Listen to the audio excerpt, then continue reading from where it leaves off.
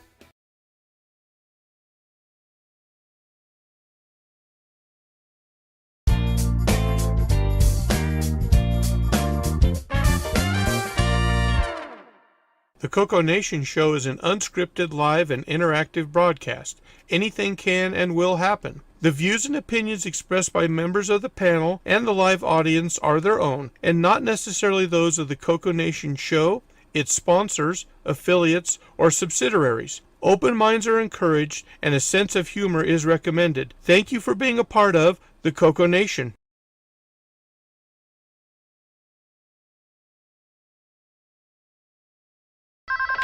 Radio Shack? Okay. What? The 80s called.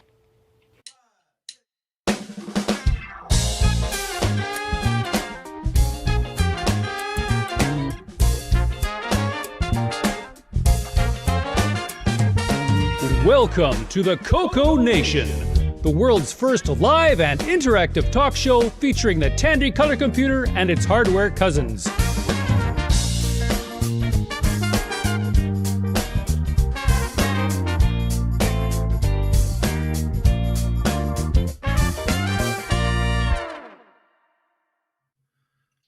Hello, everybody. Welcome to the CoCoNation Show, episode 413. We made it through another week. Yay. Sort of. And wake up, Jim.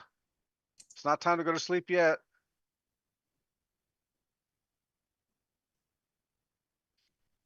Okay. Jim? On Jim Wright in the chat. Oh, Jim Rye. He was falling asleep and it's not even the start of the show yet. Must have been a good week then. All right. On the panel today, we have yours truly. Next over, we got Sloopy Malibu. And Tangled in Cords, Henry Gernhardt. Hi, folks. Welcome to CoCoNation. My name's Henry, and today, is this about 2 feet long? Yeah, ish. Closer to 3. That's what I thought. Go from your nose as far as you can reach out. That's 3 feet. Ah! Depends Unless you're Kareem Abdul-Jabbar, in which case it's 4. depends on whose feet you're talking about. Some king of England, right? Yep. Next over, we got Patrick Euland. Morning, folks. And Patrick. down on the next row, we got Henry Strickland. Hello, world. I'm going to play some noise for you today. And Yay. we got Ron Deluxe. Hey, it's Ron Deluxe in dark mode. Mm. Okay. Yeah. Moody. That works best for observatory work, right? Bill bet. Maher. All right. Next over, Marco. Hey there, glad to be here today. And Ken Waters. Hey there, glad to be here today. I had nothing original to say, so. Okay. Thank you, Ken. Okay. Steal from the best. Too much competition, huh? Well, this is where I need a typewriter sound. All right. Ching. Kevin Holloway. Hello, everybody. Hello. Hey, Kevin. And then we got Alan. Howdy, howdy, everyone. Welcome to the show. Okay. Then we got Wingnut. Or do we? Good afternoon, everybody. Yeah. He's Ronnie. probably running back and forth to his radio. Hey Yeah, there, he's on the Ron. back porch there. All right. L Curtis Boyle. I haven't. Welcome to the show, everyone. I did want to mention William Athing's mentioning he's getting some echoing weird sound. I don't know if anybody else is getting that out of viewer land. Let us know. Nope. Not on Zoom. He's on YouTube if that makes a difference. I'm not sure. Here we go again. Doesn't seem to be on Twitch. Let me Could be make just sure. him. That's why I'm asking if anybody else on YouTube can check in and just see if it's just a local thing or not. Really hearing it on YouTube. Hey, it might just be his connection then. Yeah, I don't hear it on YouTube. Okay, cool. Okay. All right. And last but not least, we got Bob Emery. Howdy, folks. Welcome to the show. All righty. In the chat, we have Kevin Holloway, Wayne Campbell, Julian Brown, Jim Rye, Brian Blake, Boysen Tech, 8 Bits in the Basement, David Croker, L Curtis, Brian Blake, Boysen, Tom Eric Gunderson, Canadian Retro Things, William Athing, Brian Walsh, Mark Siegel, Marco. Forgive me if I repeat. We got Jim Rye, Tom Eric Gunderson, and we're caught up on the chat. Yeah, and everybody else is Okay. saying YouTube's fine, so it just seems to be a local thing with William. Try refreshing your browser, William. Or just, reformat your hard drive, reload Windows. I would edit the registry for a while. That'll fix it. Why not just delete it? That'll be a clean install then, right? Yeah. Just run Windows up. Not real advice, don't do that. About it. Absolutely All real, right. real advice. Please do it. That way you're forced to reinstall everything. Don't All right. worry, it's coming It's in good for October anyway. It's good for you. And some last minute joins. We've got Boysen Tech, Who's muted? Okay, can you hear me now? Yes. Yep. There you go. Hey, everybody. Hey. And Brian Weasler. Hello. And a couple in the chat too. Wayne Campbell joined us, and Terry's Workbench, which is Terry Trapp of Ribs fame from our Ribs special, is also in the chat. There we go. Delete star.star. That'll work. Yes, absolutely. Format, C colon. Let's see. We have any discussions, or we're going to go into project updates first? First, I just want to check with Richard, since he's kind of going to be like a guest here. Did you have a hard time out, or can you hang out for a while if we do project updates first? I don't know why I want to hang out with you guys. I mean, but because some of us have beards. I don't. Yeah, I know. The suspicion was correct. You did dial the wrong Zoom number. Very well. No, I had planned to hang out. So go with the projects and everything else, man. I'm cool. Okay. All right. Let's see. Alan, I had you down as a maybe. Oh, I'm here. Just real quick, my GIMEZ came in. Woo! And I am going through the evolution of untangling all the cables that have managed to accumulate on my CoCo 3 to take a look at that. And on the project update side, this past week has been really good to me with 6809, in that I managed to come up with the starting framework for a library to drive the TMS 9918A video display processor, the graphics chip that you would see in ColecoVision or an MSX1. And I've got that going. So hopefully my first demo on that little platform will actually fly here pretty soon. That's my... Why can't we see you? Do you have bedroom hair or something? Well, actually, I'm on call and my computers are actually pointing directly at my work screens, which I don't need to stream. No, that's a pretty good excuse. That's good. All right.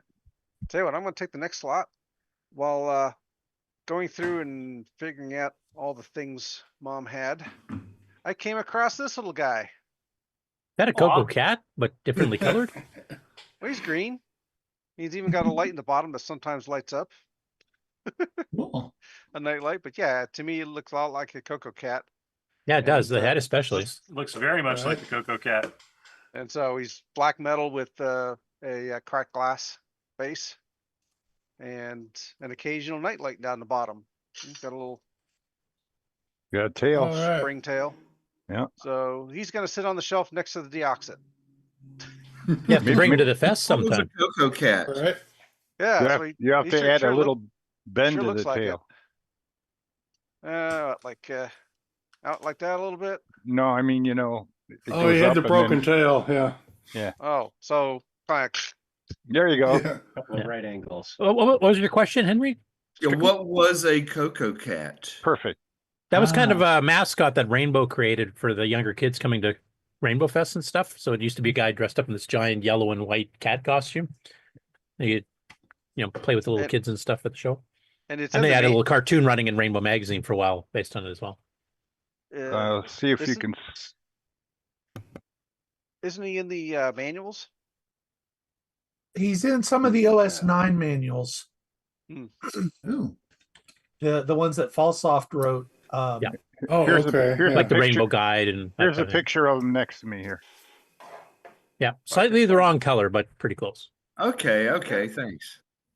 Yeah, so that's sometimes he's many colors. Depends on his attitude. Yeah, most of the time he was yellow, not orange, but right. So I actually got to shake his hand a few times at actual Rainbow Fest. So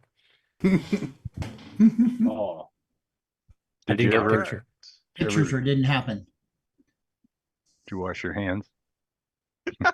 No, cats lick their hands a lot. I wasn't even worried. Oh.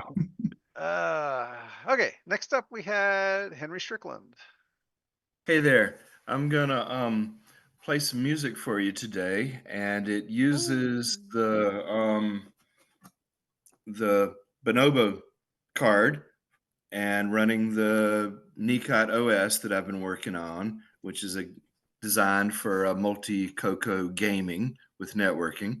And here's an example of this is a kind of a stupid game, but I wanted the thing to do some kind of animation in the foreground while it's playing music in the background. And this was supposed to be Space Invaders, and they were supposed to be moving every which way, but this was midnight code last night. I didn't get it running, so I just got spots crawling across the screen. But that is call it a game. It's your flying toasters demo. Yeah, that's what I thought. Flying toasters. Yeah.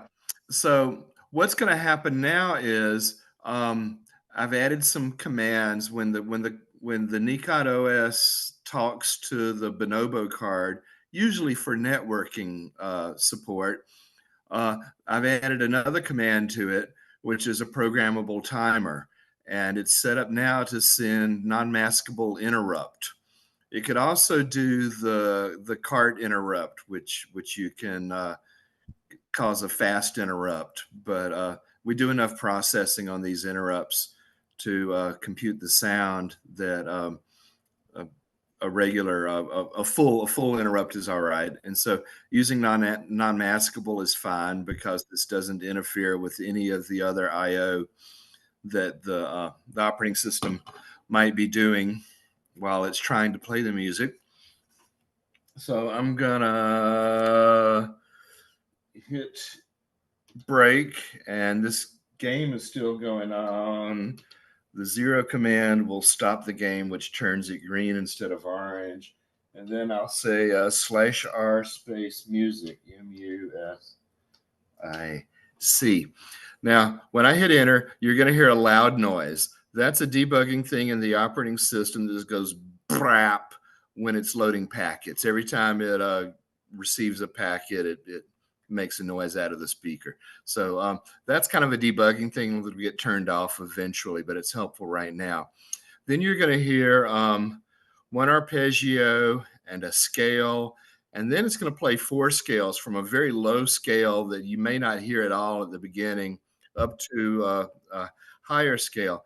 And as it gets up to the higher one, notice that there's weird sounds.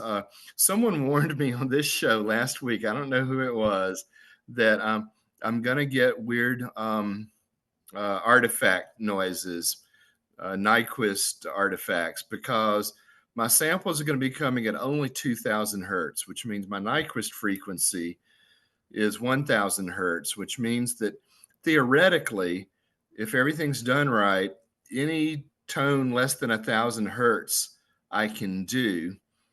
And lots of tones are less than 1,000 hertz. You know, like middle C is somewhere around 256, and the A above it is traditionally 440.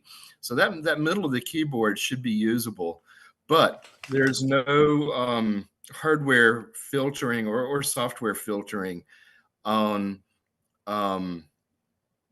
noises that are above 1,000 hertz, and really you should have a low pass filter that filters out all that high stuff.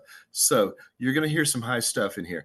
And I'm going to play the whole sequence twice because I want you on the second time around, rather than trying to enjoy the music, to be critical and just listen to the artifacts and tones, and you'll learn some of the lessons that I've been learning this week. Here goes. Oh, no, that was the first arpeggio. Now a scale. Now 4 scales. It's so low you can't hear it. Yeah, I think bring your speaker around to the front. Yeah, I don't know where the microphone actually is on this computer. I can hear that right now. Yeah, the microphone's on the top.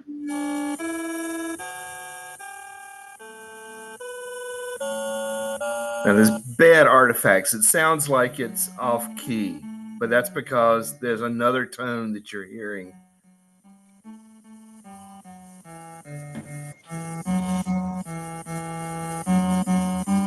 This is the Ode to Joy from Beethoven's Ninth.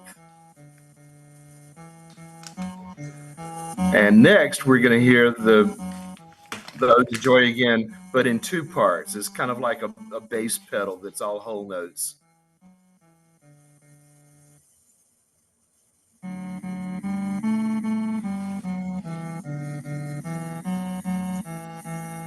And you see down here the animation is still going, but it's slower because we're spending more time in the non-maskable interrupts.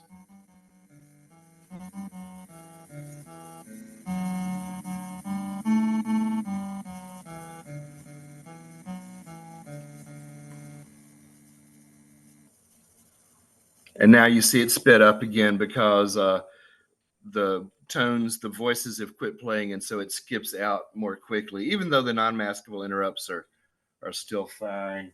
And humor me, I'm going to let you do that one more time because I want you to be able to listen more critically now that you know what you're hearing.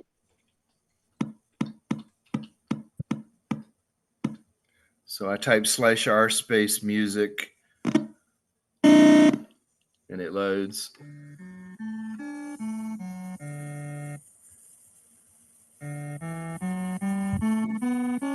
Those last three notes sound awful because they're getting too high.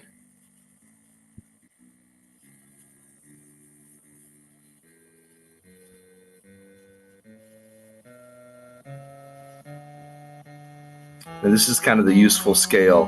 And then we get artifacts.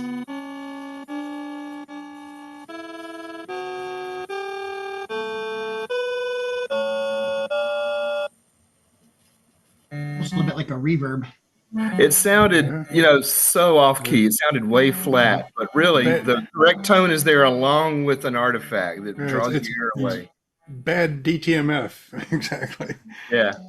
There's a jazz technique where you play adjacent notes that are half step, and that gives you a quarter tone between them. The dissonance.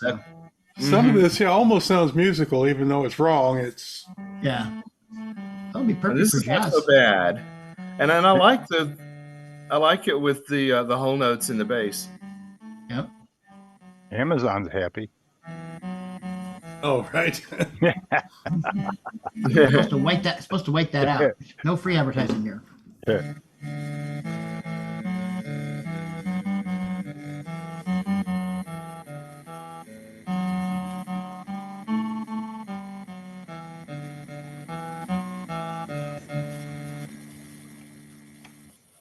Okay, and it should be absolutely impossible to get copyright strikes because that was written so long ago. And the bass is my own composition, and I didn't copy anyone. So, and if we manage to get a copyright strike, that's almost a badge of honor. Right? Have you ever seen the stuff that Simon does? He does similar things where he likes doing the graphics, and he also likes putting sound with it sometimes. Mm-hmm. He would be a good collaborator with you on stuff. Okay. I mean, I should mention, this is a CoCo 1.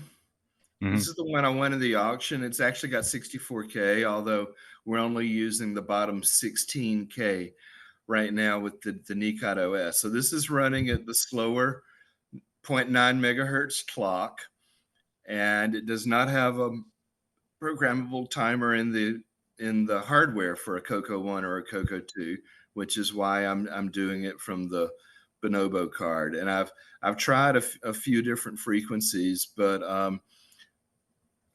for my sample rate, but this is 2000. And usually if you're doing the most basic audio, you want 8000, which means your Nyquist frequency is 4K, and that's comparable to what the Bell system used to give you with a phone call. Right. Yeah. And that's so cool.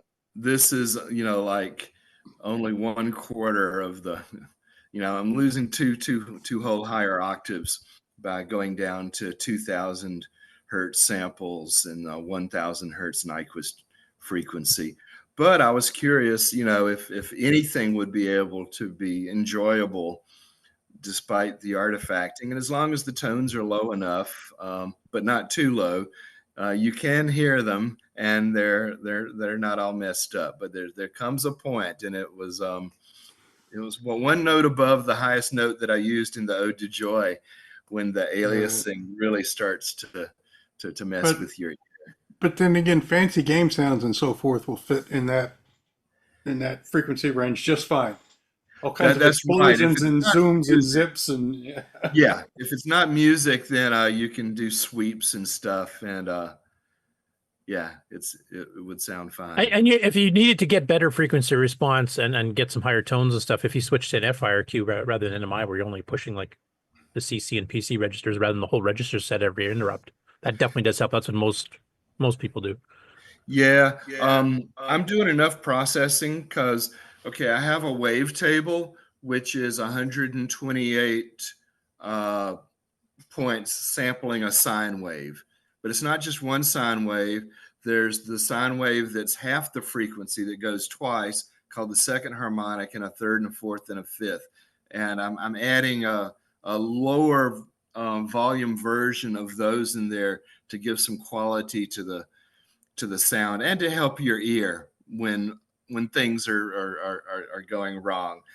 And then there's two voices, and the voices each have a phase variable, a pointer to the wavetable, and a stride variable. And the phase is where it is in a 360-degree cycle, where, although we're just counting 128 really instead of 360, where we are going across, but it's got higher precision than just an integer. It's 16 bits, and so there's some fractional part. And then the stride is how much to add. And so depending on whether it's a low note or a high note, for a low note, you're stepping very slowly through the wave each 2,000th of a second. For a higher note, your stride is stepping through it faster and looping through. And so I'm actually doing both of those for the two voices and adding together a final output. So there's enough going on. And what happens, there's also a time to live in that voice variable, in that structure. And when it counts down to 0, that means we've done enough ticks for this tone, move to the next tone, so the pointer into the wavetable to where the data is to load for that next tone, and we're checking it. So there's a good bit going on, and I don't think the FERC would help me that much. What would help me is rewriting this in assembly instead of in C, because I've got it as a C function right now. And I suspect it can go twice as fast, and I'll get 4 voices when I go to assembly. Next, I'm trying to remember the overhead of doing an FIRQ was it on a 6809? It's 5 + 2 + 1, so 8 cycles for the interrupt, and then the same for the RTI, basically a little bit less. Whereas on the full one, it's more like 17. So if you're doing that 2,000 times per second, that actually does make a fair big difference. Yeah, but you have to look at how many registers I'm using to use these structures. Yeah, plus you have to preserve any registers that you are using in the routine. Yeah, and so that counteracts. Anyway, yeah, it's a balancing act. But most people use self-modifying code at that point. They store A and B or something like that, on the actual return, like it does a load A immediate with the value stored at the beginning of the routine, at the end of the routine, and then does the RTI, and then it does cut your cycle time a fair bit down. I mean, Nick uses the horizontal interrupt, but he overflows it, so he takes enough time that the second horizontal interrupt would be kicking in, and make sure that his code stops right after that. So basically you get 57, 58 cycles that are eaten up by the sound FIRQ on the H sync, or the IRQ on the H sync, and then it basically has 54 cycles left on the second one that the rest of the game program code is running on. The rest of the game can use. Yes. Yeah.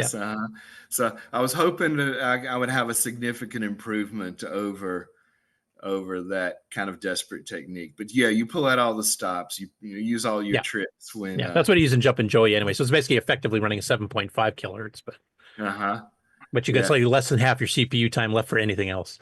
And that's why I wanted to show something going on using the CPU in the non-interrupt part of the. Yeah. Well, the nice thing about yours though, you've actually got a programmable timer, so you're not forced to use the only 2 sources of timing we have on a CoCo One normally is 60 hertz, which is terrible for sound, and the FRQ, which is a bit, or the horizontal sync, which is too fast for a CoCo 1 or 2. So the fact that you can kind of pick something in the middle actually helps a lot.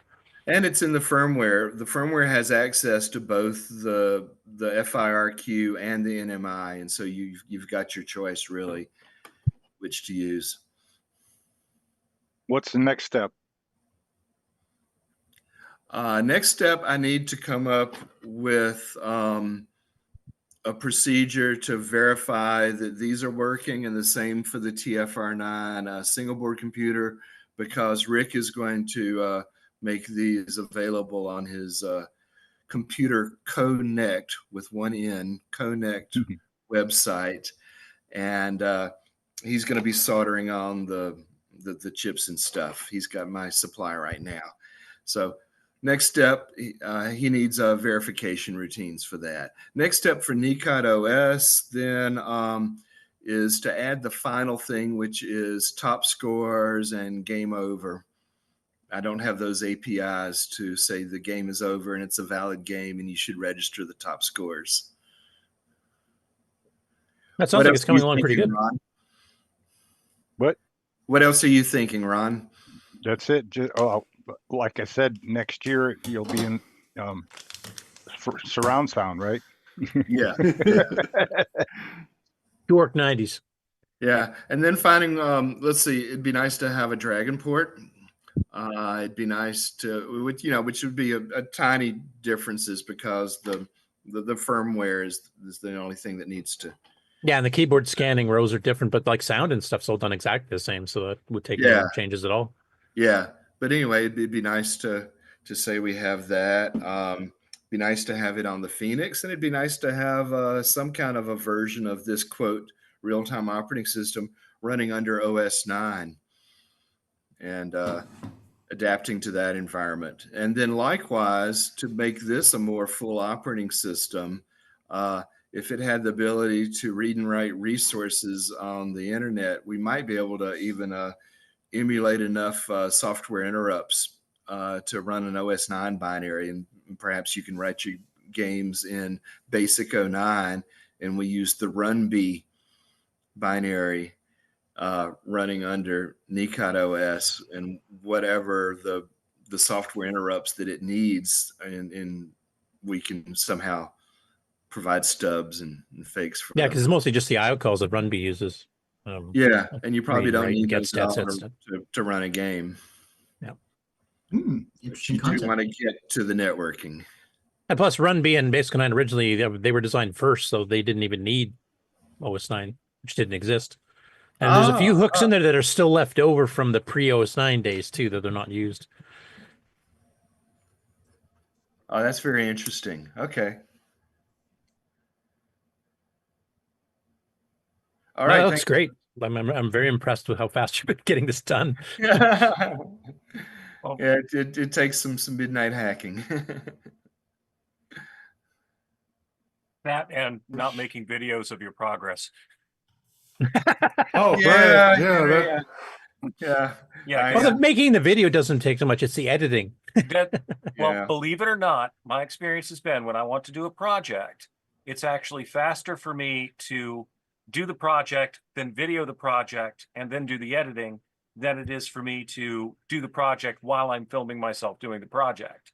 It's like there's three different ways that I have to think about it. So I could almost literally be 3 times faster at everything that I do as far as these projects if I weren't videoing them. Yeah, I can believe that, because I've done a few videos from time to time, but yeah, it does eat into your time. That's why I just do the show live here. That's my entire video project. Yeah, that's how I'm cheating and doing this live. I probably need editing, but anyway. So all right, so that was pretty interesting. Good to see that coming along. Brian, you got anything for us today? I got a few things I can share, yeah. Okay, let me flip screens over here. There we go. Go for it.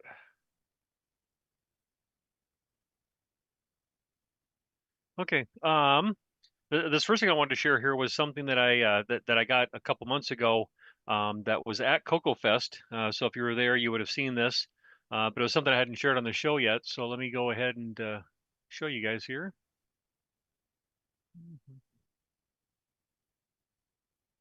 There we go. Ah, yes, the external keyboard. So this was the so you guys are probably familiar with the keyboard here, the HDL 57 keyboard.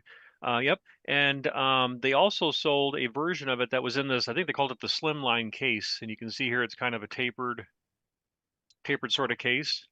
And it had their 57 keyboard in it. And then it had the ribbon cable here, which had the had this adapter here. And what's kind of neat though is that one side of the adapter here, oops, it's not coming apart the way I want to. It would be the pin connector. So if you wanted to go into a CoCo like CoCo 1 or something that still uses the pins, or they had this little blue adapter with this little piece of mylar ribbon cable here, then you could go into like a CoCo 2 or a CoCo 3 with this. So, but yeah, I've been looking for one of these for a while, and one came up available, and so Nice. I picked that up. So that was kind of neat.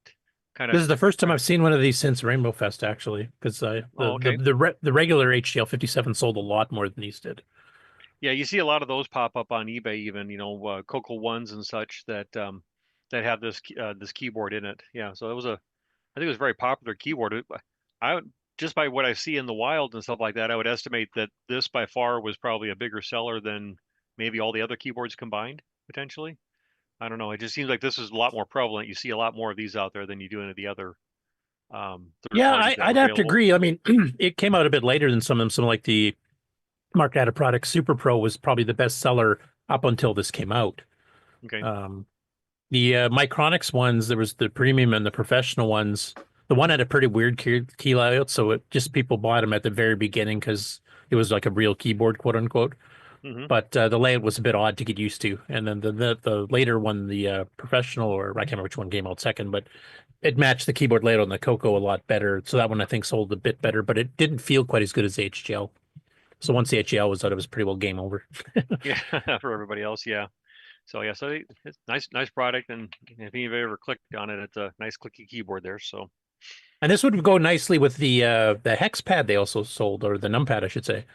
Yep. Because you'd have both of them on a ribbon cable, kind of just sitting beside each other on the table. I think that's what they did at the fest, if I remember. Yes, and the nice thing about it though is that the number jack, its connector, you could plug it in first, and then this could plug in on top of it. So you could actually have both of them connected at the same time.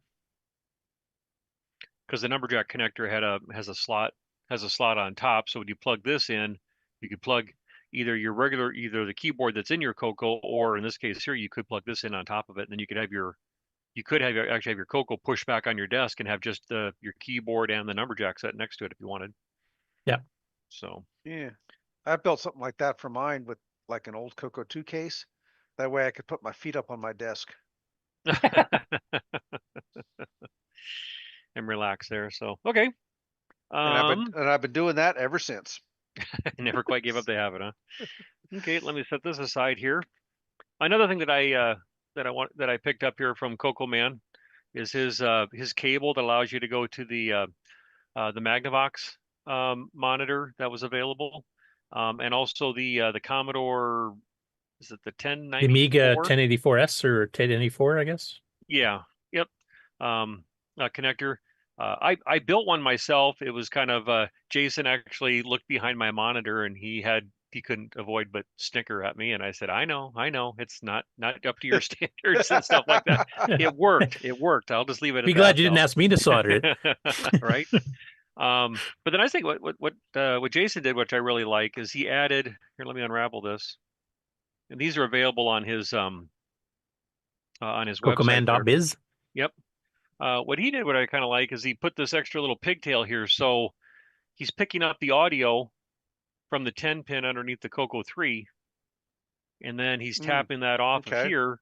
So that way you plug this into the back of the monitor, and you plug this right into the audio, and you can take advantage of the speaker that's inside the monitor. So that's not have to run an extra cable over. Yeah, you don't have to run an extra cable or use external speakers or whatever. You can just have all that. That's a good idea. So I really like that. Yeah. So yep, he has them available. I picked one of these up from him at the fest there. So cool. So what's the name of that cable? I'm not sure if he has a name on it. The sticker Huntsman Spider cable or something. I don't know. Yeah, I don't know. I'm sure he may have a name for it. Got a couple T-shirts here while I was there. Stopped at the table there where John Linville and Boisy were sitting, and Neil, and I picked up one of their Tandy Assembly t-shirts that they were having, and that's where I got introduced Curtis, even though you've mentioned it before. That's the is it called the Coffee Crisp? Is that oh, the chocolate bar? Yep. Yeah, the chocolate bar. They were given a free candy bar for each one of those. And if you're a coffee drinker and Curtis ever offers to bring candy to you, ask for the Coffee Crisp. Those are quite Yeah, addictive. I have offered it before, but I don't think most Americans have ever tried it. So they kind of, I don't know, like they order Kit Kats because you guys have Kit Kats, so you're kind of familiar with it. But so I did pick up one of their T-shirts, and then from AJ with his Forgotten Machines, I picked up one of his T-shirts. Get it in there. So he was selling those at his table, so I grabbed one of his. And then I'm trying to remember the guy's name. Who's the guy that did the Spy Hunter there? I'm trying to remember Richard his name. Natalie or Natalie? I'm not sure to pronounce his last name. Yeah, so his table is right across from mine, and he had that set up. He made these T-shirts, the Spy Hunter, CoCo 2025, and if you squint your eyes a little bit, you'll see that this is actually the car right here. Yep.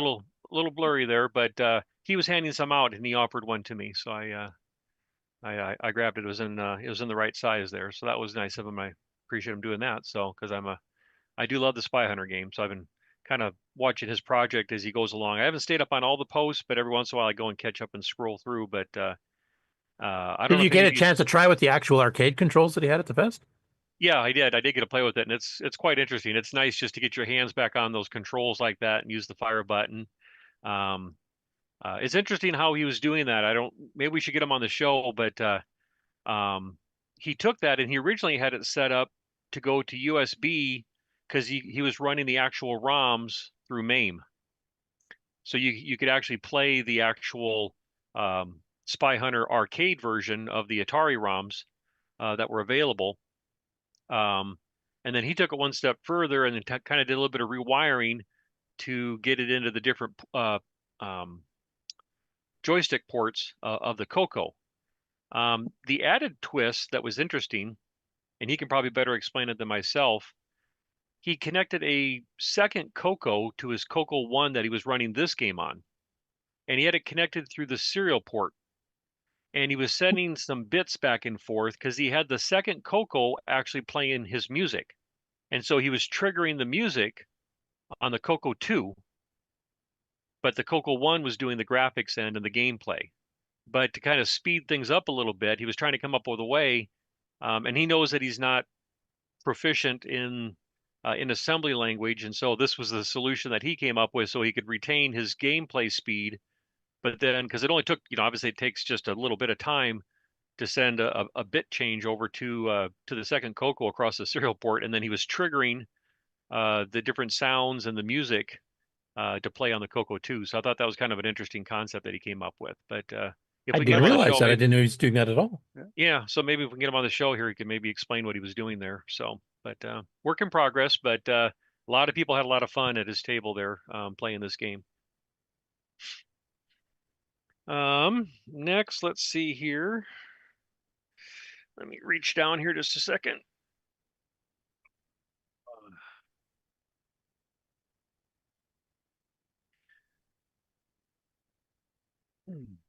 Let me zoom out just a little bit, guys. Whoop. There you go. I think you can see that. My camera's kind of in a weird, making the CoCo look kind of tapered in the front there. Sorry, but anyway. CoCo 1, right? What do we got here? It's a yep, it's a 3001. That's what I thought. So it was a 3001. The label looks a little bit off. Is it coming off or? Yeah, it's kind of coming off. The stickiness there is not quite working. 16K. Let me go. Whoops. Come on. Here we go. I'm guessing it's either a D or an E board by the fact that the label's off center and has the badge for the RAM. And the big shield.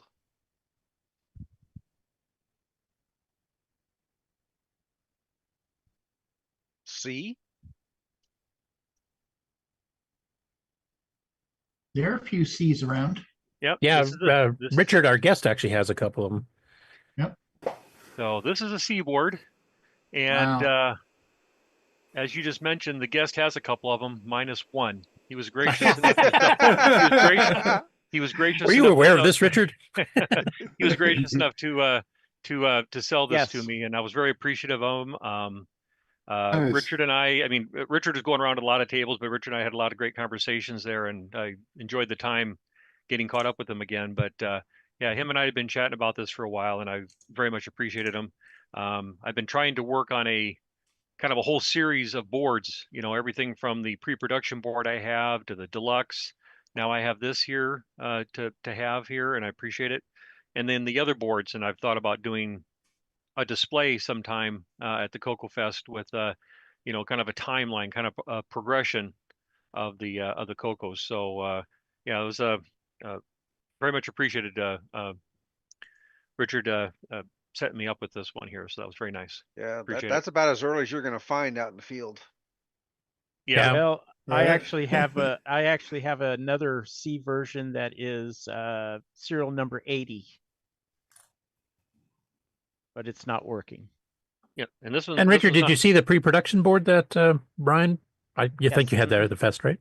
Yeah, I he brought had it again there. this year. Yep. Yeah, we were talking about it a little bit. Is there much So- differences between that and the C and the D, or? Actually there is. So if, for example, here, like this power transistor here is actually located over here.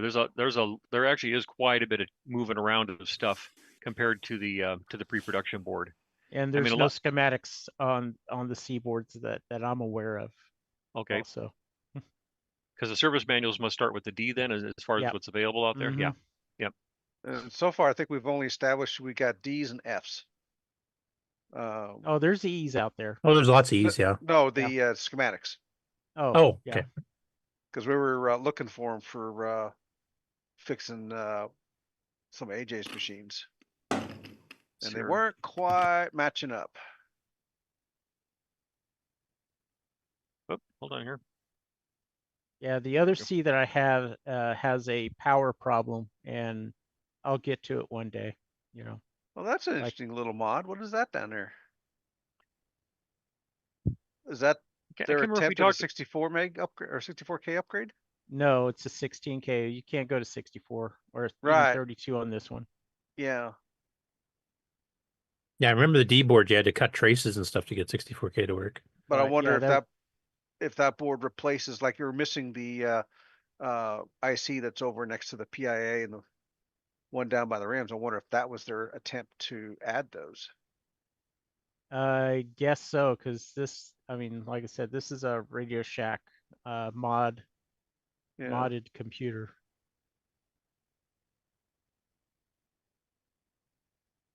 Yeah, go ahead and break it. Come on, there we go. I'm just walking it off there. There we go.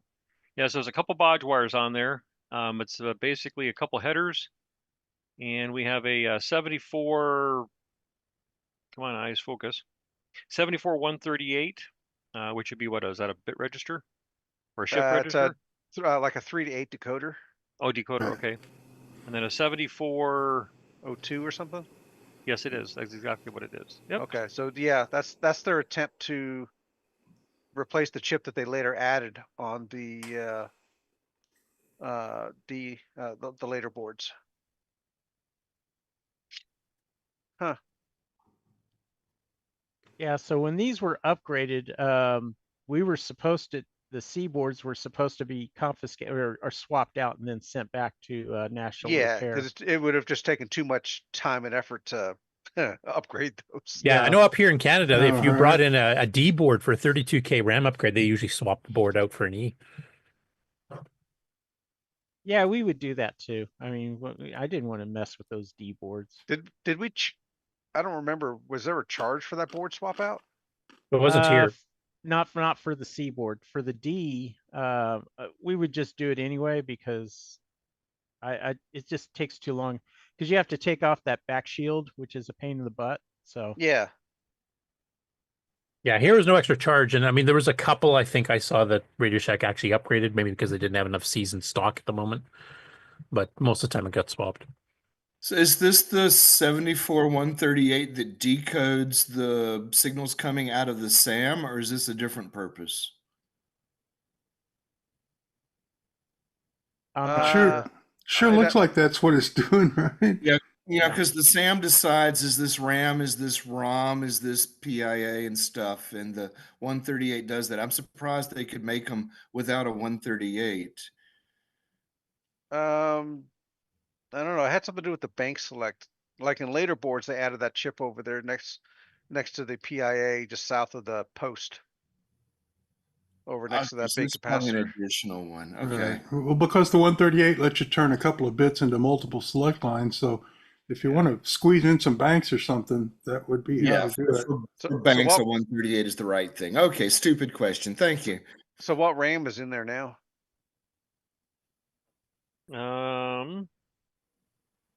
I mean, it's obviously Tandy RAM, but yeah, it's Tandy RAM there. But yeah, because it has the extended basic chip in there too. It has to have at least 16K for that. Yeah. I'd agree it should be, but what is actually there? So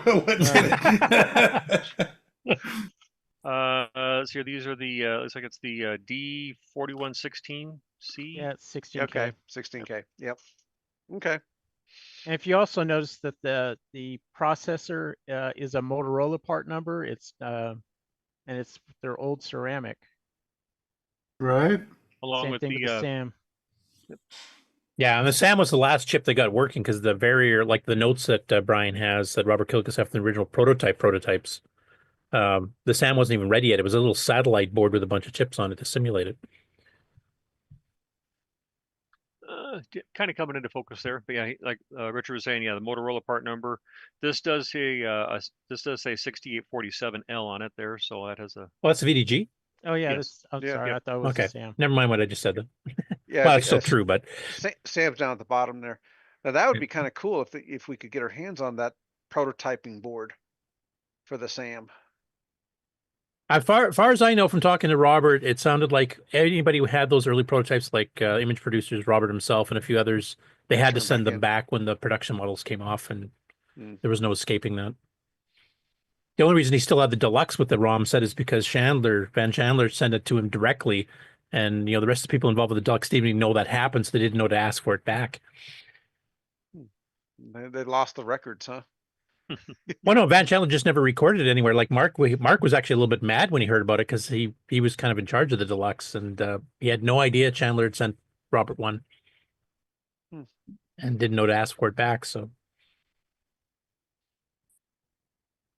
yeah, and expect to see this in the future sometime at a future CoCo Fest here. So for those of you that might be interested in it, it'll be on display here sometime in the very near future. So, like I said, I'd like to do a display of kind of a timeline of boards and stuff like that. I thought that'd be yeah. You just have to get the earlier Videotex and AgVision boards now. There you go. Yep. Yeah, Brian, I would love to see this timeline. That's a great project. Brian, what side of the country are you on? I'm kind of in the middle of the country. Oh, okay. So east or west, it wouldn't matter which VCF you came to. They're both equally distant. Yeah, I'm in Iowa. Oh, okay. Yeah. Yep. So, but I would like it to make it to one of VCFs. I mean, Midwest is obviously reasonable because that's only a 7.5-hour drive, but everything else is a bit more of a jaunt. So, yeah. Were you still planning on coming down to Southwest? Not sure. I'd like to, but it's nothing. Your work's been a bit nuts, hasn't it? Yeah, nothing firm. Yep. Yeah, I probably am not going to go to Southwest. I kind of got late in the game there, and all the tables were sold out, and so I doubt that I'll go. Yeah, and Tandy Assembly's tables are sold out too. That'll be mentioned a little bit later, but Peter are they? posted that. Oh, well. Good thing I wasn't planning on exhibiting there. Okay. Anything else you guys want to see on this one here? I'll go on to my next item. Fire it up. No, I'm just kidding. Yeah, it does work. Yep. Richard tested that out there. It does work for sure. So, yep. Okay. Let me pan out just a little bit here. Throw the cover back on. I'll just set this here for a moment. Well, is that Richard's fingerprints all over it, or? It might be. That's got to be. You should have washed your hands before you sold it there. On these old CoCo. It was CoCo Cat. Yeah. Right. Yeah. On these old CoCos, you can tell when the work was done by how dark the fingerprints are. They just continue to get darker and darker as time goes on. So you can actually see different layers of repair on some of them. Like your finger oils just ate the chrome. Right, right. And you'll have the black fingernail repairs, and then you'll have the tan finger repairs that happened more recently. This next one here, shoot, what's his name? He's in the Glenside Club there. Oh shoot, I didn't narrow it down too much. Yeah, I know. He's in the Chicago. He's in the Chicago area there. Malcolm. No. John Mark? No, not Pedro. He's with an S. Carlos? He's an S. Saramon. Garcia. Okay. Salvador. Thank you. Yep. Salvador had mentioned about this board here, and where'd my remote go here? He chimed up and he brought this and asked if I'd be interested in it. This is kind of falls underneath the category of just kind of maybe interesting, or could be a CoCo project, but this is a board. He doesn't know what it goes to, but it is based on a 6809 processor that's on here. And so he thought it was kind of interesting. It has a couple ROMs on it here. I'm not sure if this is some memory. What's that Rockwell chip? It's a 6522. PIA? PIA. I don't know. Yeah, the equivalent. Some sort of controller. You got some opto isolators there. Yep, and it has like a ribbon cable here and a edge card or a pin connector on this end here. So not exactly sure what it went to, but he just thought it was interesting because it had the 6809 processor on it. So does it have any company name on the board anywhere that says where it came from? Not really that I was able to see. Just gonna take another quick glance at it here. Looks like a battery on the back side here. No, it just has like a. Oh, that's gonna be a resistor part number. No, it really doesn't have a name on it anywhere. So, but no, he just thought it was kind of interesting, and he didn't know what to do with it, and so he offered it to me there, and I don't know, maybe we can do some digging with it and find out what it might have been used for. But I guess dump the ROMs or something, I guess. Yeah, we can dump the ROMs and see. But and Brian, don't worry, it'll run Doom. Right. Some kind of process control. Yeah. Yeah, didn't they get Doom to run on that 1950s vacuum tube computer? Yeah, something like that. I didn't watch YouTube? the whole. Yeah, I didn't watch the whole episode, but I think they did like a frame at a time, maybe. Right. Runs Are you on talking about that old Mini or whatever it was? Yeah, the Bendix G15. I thought they only got the music running on it. Yeah, you just got the audio running on it. Okay. Did somebody did chime up a minute ago there and just said my name, but I'm not sure they had a chance to ask their question. Okay, miss it. Okay. One other item, kind of along the same line, actually. It was kind of a coincidence that he offered me that at the same time I came across this. I was just doing some eBay searching for 6809, and this isn't necessarily terribly hard to find. I mean, there's bunches of these actually out on eBay. Getting the bubble wrap off of here. Another board. Oh, then that looks like something to come out of a. That looks like an S100 board. Yeah. Well, with the interface, this actually was a board. It says MIKUL 68095 Rev 2, and from what I've found out, this was some sort of a control board for a furnace. Oh, nifty! And these are quite prevalent out there on eBay. You can find them. But the part that I thought was really interesting about it is it has a 6809. It has a 6821 on it. It has a 6847 on it. Interesting. Oh, VDG. Oh, wow. And it has a Z80 on it. Oh. So if it was for a furnace, it'd be more of a industrial or large building control. Yep, potentially. Oh, And could be. there is There is this RF plug here that maybe might have been, because it's in proximity here, maybe Probably this might have been some composite. video output maybe or something. Right. So that implies the 6809 is the user interface, and the Z80 probably runs the IO or something. actual furnace switches. Yeah. And it had a status display. Is there a the composite chip 13 something or another? No, all this kind of over this proximity here would be some of the usual suspects you would see for a composite, like some resistors, a couple transistors, Okay. a capacitor, and a 55 timer. Okay, so no color. Not even artifacting? Yeah, but you can do a mono out for a control panel just as a Yeah, status. that's true. All you need. Right. The 6847 just gave you a real cheap and easy way to get some kind of text output, and so rather than using a 6845 that you have to do all sorts of crazy stuff with.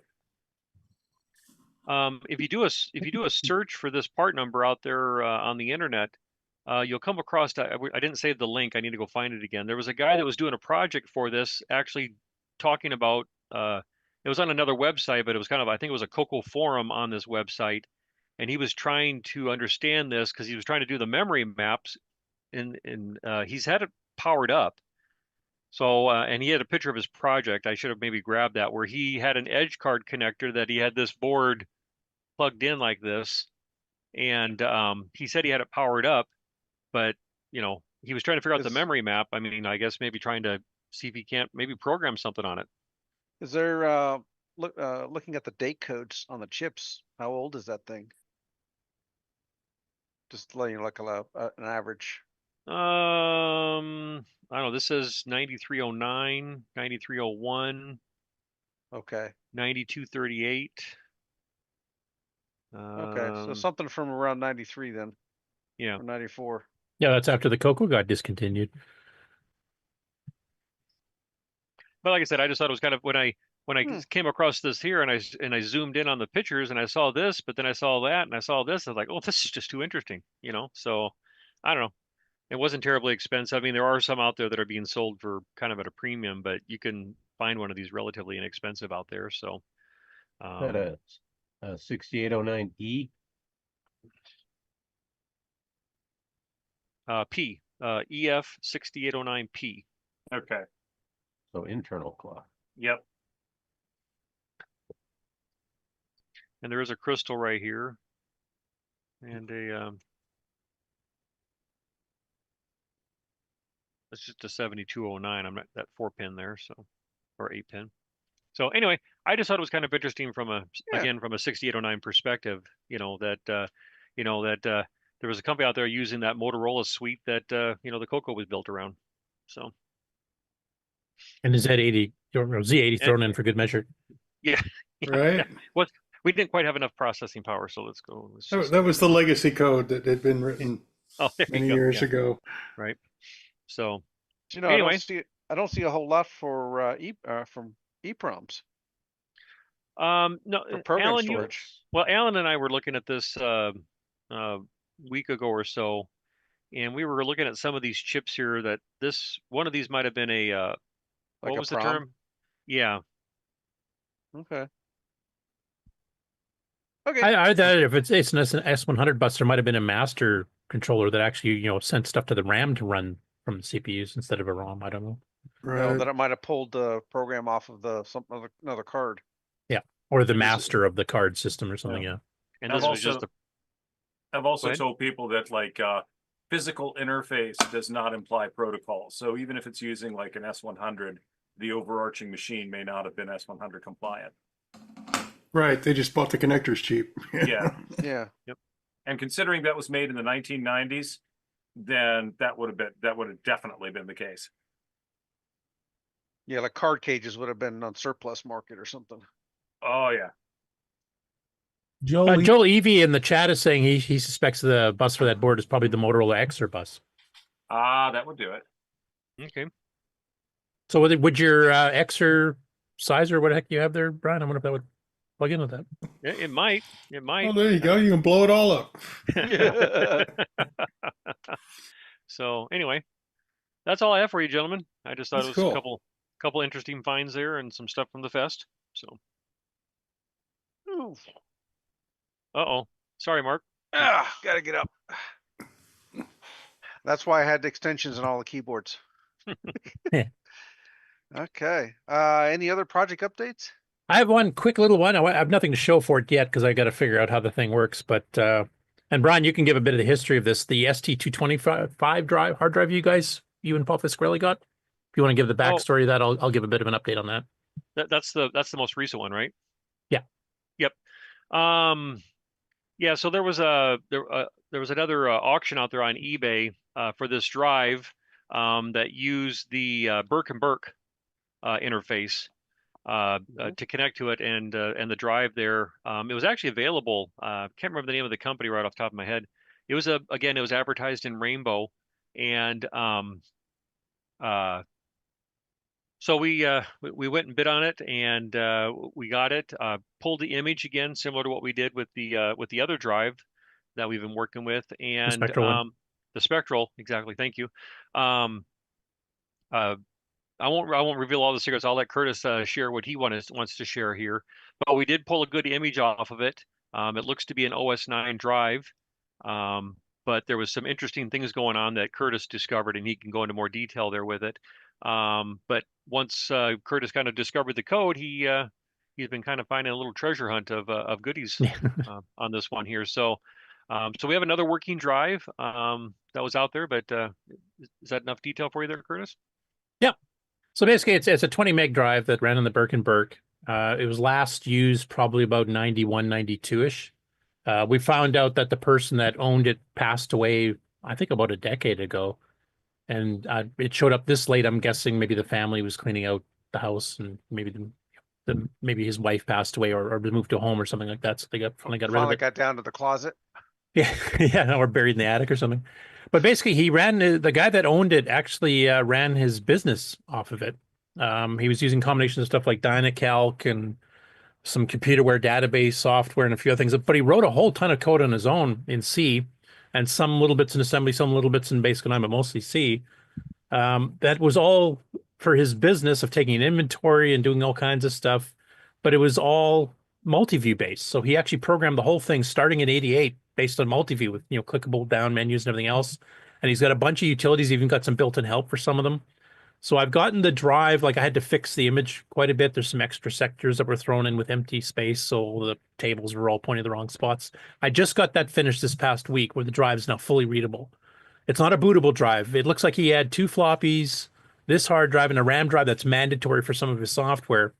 But the original floppy images are not part of this, unfortunately. And it looks like it was set up to boot off a floppy, and then it would be accessing stuff on the hard drive. So I have to kind of figure out if I can recreate whatever he was doing to do that. But I've gotten all the Multivue icons for all of his programs. He has a thing called Easy Access. He's got a thing called LDT, and a whole bunch of other stuff. There's some games and stuff thrown on too, because I obviously did some things besides just running the business on it. But yeah, it was kind of interesting because I know, like Ron, you're one of the people that used your CoCo as a business tool, as did Bill and I at Mercury. But none of us, I don't think, much used Multivue because it was, we just wrote command line type stuff. But he had a full Multivue thing with, and it looks like from looking at some of the source, he was trying to push Multivue a bit beyond what most people did. It looks like he was trying to get like movable and overlapping windows, not through an update like Kevin Darling and all them did, but trying to fake it with the existing calls. I don't know if that's fully implemented or not. I still have to go through all the source and figure out what version matches what, because there's multiple versions of everything. But there's like a menu man and a G-man. These are manager programs. Buff man for doing get put buffers and all kinds of stuff in there. And it looks pretty interesting. The guy ran a greenhouse in Washington State.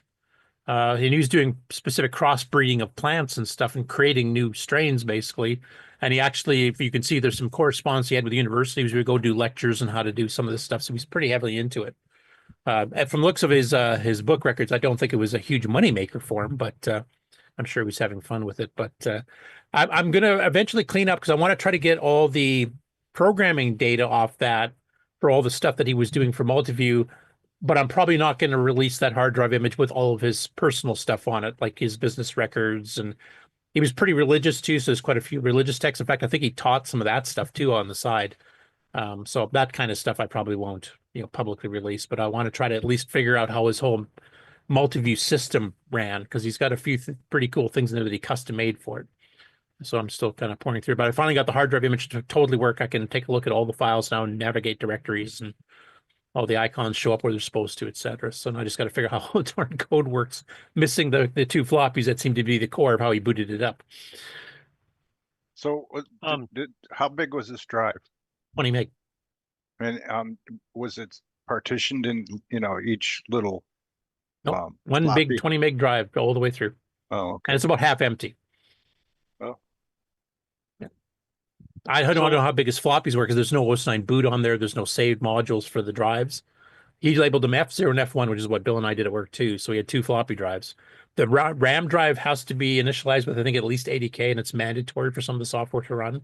And then the DD is the main hard drive, but he booted off floppy, and the custom boot didn't come with it, as far as I know, unless you know differently, Brian. No, but one thing I was thinking about, and you and I can talk about this on the side, though, the seller that that we bought this from is that same seller that I have those boxes and boxes of floppy drives from, or floppy disks, excuse me, from. And so some of them are, they're not actual labeled software. They're just handwritten labels and stuff like that. And it kind of has me head scratching a little bit, because the time that we acquired this drive was the time that I was acquiring a lot of those other boxes of floppies. And you kind of got me thinking in the back of my head now, is it possible that maybe I might even have a set of the floppies that he was using, and maybe even have those boot disks and not even realize it? So we'll have to, you and I can talk on the side. Maybe you can give me some pointers of something to maybe look for, a name or something. Yeah, like that. if you got a floppy that'll boot, check to see if the floppy drives, like Tandy and Mike, were defaulted the floppy drives to be D0, D1, D2, D3. Mm-hmm. And then DD is the default drive, which could be a hard drive, a RAM drive, a floppy drive, whatever. He custom changed his floppy drives to be F0 and F1. So that'd be the first clue. If you can find a boot disk that has the floppies as F whatever, not D whatever, okay, that might be matched to it. Yeah, because there's a lot of floppies that there just have handwritten labels on them that, at face value don't really look like they mean much. So, well, if it says boot, right. But I mean, it doesn't have like a third party software label on it or something like that, that sort of thing. But yeah, I see what you're saying, Mark. Yep. Yeah. And on the screen here, like, he did a bunch of custom icons for the various parts of his program, and it looks like it's organized into several different subdirectories and stuff. And like I said, I'm missing some of the sort of batch style files that he custom created for it.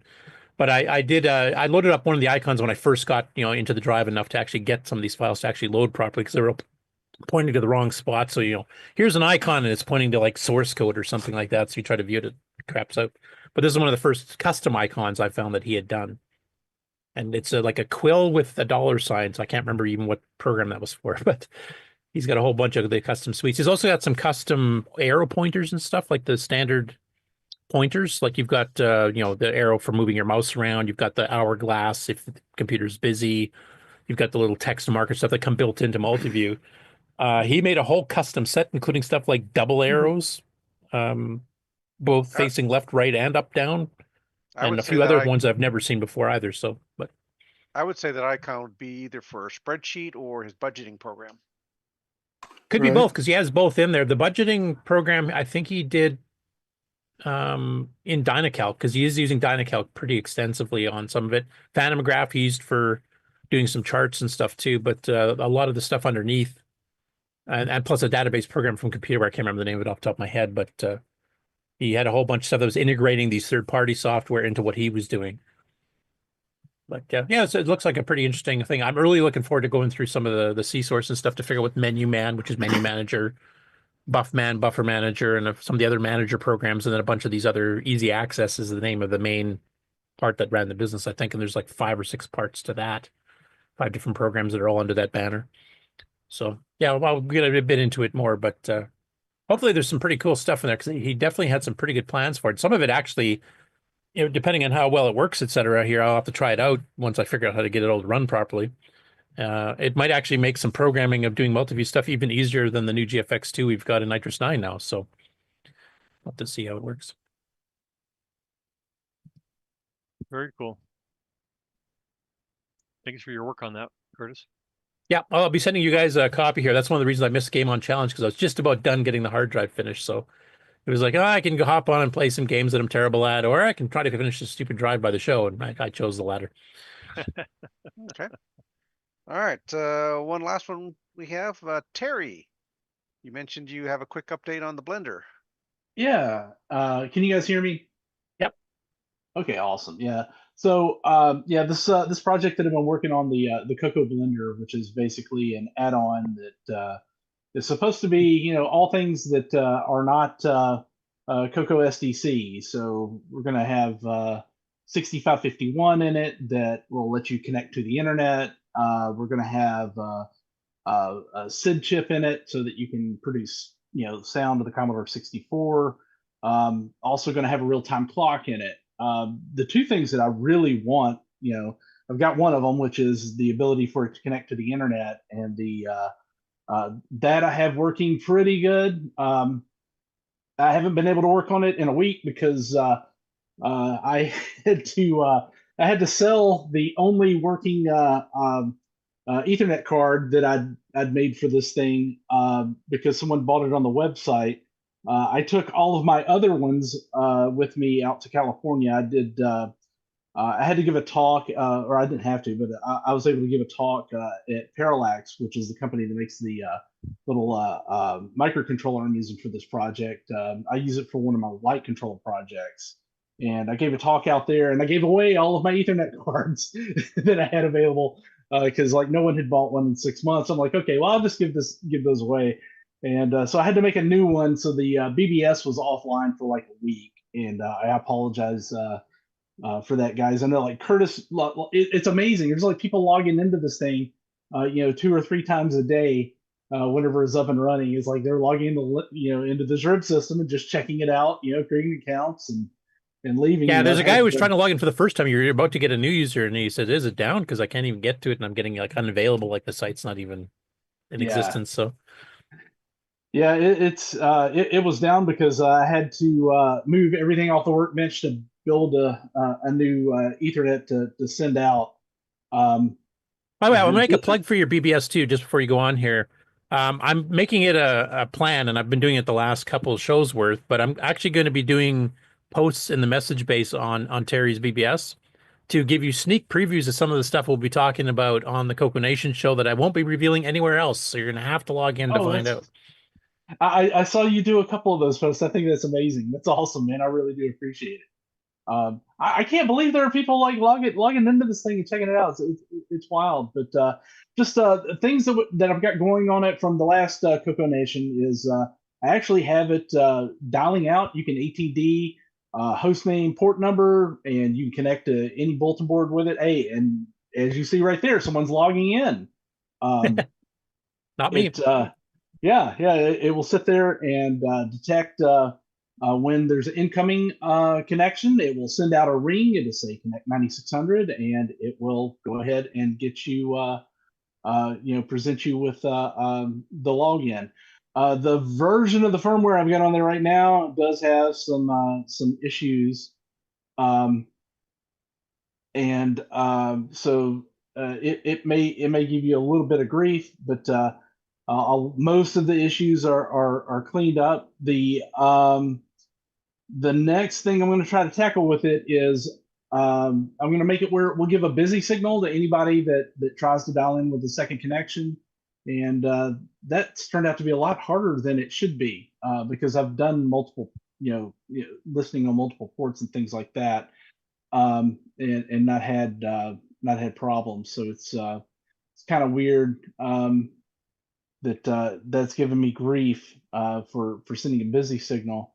And I also want to get the real-time clock going because every time I reboot my CoCo, I have to type in what time it is. I know exactly what you mean. I'm going to do the disto, the clock that's in the disto. This boot should detect that real-time clock and should work because it does it whenever I boot off of that same image in the VCC. And VCC, that source code's been like super handy to figure out how they actually expose that clock. and I've already got NTP working on this thing, so it knows what time it is. I just now have to expose the that clock interface, via the bus, so that it will, get tens of seconds, ones of seconds, tens of months, ones of months, and all of that kind of crazy way that that worked in the disto.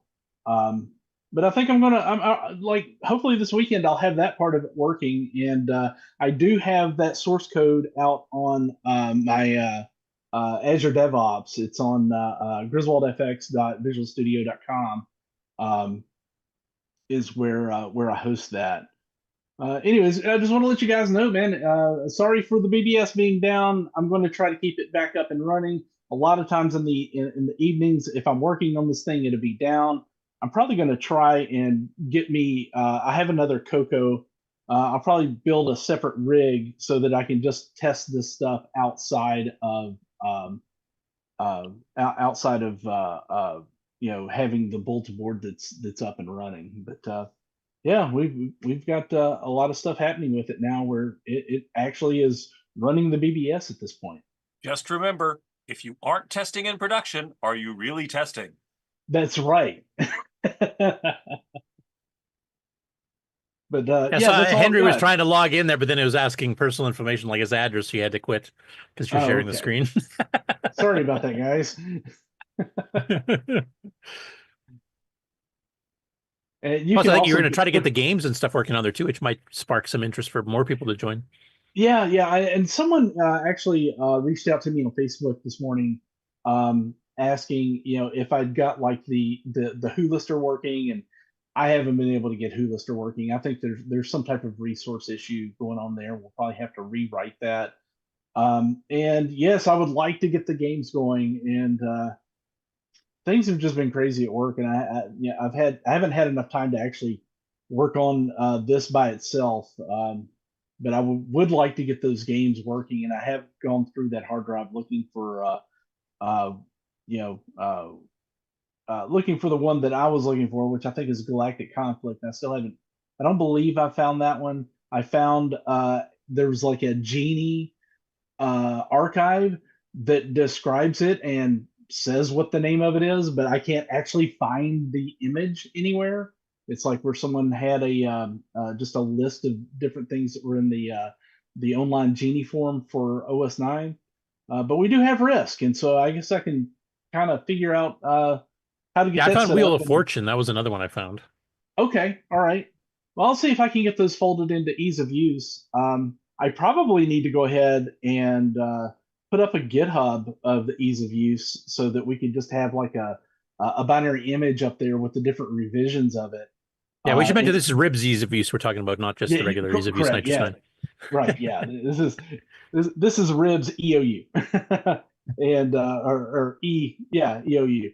And we'll make that where, like, if anyone else wants to try and get this stuff working, please, jump in there and help. I know Ron hates those menus, so Ron, if you feel motivated, then make me some menus on this thing that don't have that ugly cursive writing on it. So wasn't there some games on the disc I sent you?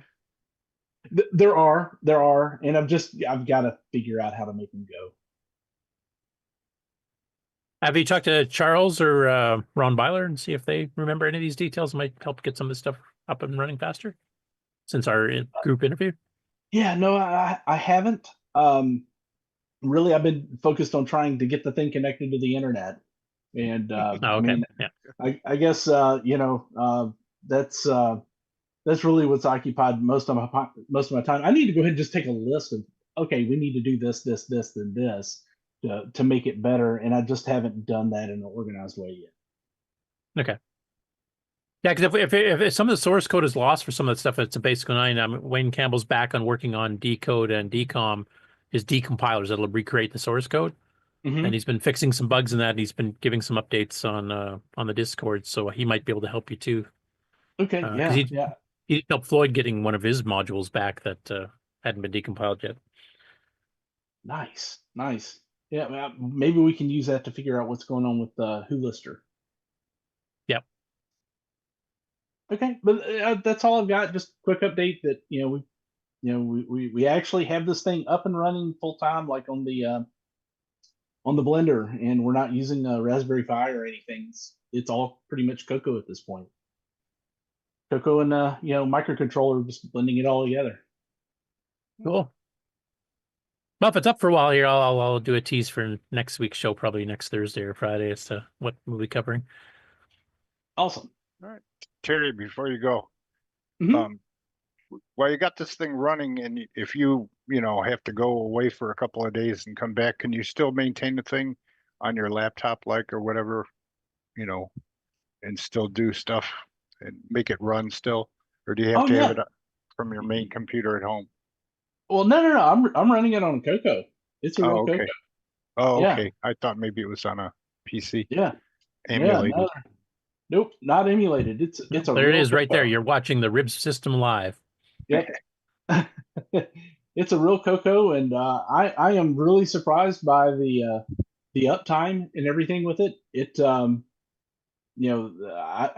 don't know. I think I had it running for almost 2 weeks without having to do a reboot.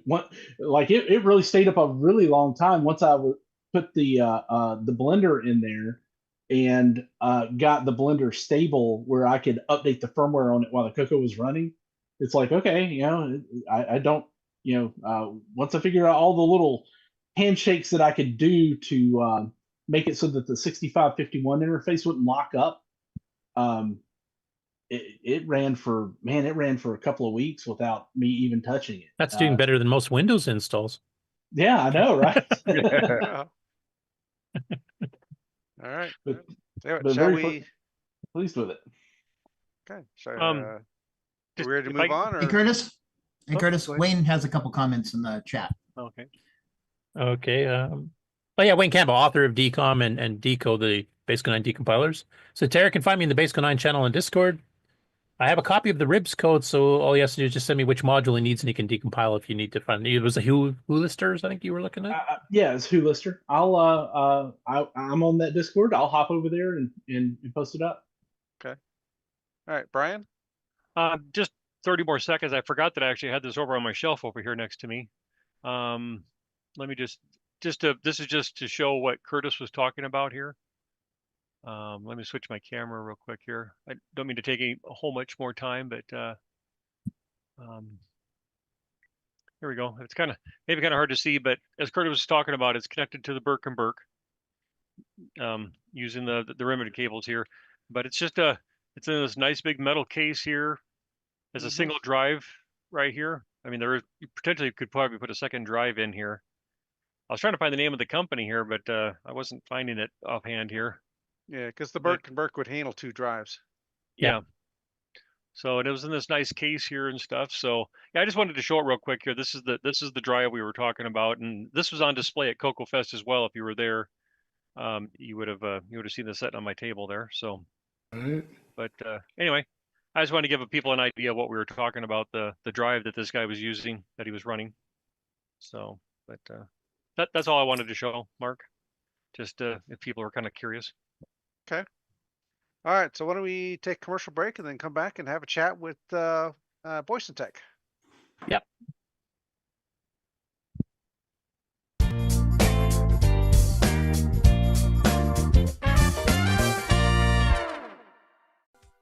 Hello, everyone. It's your good buddy, your good pal, Amigo, and joined by that dastardly The Brent from ARG Presents. You're watching CoCoNation. I feel like that should have been longer. The CoCoNation show would like to thank the following patrons. AC's 8-Bit Zone, Alex Gayer, Alan Huffman, Boyson Tech, Brendan Donahue, Brian Walsh, Brian Weasler, Kieran Ascom, Coconut Bob, Daddy Burrito, David Ladd, Derek Smithson, Diego BF109, Don Barber, Eric Canales, Frederick Sigard, Glenn Hewlett, Graham Wabke, Grant Leedy, Henry Gernhardt, Henry Strickland, Jason Warrens, Jim Mullis, Jeffrey Drywater, Justin Larson, Ken Reichard, Patrick Euland, Paul Fiscarelli, Paul Shoemaker, R. Allen Murphy, Retro Tech Time, Richard Harding, Rob Inman, Rocky Hill, Steve Batson, TJB Chris, Tom C., Tom Gunderson, Tom S., and William Athing. Thank you so much, patrons. If you would like to support the CoCo Nation show, sign up at patreon.thecoconation.com. Hey everyone, I'm TJB Chris, and I'm watching the CoCoNation live show, and so are you. And probably shouldn't be pointing that thing at you. Enjoy!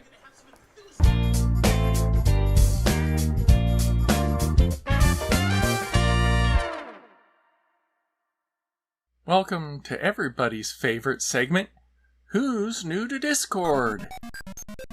Mr. Elephant says, your name? You can call me Jason. Your systems? Many, but I do like the CoCo 2 and original TRS-80. Personally, I'm a fan of the Mark 8 from a historical perspective. How do you retro?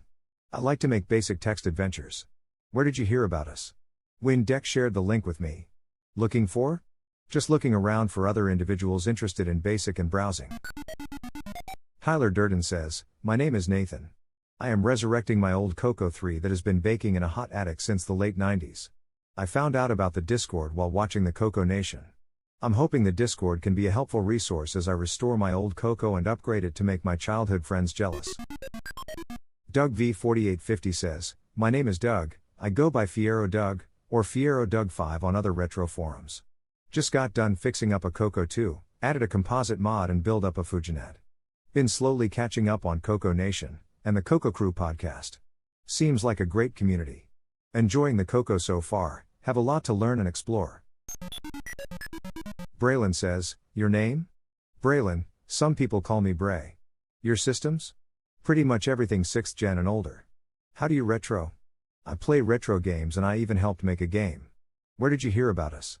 My friend Dry H2O invited me. Looking for? I'm familiar with the ZX Spectrum and I own a C64, but have no knowledge of the color computer and want to learn more. The previous bios were edited for time. Thanks to Boys in Tech, Frederick Micro Hobbyist Sagard, Glenside Computer Club, Paul Fiscarelli, Paul Shoemaker, Tandy Color Computer 3, and the CoCo Nation patrons for boosting the server. Please consider joining Discord and visiting the welcome section to read these bios in full and see what the community has to offer. Just go to discord.thecoconation.com. See you on Discord. Okay, we are back. And I believe we have a bit of a catch-up and a presentation by Mr. Boys in Tech himself, Richard Lurbieski. Well, hello. But now I don't really have much of a presentation. I've been busy getting all kinds of stuff out of the closet and the garage and dusting things off and trying to figure out how to work things out and programming new chips and things like that. So I could show you a couple of things, but like I said, I've just been busy getting up to speed. Yeah, you got a lot to catch up on. How long were you out of the active community here for? It's got to be a few years at least. 4 years. Last CoCo Fest I went to was maybe about 3 years ago. So, but yeah, it's been almost 5 years. Well, on behalf of all of us, welcome back. Oh, thank you. I'm glad to be back. So, okay, so if you want to show off, like you made hardware back in the day, and you're resurrecting some of that. I don't know if you want to talk about any possible future projects, or do you want to just kind of give timelines and updates of what you are bringing back? And okay, well, I was going to show the one thing I was going to show. This I uncovered. This was my original 512K. This is my prototype. This was a TTL version of this till I switched over to CMOS. What happened to my camera? I'm getting there. There we go. Got you. Where's that production video here? Okay, there we go. But yeah, that's basically it there. It had some kind of errors in it, but when I went over to CMOS, it actually fixed itself. So, but I've been basically going to be doing the Paragon joystick adapters, the boomerang boards, and the SDC cards. What I decided to do, because there have been rumors, and I know that they're true now. They are updating the SDC cards, but I have parts to build at least 100 of them. And I heard that, you know, when I asked a lot of people, and there was a lot of interest in people wanting this as a DIY, do it yourself install kit. So I'm going to be selling these SDC cards like this with just the boards itself, and this is my SDC card reader. Of course, these will be broken up because I actually put a stencil on it and then put these through the oven and then make these complete. But these cards here, I'll have all the parts for them, plus the ones with these chips with the CPLDs and the flash chips and stuff like that. All that will be pre-programmed. So all you have to do is just solder the back of this and put the chips in, and hopefully it should work. I'm also going to be working on a video to do a step-by-step instruction on how to put them together. You're going to include the case? No, there'll be no case. You're gonna have to get that yourself. The original idea for me to do the SDC cards was Ed Snyder was the only one that was doing the SDC cards, and you know, he was doing other things, and he was cranking them out as fast as he could. And what happened was some people would buy, you know, when he had them available, they'd get snatched. They would immediately sell out. So some people, yeah. And so some people went onto eBay and they were selling them for $150 each, and that just kind of made me mad. And I was like, you know, I know that there was the plans and everything for it, and I reached out to Darren, and you know, Darren's has a very simple rule. It's, you know, you can't modify the boards and don't try to undercut anybody. So basically I was set up basically as a backup, and I differentiated mine from Ed's. Just, you know, I changed the color on this board. I made mine black. Ed's are blue, of course. And then the other challenge I had was those SDC readers. You can only get them in green or blue, so I decided to go ahead and make my own. So, but they're exactly the same thing. And do you have a price estimate on that yet, or? It's going to be $50. And the reason people are saying, well, it's just a kit, but I have to program those chips. And normally when I would program the chips, I would put them in a populated board and, you know, I could test out the whole unit. But in this case, what I have to do with each chip that I program, I have to re-verify, make sure they work. And then I have to get a cross section of all the chips that I had programmed to make sure that they absolutely work. So that takes as much time as to even solder them up together. So that's why they're, you know, it's going to be about $50. Plus, with some of the parts now are becoming obsolete, or not even, you can't even get them, or they're very hard to get hold of. I even tried to get more of the boards. I have enough boards to make a you know, over 100 of these SDC kits, but I just thought, well, maybe I'll order some more. And the tariffs are just outrageous. Even now with the changes, it's still pretty expensive to ship or to purchase stuff overseas. Yeah, I've heard that from a lot of the retro communities. So, and then here's another thing that I had. I found a whole bunch of these. This is my 512K boomerang board. Now, when I left the community, Mark Overholzer was he was one in charge of basically taking over the boomerang production and distribution and whatnot. But since I've come back, I've you know, they have made some design changes, and one of them was really good. Is they made this shape into a true boomerang. But I discovered a whole bunch of these boards, and with the Chinese tariffs and stuff like that. So my announcement is I'm going to go ahead, since I can wire up several of these or make several of these. So and I don't want these boards to go to waste because they're not cheap to build. I mean, this one is a really nice one. It's the gold contacts. So I'm actually going to be releasing this board probably within about 2 weeks, this 512. like this and sell them off. Cool. Now, one thing I think you should talk about a little bit is your Paragon joystick adapters, because quite a few people that have joined the community within the last 3 or 4 years and don't know what that is. What exactly is that? What exactly is it, and what does it do? Oh, okay. The joystick adapter. I wish I had one because those were really popular. Basically, you could use a Sega Genesis or an Atari joystick and plug it into the color computer, and it would actually adapt or convert the digital, or actually because there were just buttons, into the CoCo analog signal. And the circuit that's available, it's been around since the early or late 1980s. And so what I did, and it was kind of a fluke, we were on Discord and I kind of mentioned, I said, these parts could fit into a DB9 hood.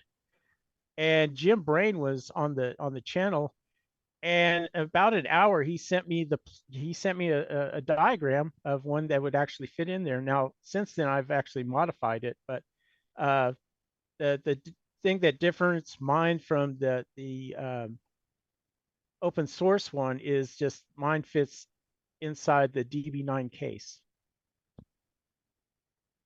Okay, I'm just trying to remember. Some people on the panel here, do any of you have the Paragon? I thought some of you guys did. I don't know if you have it handy, just so we can kind of show the viewers.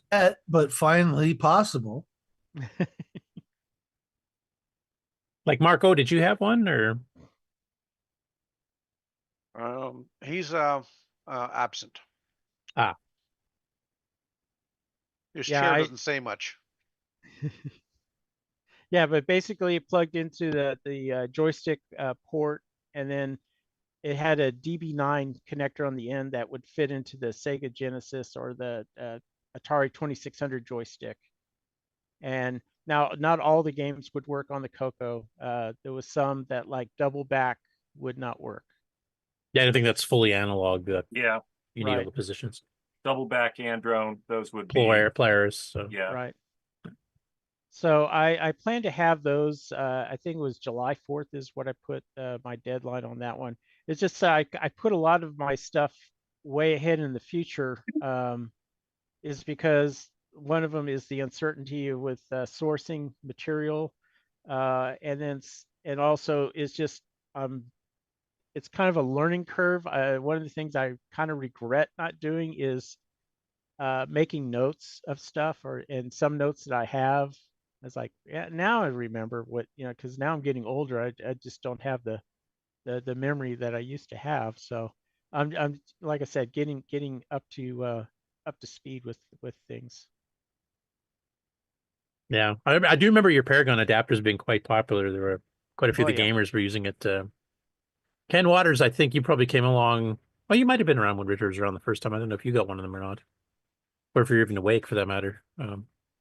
No, no, I did not get one. Okay. Okay, so I'll have to get those out as soon as possible. But I'm like sure Brian Weasler has one. He just doesn't happen to be around at the moment. Yeah, he's got everything. So right. So yeah. And so the other thing that I'm doing, originally I had planned to just get rid of. I have a lot of stuff that's been sitting in storage and in boxes, and I had planned just to sell everything and just have just maybe one CoCo 3, but I might keep a couple of things, but I definitely need to thin out, because like I said, a lot of the stuff I have is just, it's not doing any good, and I'd rather just give it some good homes, to. Well, if you want it to disappear, just take it with you on an air flight trip. Oh yeah, that's and yeah, that was one of the bad stories. 3 years ago, I went to CoCo Fest and I had a bunch of boards ready made to give to Mark, so give him a good start. And American Airlines lost the luggage. I had 2 suitcases, and they managed to send one of them. I finally got it the Sunday of the fest. They never found the other one. It got as far as Dallas, and that was the last of it. I was going to ask, did you try sending it through Newark or something? Or Oh, no. Actually, I live in San Antonio. I flew into Dallas and then flew into Chicago. No, wait a minute. It was a direct flight, but part of it was kind of my fault because I got to the airport right at the deadline, so they couldn't load the suitcases on the direct flight, and that's why they had to send it on a separate flight. And then, of course, that's where it got lost. Yeah, and I've had experience with stuff getting lost by couriers too, last fest or two. Brian Weezer, you've got a picture of the CoCo SDC, I think, with the kind of the jewel case, like the see-through plastic. If MarcB, if you want to zoom that up here, that's this kind of like, I think it's actually one of Richard's boards too. If I can see that, it looks like one of the black ones. Yep, that's it. Yeah, and this is the see-through case that I think Tim Linder and a few others have shown on the show before too. So rather than getting one of the 3D printed cases that completely seals it up, you have complete, viewage of the innards. It's almost like the old IMAX when they first came out. You can see all the goodies inside. Yep. Yeah, I had to resource the there's that it's not a reset switch, it's a select switch next to the LED. That's obsolete. The Xilinx chips, there's two of them. There's the one end of 36, the other one's a 72.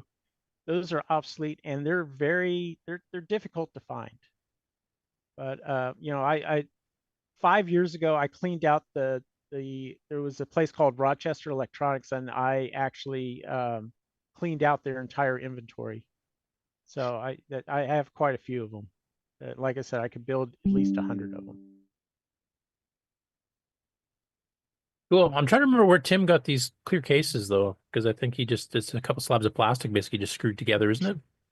Yeah, it's basically the plastic there. There's three holes, and there's a series of spacers that you used, and you basically put a screw in from both sides right here. And it's router cut, so yeah. Yep, and then there was I think it was somebody that he used to know there because they router cut, and you can see here how this was routed in here. Yeah, what I understand is he had a friend that had a commercial CNC machine, and that's how they were cutting all the plastic out. I have a friend that can do the same thing. Yeah, it's always a very nice looking design because you can see, like I said, all the innards. Plus, you get easy access to diff switches and stuff too. So, I always was a fan of the kind of the see-through thing where you don't have to like take the case apart to show somebody what the innards look like. You can just there it is. Right. So in the future, will the SDC wind up being changed because it'll have new chips that'll take the place? That's the new SDC that Darren's helping design right now, the SDC 2. Okay. There'll be an announcement of that coming up, probably not too far in the future. I'm not sure how far he's on the software side, but it's going to have, not only is it going to be using newer, more modern chips you can actually get still, but it's going to have some extra features added on too. You mean the way it uses the second drive? Yeah, well, I'm talking about stuff like it has a real-time clock added and a few other things. So, well, let's not Osborne it now. The only thing he mentioned to me was that the chips that are the CPLDs that are socketed are going to be surface mount. So, again, I don't have much information. Like I said, I've been out of the loop for many years. So, it seems like yesterday. Yeah, it seems like yesterday, but I'm not good on the current information. I'm still trying to catch up on all the gossip and stuff. And is surface mount better than having sockets? More available. Yeah, till you blow something. Available. Yeah, harder to repair, I guess would be one way to say. But yeah. I mean, I've been out for so long. When I was at CoCo Fest, I had a table there, and this guy came up to me and he shook my hand, and he knew exactly who I was, and he goes, "How you doing, Richard?" and all that. And I was really shocked, and I just shook his hand, and I kind of gave him that look like, who the heck are you? And I didn't want to be rude to say, who are you? But I was afraid of this guy might pull a gun or something. I don't know, So I just said, and he says, well, nice talking to you, meeting you, and all that. And I just said, oh yeah, sure. And I could see him walk off, and he was kind of, disgusted because I kind of blew him off or something, but I was just like being very cautious. And during the day, people kept talking about this, Boisy being at the fest, and he's, over here doing this, that, and the other. And I just turned to someone and said, I haven't seen Boisy at all. And they said, no, he's over there. And he pointed out, and it's that same guy who came up to me. And I haven't seen Boisy in 5 years, and he is He's lost a lot of weight. I never seen him. And he came by, he walked by the table again, and I flagged him down.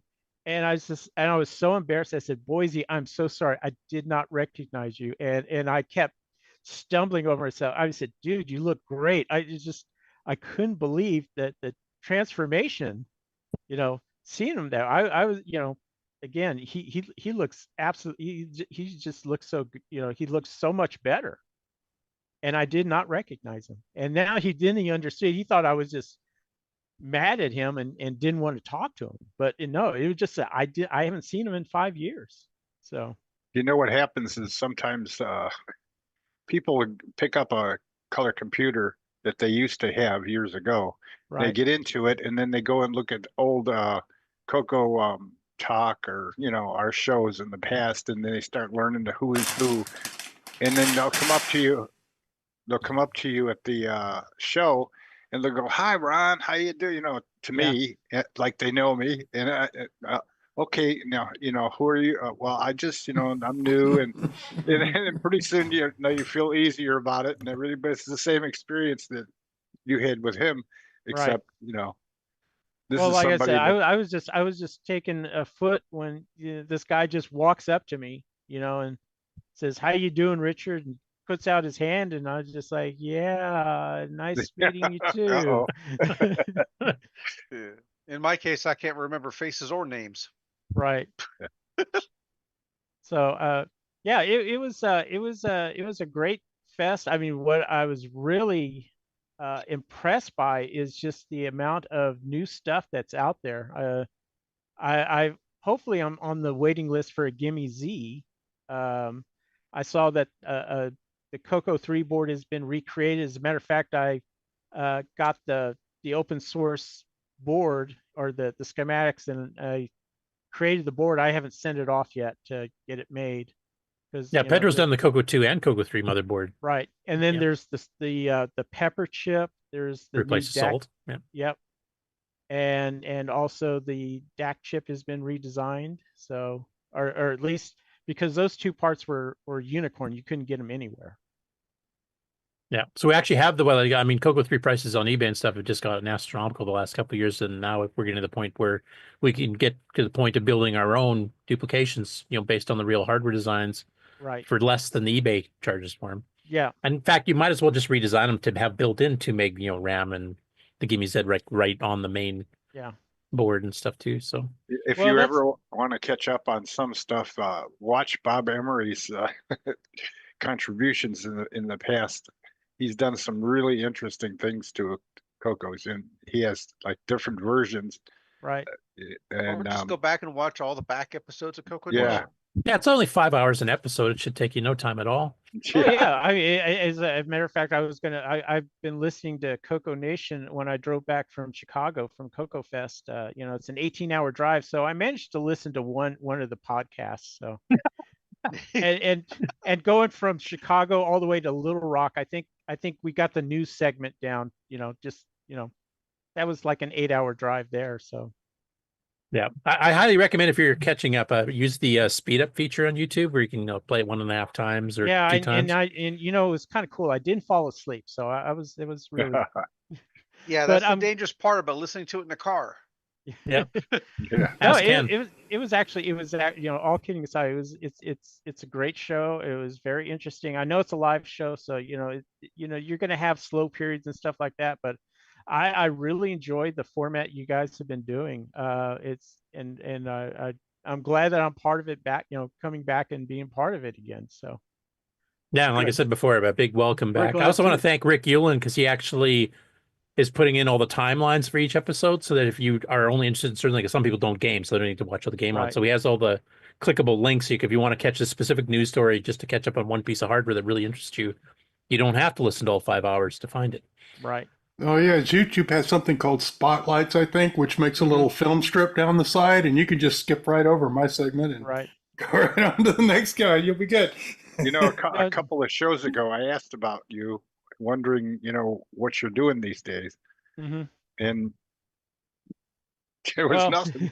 And now you come back. Yeah, now I came back. Well, I've been kind of I was only on one of the Facebook groups, and just kind of listening in or just reading.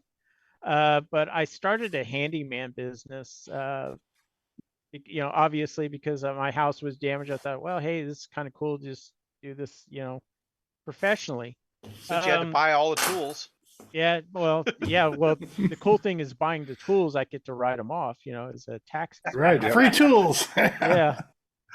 So, but the problem is I'm getting a lot older, and it's just getting really hard to do a lot of the things I used to do. Well, how old are you? 62. Oh, gee. Try 70.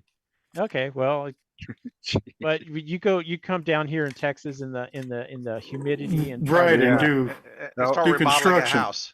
Yeah, it's 120 here, so that's why my but that's dry. That's dry heat. So I'm noticing for the ones that are like over 60, though, is it beard mandatory? I was just about to ask here. It's just between Rick you and So am I gonna have to start growing a beard now? Yes. Why not? No one can make me shave anymore. I used to let mine out a lot, and then I would cut it when I had to go somewhere. But now I'm just like, I don't care. I can say it's not mandatory. There we go. Yeah, I'm a couple of years away from hitting the 60 yet, but I was just wondering if I should be pre-planning for this. Whatever whatever looks best for you, Curtis. Yeah, there you go. A black sheet covering my entire face. That's what looks best for me. So I'm kind of glad your segue. You talked about different CoCo boards, because one of the projects I didn't want to say anything about it initially, but it's because one of the things I'm afraid of when you announce something, you get the thing called feature creep. That never We have no idea what you're talking about. So one of the things I've been wanting to do, and besides the real-time clock, and there's another thing with the speech sound cartridge, is I've always wanted to do a CoCo inside repacked into a PC box, or PC case. That's how we met Bob Emery. Yeah. And the problem is, that was a thing in the 90s and early 2000s, but the problem doing that is you destroy a CoCo 3 board and you sacrifice a multi-pack interface, and all that wiring is such a nightmare, and it's not all universal. And then you also have other challenges like with the salt chip and things like that. So that's one of the projects I will be working on, is an open source, because there's really no commercial value in it, is design a CoCo 3 board that will fit inside a PC case along with a multi-pack interface. And that will, the reverse engineering of the PC of the original board's already been done, right? Right. Yeah. Okay. Yeah. Okay. Yeah. I'm not. That's why it's going to be a whole lot easier, like, because you have the pepper chip and all that's going to be incorporated. It's just. So integrate the multi-pack and the bus into one board so it fits in the PC case without a whole bunch of hacking and sawing and. Right. Yeah. You don't have to. Yeah, because I'm gonna make my own multi-pack interface. And that multi-pack interface, or the connectors, are going to be where the floppy drives would be in the case. And I'm going to do some 3D printing to where you can plug in whatever you want, cartridges such as the SDC, floppy controller, things like that inside there. So, and there might be even a second bus for the back part, to where if you want to put stuff in the back as well. Again, you need an internal floppy controller and an internal either SDC or some sort of a sound card.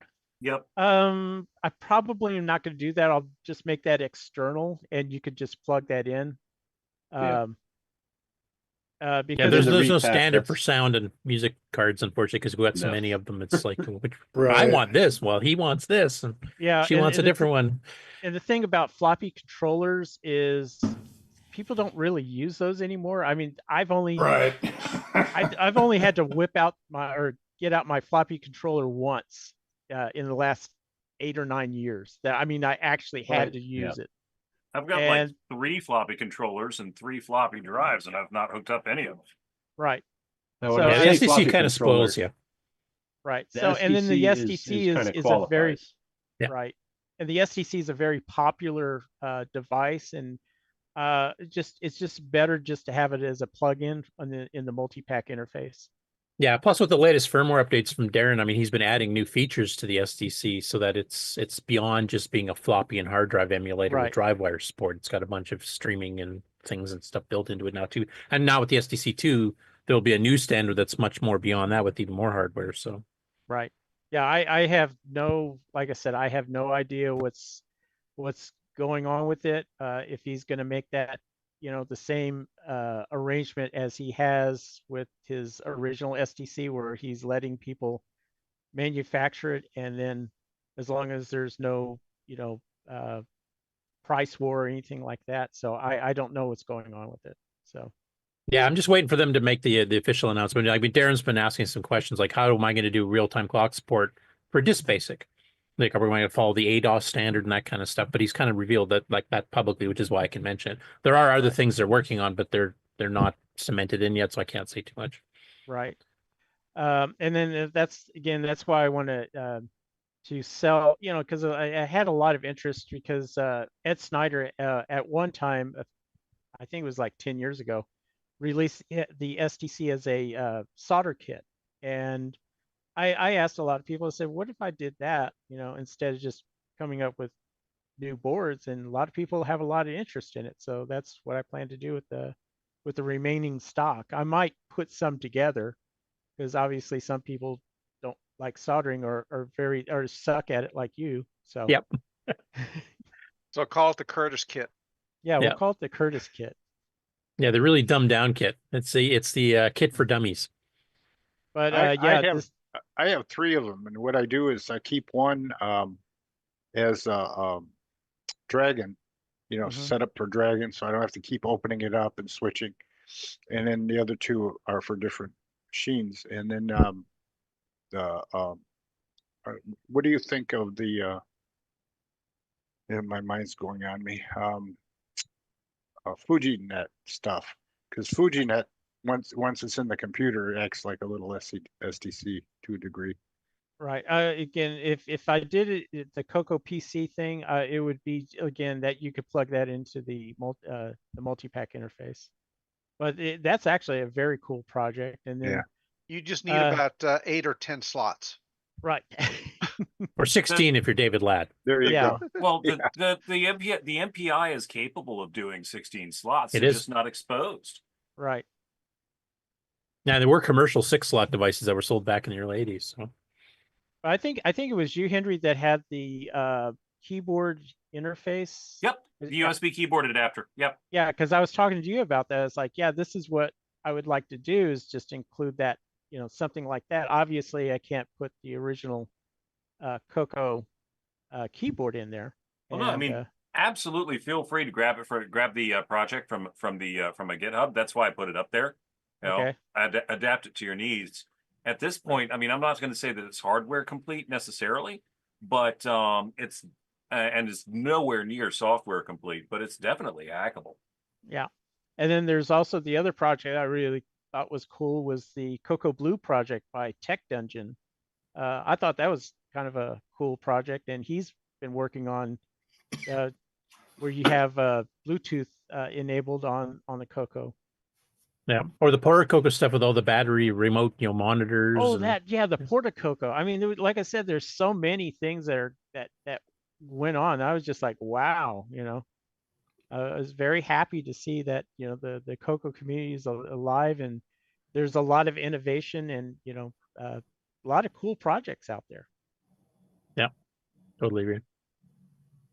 Anyway, thanks for coming on and kind of updating everybody on what you're planning on and what stuff you'll be coming out with fairly soon. And welcome back. I guess that's the main thing. Yeah. Well, no, I'm not going to say. So that brings to mind, welcome back. Potter? No. Yes. No, You can tell the age break right there. Do you know who Welcome Back Cotter is? If you don't. The fact that you actually could identify it from my singing. Oh, right. Yeah. I'm pretty close to the 60 mark. I'm not too far off. So Yeah, I plan to, hopefully, be part of the show and be a lot more active. And I did plan to have my website up last night, but again, I've been so busy with other stuff that I just put another note that said I'm going to try at the end of the month to get the website going. I have the template and everything working, but I'm trying to get that mailing list. It's called newsletter. Trying to get it to work, and it's not quite what I wanted to do. So that's been the big hang up. okay, cool.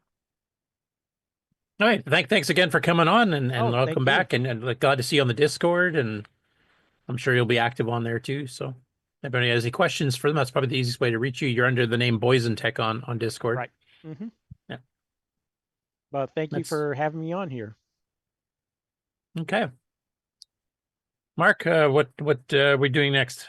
Because we're doing a bit of changes here that Ken Waters and I have been discussing after talking to some of the Dragon people. Well, as that's far what as the we're going to order. be doing next. Okay. So basically, a quick thing is that a lot of the Dragon people, because this show is, 7 hours later in the UK? So because we were doing the Dragon news after the CoCo news and doing the news near the end of the shows, that basically they were all asleep. I know you guys are already all asleep here just listening to me, but we're going to change things up here and try it out for business. When we get to the news, we're going to do any Dragon-specific stories first, specifically for our UK and European viewers. Today, there's only one major one I had. There's a couple other I saw flash by on Facebook this morning, but I didn't get a chance to write them up, so I'll cover them next week. And then we'll do the regular news, and then we'll do the Game On Challenge and the Game On News after that. So it'll still be a game block, but we'll do the regular news first with the Dragon news specifically first out of those. So that's the plan. We'll try it out, see what, let you guys, let me and Ken know what you think. Okay, so you ready for the news intro? Yeah, if you want to. I just was going to ask if you wanted an ad or you want to go straight into it. We go. What do you think, Ron? You need a break? Yeah, always. Just get him a catheter at this point. Yeah. All righty.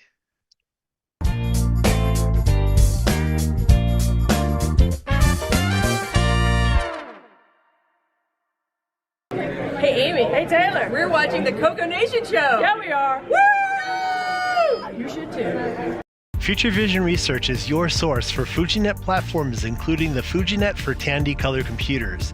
The FujiNet cartridge supports CoCo models 1, 2, and 3 and comes with HDB-DOS DriveWire 3. Load files from SD card or connect to Wi-Fi and load files over the internet or your local Windows, Mac, and Linux computers. Applications from the FujiNet team allow you to follow news from all over the world, catch up on Mastodon messages, and even track the International Space Station. For more information and to purchase your own FujiNet devices, visit fvresearch.com.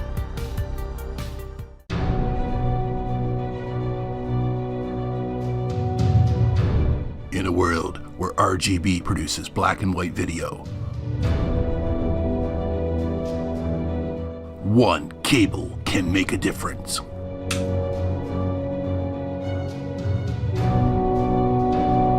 Switcheroo. CoCo3SCARtCable.com.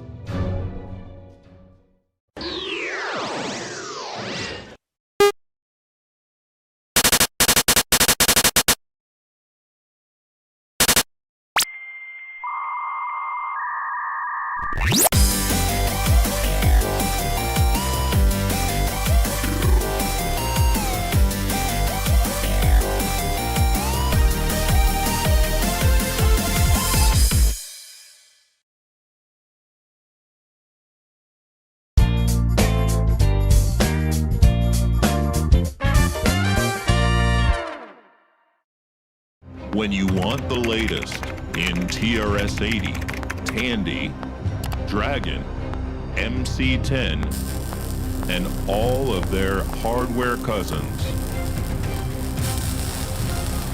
No matter what it takes, or where news breaks, from around the world to your nation. The CoCoNation News with L Curtis Boyle.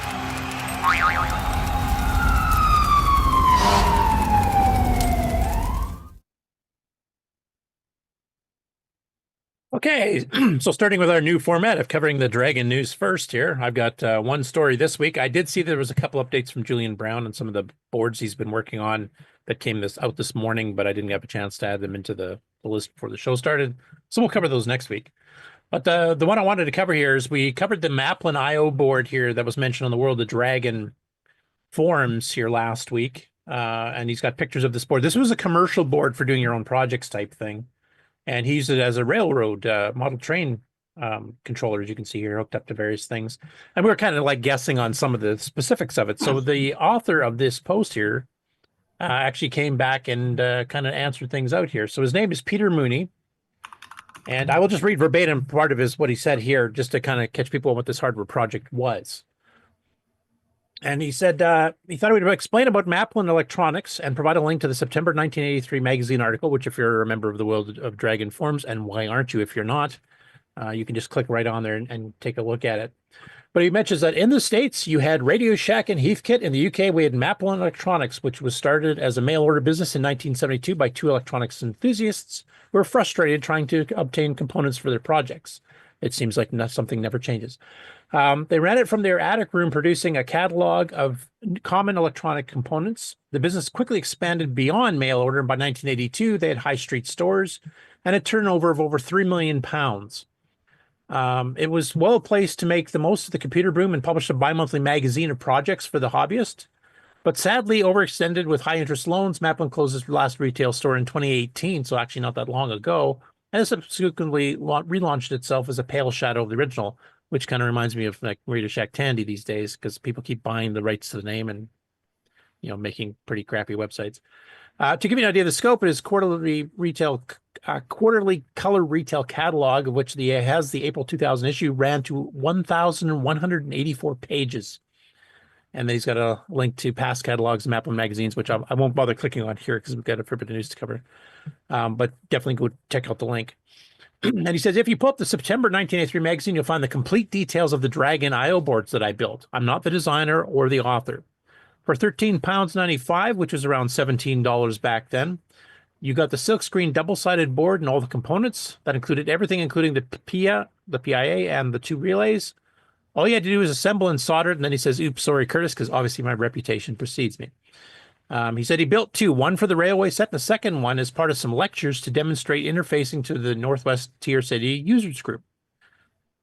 The railway would have been too big to transport, so I opened up an RC transmitter that drove a Radio Shack RC Sherman tank, thanks to Kevin Harper, our friendly Tandy Radio Shack shop manager, and used the I/O board to do what the joysticks did. The software side was all in Dragon Basic, just like the draw commands. Somewhere I may still even have the code. One issue was that this board's addressing was designed for the Dragon 32 and used C000 to C003 as the address is 6821 PIA. I made some changes on the underside to use FFXX, the IO page basically. And I think he'd mentioned that the reason that was happening is because when you added the disk drive to the Dragon, it had some conflicts. And the disk drive on the Dragon was a lot less popular than the disk drives on the CoCo was, just because of costs, etc. And then he closes off and says, as for the risk of blowing things up, as Rick mentioned, the two relays have transistor drivers and are rated as 1 amp and up to 100 volts DC. The Vero board that I have added 4 more. There are 2 optocouplers too that can only handle low current. It is not rated to switch mains, voltages, and currents. It proved safe and reliable for my demos, and the tank made more of an impression than the blinking lights interface projects or on-screen turtle graphics. So thank you, Peter, for giving us a huge update on exactly what that board was and the fact it was commercial. And I didn't even know about Maplin Electronics. Was kind of like the electronics store in the UK. So that's cool. And like I said, if you guys have any questions about that, just join the World of Dragon. There's a little thing in the upper left corner to join the forums, and then you can actually partake. They talk about CoCo stuff, Dragon stuff. There's all the uploads for the AGD games. That's where they go there, and all the screenshots. We'll be having a little bit of an update on that a little bit later as well. And lots and lots of PDFs of magazines and manuals. Yep, and a lot of Dragon software, quite a bit, which we haven't even shown on the show yet, because I haven't had a chance to go through it all. You know, it's kind of cool is I have some boards that were professionally made for the Apple from a place called John Bell Engineering that do kind of the same thing. And I always find control stuff really cool. Actually, it's my day job is control stuff. So I'm always impressed with seeing these things. Like, I need to build some of those. Yeah, you would have loved the A-Bus back in the day. Yeah, that was kind of our North American equivalent. Yeah, and it was cross-platform too, which is kind of nice. If you make a standalone system that you could hook any front end to. Anyway. Yeah. All right. Oh, so I was hoping Jason would be on the show today. I don't think he is, though, unfortunately. But he's released both part 1 and part 2, which is basically day 1 and day 2 of his video edited down from CoCo Fest. I'm not sure what all parts I should play here. They're each about 15 to 20 minutes long. Kind of just running through. You can kind of see the thumbnails I'm skipping by here. So he goes through the auction items, a little bit on the show floor. The Spy Hunter game, which I think we showed last week, his little clip there. David Ladd, just to scare you. No, I'm just kidding. Basically, a good rundown of some of the things. A little couple shots from some of the seminars that took place in the first day as well. And then the second day, that's where Jacob won his coveted Davenport Cup for winning the Nightmare Highway score. Though it was a bit of a battle, from what I understand. I guess I can't remember who the guy's name was that was trying to catch up to Jacob and came close. I would have got my butt handed to me at this one. So he covers that. Some more of the lectures, including Terry Steen's stuff on the MicroWorks assembler. There's AJ Forgotten Machines. Some more seminar stuff with John Mark Mobley. More presentations. They do it. He does a pretty good rundown of the auction. That's a video I still haven't seen yet. A whole bunch of the music stuff with the Thayer brothers, Paul and Tim, who actually work in professional bands in Michigan. Well, along with Rick Adams also. Stevie Strowbridge was actually singing along some of the songs and kind of drumming on his knees there. I know he's done some of the stuff on the MIDI stuff before, but Brian wasn't there with all his equipment. But yeah, nice summary of the show here. It was kind of nice for some of us that weren't able to make it, unfortunately, this year. So yeah, it definitely got the longing in me. I wish I could have made it, but hopefully this next year we'll be able to do it for some of us that weren't able to make it this year. Anyway, go check those out. You can find them on Jason's Fairly Amused channel on YouTube. He normally covers going through a whole bunch of the county fairs and stuff and a bunch of roller coaster rides and stuff. But all of his CoCo's Fest stuff is in there for every year that he's gone. So there's quite a bit of videos if you want to go back and see previous CoCo Fest as well. Next up, there's an update. Glenn Hewlett, who's done a lot of the transcodes from the Williams games, for example. And he's been working on a cross compiler that I think he's currently natively running on the Mac, and then there's some other people working on getting the PC version of it working. But basically, it's a basic to 689 compiler, and it's built around CoCo Basic specifically. So we've got some other projects. In fact, there's an update to those, like Microgames Basic. We'll talk about a little bit later. But he's been doing some upgrades here, and basically his basic compiler is much closer to the syntax of the regular Microsoft Extended Basic. So there's a lot less changes if you're converting, say, an existing Extended Basic program or Super Extended Basic program. But he's released a couple of upgrades recently, and there's a fair number of changes to it. So I kind of wanted to read his little press release. What I'm showing on the screen here is his GitHub, where you can go download it and build it and stuff yourself.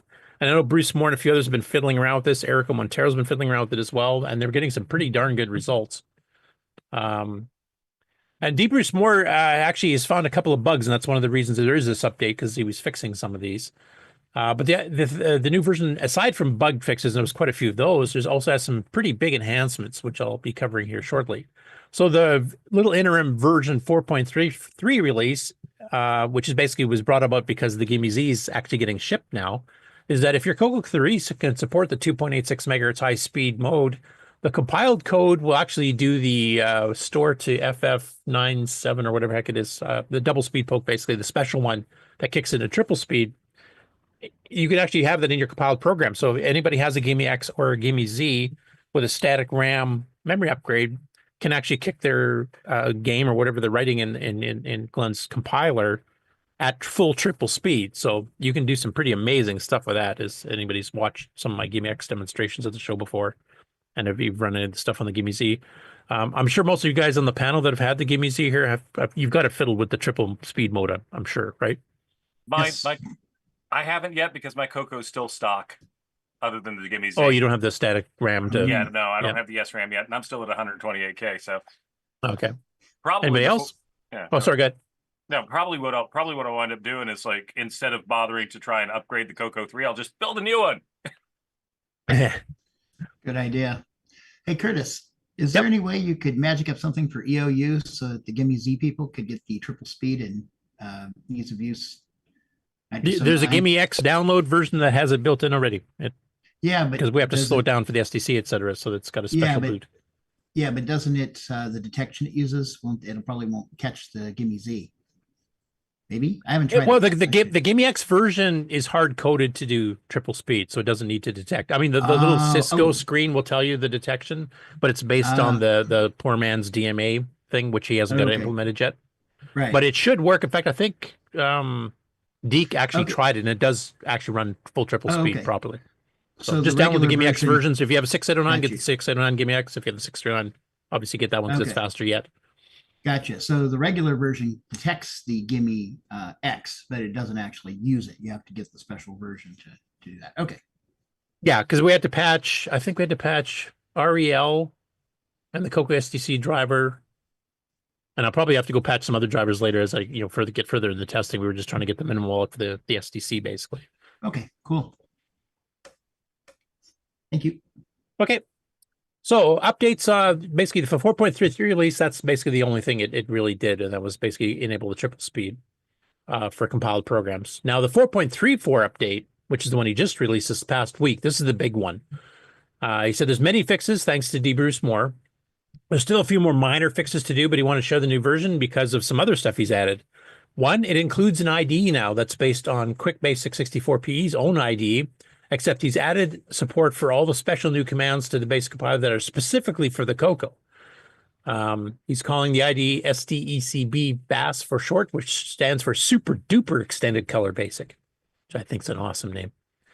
If you have an M1 Mac, the binaries are all updated to include the new IDE, which is ready to run. I can't remember the guy. It might have been Peter Willard who's actually working on trying to get a Windows version and Linux versions of it going.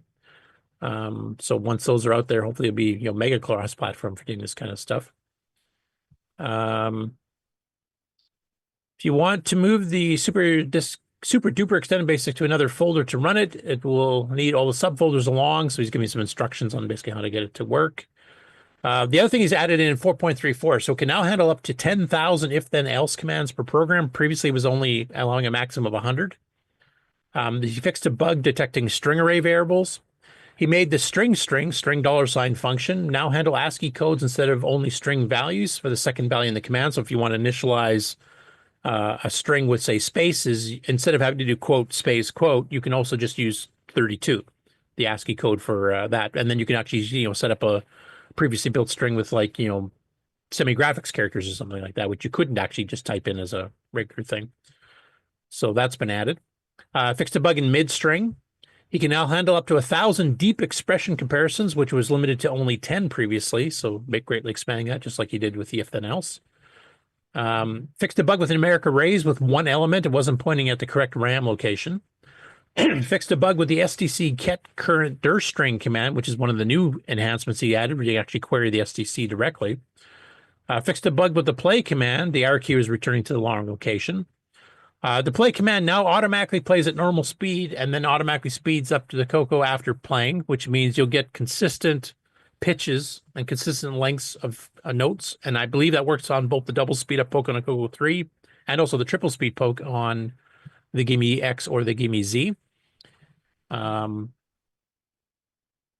like GitHub, like I submit here, you can download and stuff. And he's got his own channel on our Discord. Hopefully Marco remembers the exact name of it. I think it's 6809 to basic and of the programming languages. Sounds right. So if you have any questions for Glenn, and plus all the updates, he'll be posting there, and there's test programs and all kinds of stuff that you can grab. And of course, it's all free. But this is still a work in progress. The Windows port is still a work in progress. but there's a ton of stuff coming down the pike, and I'm really interested to see, especially if the GIMEZ really takes off. And I think he's planning on doing 30 this first batch, and I think they're pretty well all spoken for already. And I know the GIMEX would have been selling this whole time if, Ed was able to get it, because unfortunately some of those chips, like Richard was mentioning on the CoCo SDC itself, the GIMEX has had some of those chips disappear. You can't get them anymore either, which is one of the reasons Alan's created the GIMEZ. And he's slowly catching up the features of the GIMEX on there as well, with triple speed being the first one. But I really want to see what some game developers like, Nick and others can do. If there's enough of a base of usership here that actually has enhanced CoCo 3s that can run at the full, 2.86 megahertz, what kind of games could you pull off of that? I've only done it, with Rescue and Fractus and a few others, but holy cow, does it make a difference?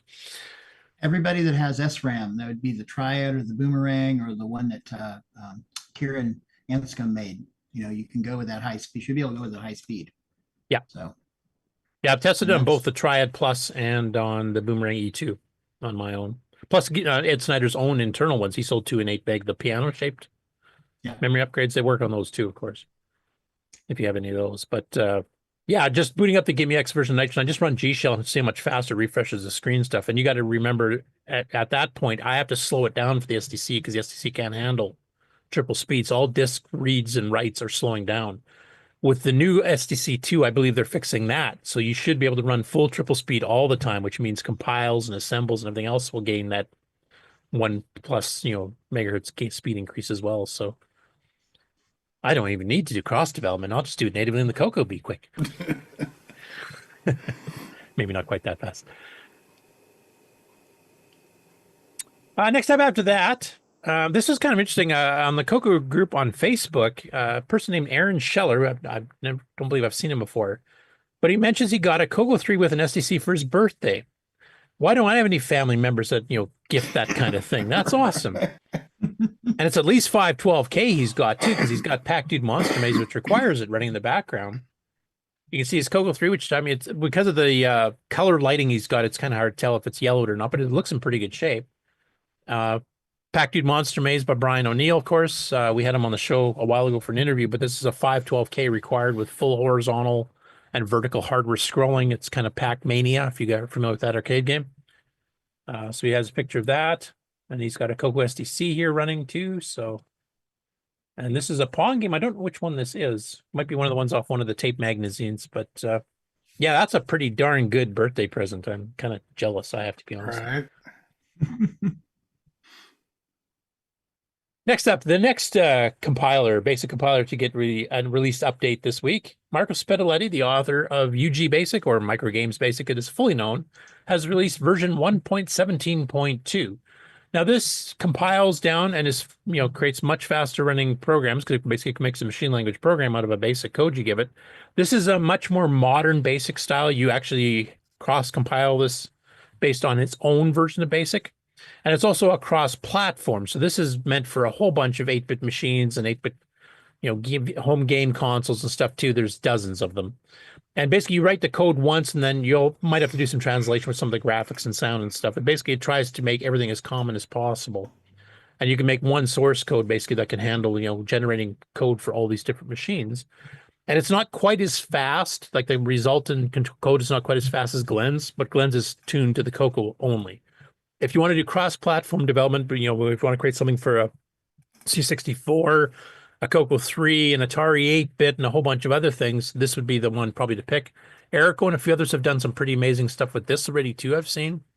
In fact, his link on his page, I believe, mentions some of the cross-platform games. You can actually compare them. If you have some of these other retro systems, you can see how they compare. But he announced it on Facebook here that you can go take a look at. And he's actually got a page that's specifically set up for the CoCo, and you can actually go begin games and examples, how the graphics, what kind of blitting commands are added in, etc. We've kind of covered a little bit before. And he's also got a new version of the manual, which if you go to his itch.io page, I mean, if you want to donate money, you can. And he's doing a lot of work for this for all kinds of platforms. So if you have the capability to do so, I'd definitely send him a couple bucks, but you can actually download the manual. You don't have to pay for it if you can't afford it. And that covers, of course, for all the platforms and stuff too.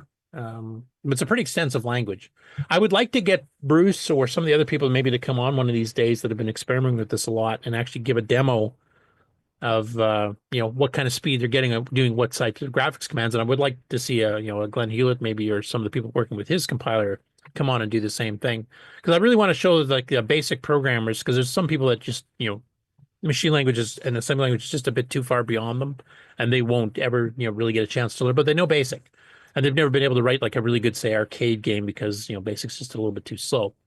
My thing with a Basic 09 is that it kind of puts you in the middle, because it's a much faster basic than you would get under Microsoft Basic. But for some people, OS 9 is the problem. They getting into that and getting their head wrapped around that's a little bit difficult.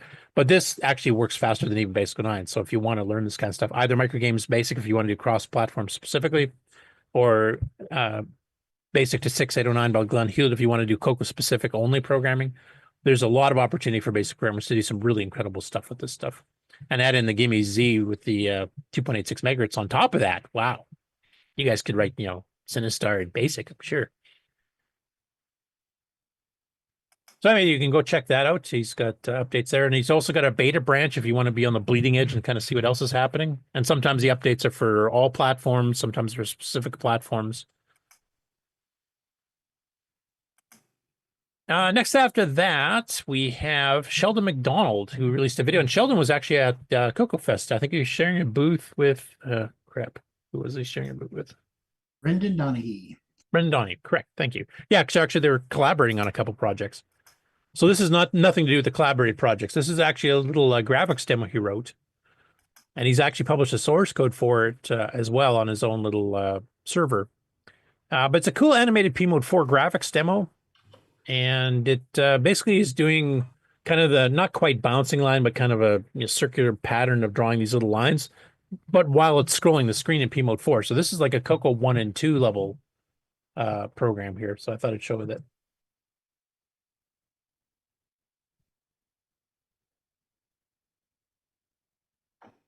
That's a nice little demo, and it's doing something you don't normally see, like bouncing lines and stuff we see all the time, but scrolling it at the same time in a CoCo 1 or 2 is pretty cool. And then if you want to get the source code, as he mentions here at the top, he said, here's a source code built with the dual IDE. That's the IDE that he's doing for programming both CoCo assembly language with a lot of big macros and stuff built in to make the programming easier, but it also works for doing Sega Genesis, which is his other passion. And he's actually writing some games for Sega Genesis right now using the same IDE as well.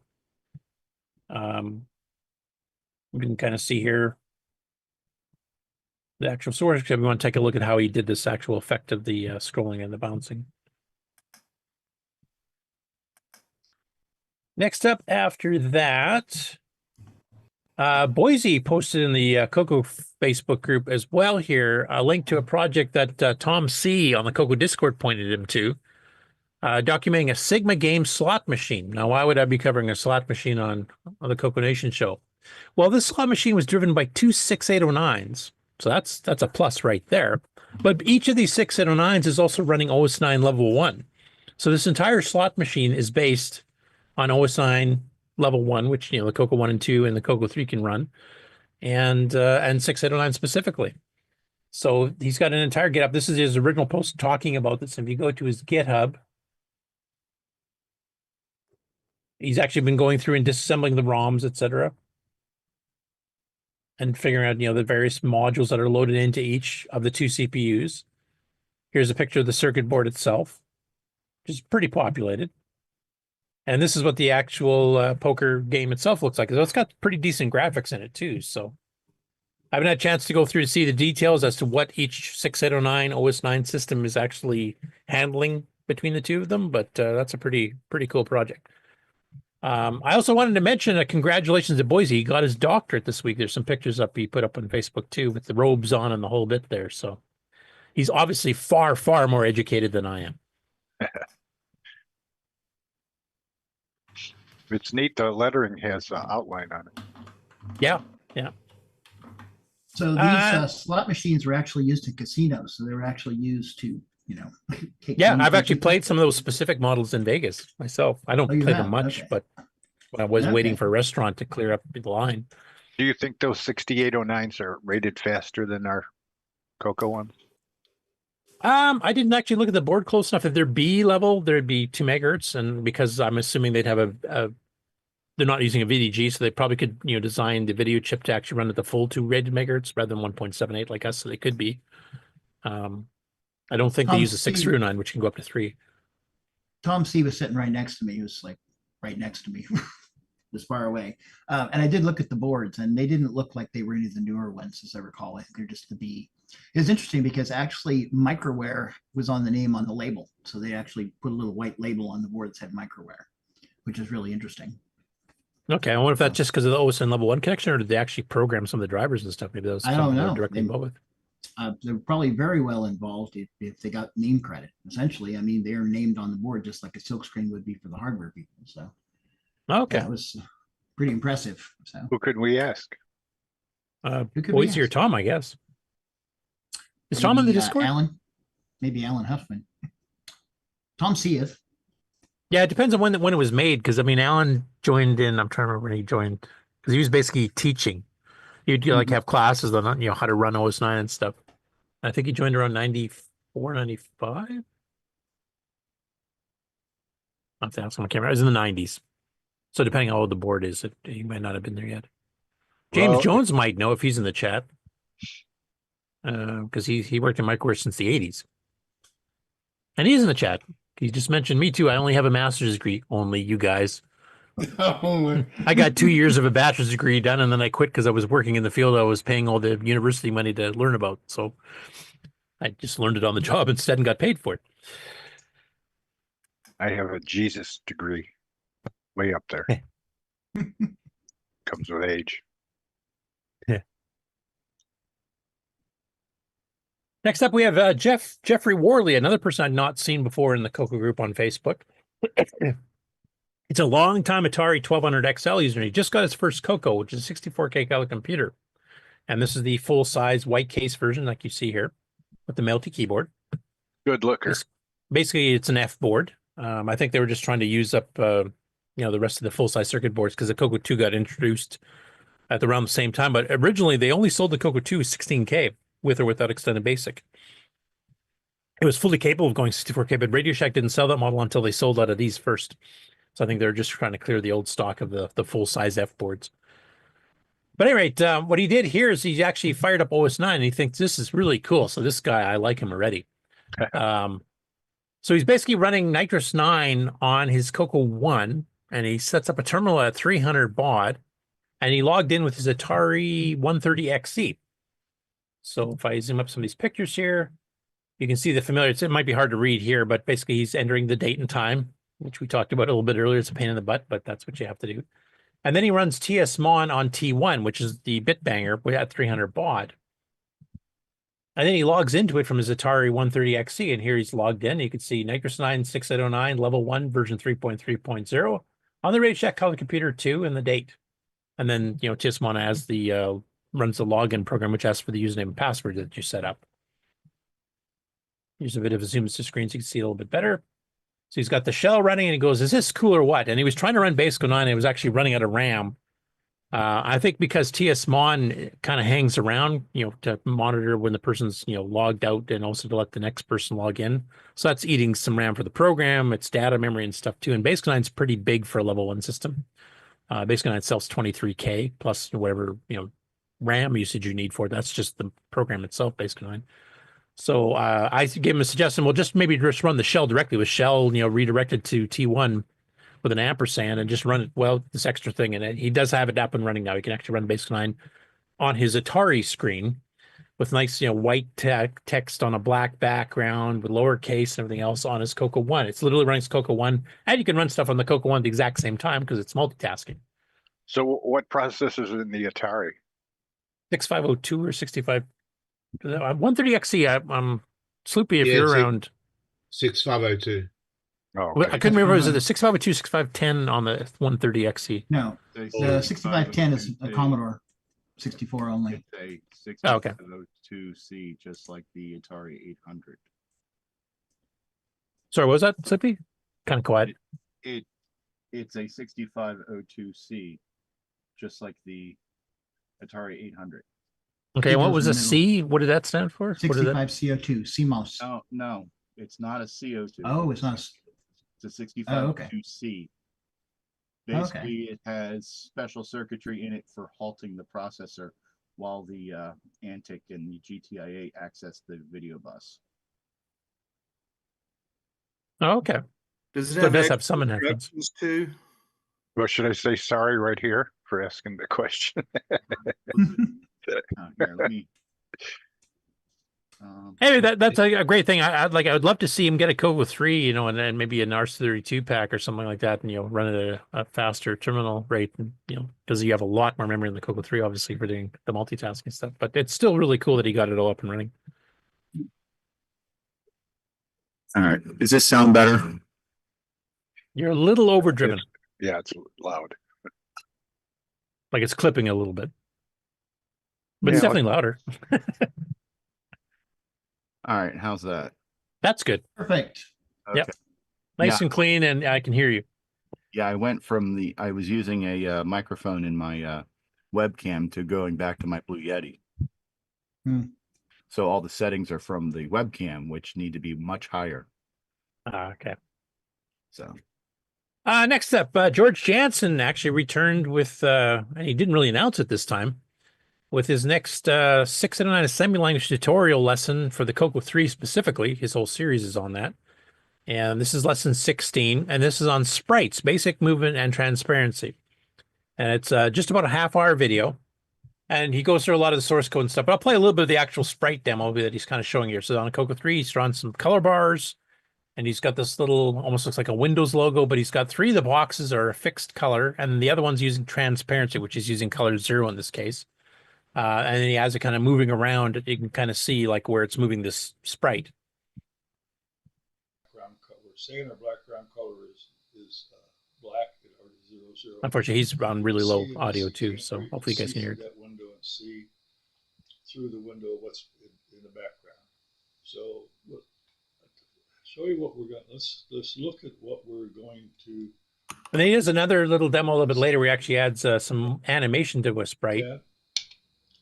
And you can see there's our 16 bands. Believe it or not, the top band is black. You can't see it on the screen, but you got it. And that's our 16 colors we have in our palette registers. Okay, come on, cursor out of the way. I'm going to hit the space bar. It's take off, and there's our window. It's moving. And now he's got a spinning window with one square being transparent. It's kind of hard to see in this example here. So it's kind of hard to see here. That's what we're doing. That's what our sprite does today. That's waiting for me to do something. I can hit the space bar and it will continue going on from where it was and do that same motion of flipping around. And you guys hear his audio? I'm going to quit that stuff. Yeah. Go to the second demonstration where all 4 windows are background colors. So you can see through the windows. I'll hit it again. You can see through all 4 windows as it goes through there. That's our lesson for today. So he goes through the source code and explains how the ORing and ANDing and all that stuff works and how to use it if you're setting up for a transparency color, which basically means out of the 16 color palette, you reserve one to be your transparent. Basically anything beneath it, the sprite will show up. Now that's one of 2 techniques. There's another way to do it too, where you create a background mask that you have to merge in as well. And then you can use all 16 colors with impunity. I was going to ask Nick, since he's actually back on the call and he's written a lot of CoCo 3 games in his time. Which technique do you usually use on CoCo 3 games for sprite transparency? Lately, I've been just using compiled sprites. So I've been doing the compiled sprites idea, but I do use color 0, usually black, as a transparency if I need transparency. Yes. Okay, so you don't do the whole background mask, so you can actually use all 16 colors. No, I don't use that technique. It's slower. Well, it's a bit slower, but back when I did my first CoCo 3 game, and that's basically exactly what I did, yes. Yeah, because I was just going to mention, like, I know Brian O'Neill, when he did Pack Dude 3D Monster Maze, he does use the background mask, so we can use all 16 colors. Yeah. In fact, I stole that. There's a little graphic demo on Nitrous 90OU that has his Pac-Man running across a bunch of randomly generated color lines. And that actually stole his mask and things. I didn't want to draw things. It's a good setup. It gives you a lot of flexibility. The only thing is, I usually try to go for speed, and Takes a bit more memory too, because you got to have a full size sprite of the background mask plus your foreground for every sprite you have. Yeah, it's easy to set because you can generate your backgrounds using a graphics editor. Whereas a compiled sprite, well, it's a lot more work. You've got to encode it as code. Yeah. Pavfisk really has a utility that does it pretty well at designing that. You basically just pointed at the graphic image and it. That's right. He's advanced, unlike me. I just use basic get and put, so I have no idea what you're talking about. He had a broken link originally to the disk image because, as usual, George has his lessons, and so you don't want to type in the entire semi-language source code listing because there's quite a bit of it in here, which he goes through in great detail in this video. But you can download the actual source code on a disk image already, saving yourself the typing. You just go through and kind of follow along, and then you'll kind of fiddle with it, make changes, and see what you can do with it. So it's cool he's gotten into that. So we have multiple assembly language tutorials by Steve Bjork and others that always seem to cover the CoCo 1 and 2 because that's, of course, the most common base, and CoCo 1 and 2 programs will work on a CoCo 3. But as far as I know, George is the only one who's been doing one specifically for the CoCo 3 using the MMU and using palette registers and some of the more advanced things on the GIMEZ chip. So if you want to do CoCo 3 specific programming, you've never done this kind of thing before, this is a really good series to catch up on. Speaking of assembly language programming, we got a sequel, 8-Bits in the Basement. Old Peter there, originally from Ireland, currently in France, who used Nick's game Donut Dilemma to replace the Donut Dilemma speech sample, which I think you said was your sister, wasn't it, Nick? It was, yeah. Yeah. But he replaced it with his own voice. So he decided to go a bit further into it here. And he's got a video here that's about 20 minutes long. So I'll play the whole. No, I'm just kidding. So basically what he's covering here is he's covering the machine language routines to actually do the playback. And he's actually done some hotkeys to speed up and slow down the playback, play it backwards, and then shows you the very small amount of assembly code that's basically doing that. And it's based on 8-bit samples that he showed in his previous video in this series that he made with Audacity. So I'll play a little bit of a clip here so you can kind of see what he was doing here. But he's actually got some further sequence planned. The next video in this series is going to be making the hardware that we did back in Rainbow back in the 80s and stuff too, where you can actually hook up a microphone to a joystick port and read 6-bit ADC values and digitize the sound right on your CoCo itself. StudioWorks was a commercial program for the CoCo 3 by Oblique Triad that did this as well. In fact, they actually added in a hardware card to do 8-bit samples. So that if you want to say output to an Orchestra 90 card, it would be full 8-bit. But I'll play just a little bit here so you can kind of get caught up on what he's doing here. Let's see if I can find where he's demoing it. I watched the Actually, whole it looks thing. like It was great. How you doing, everyone? Greetings and welcome back to the basement. Take a listen to this.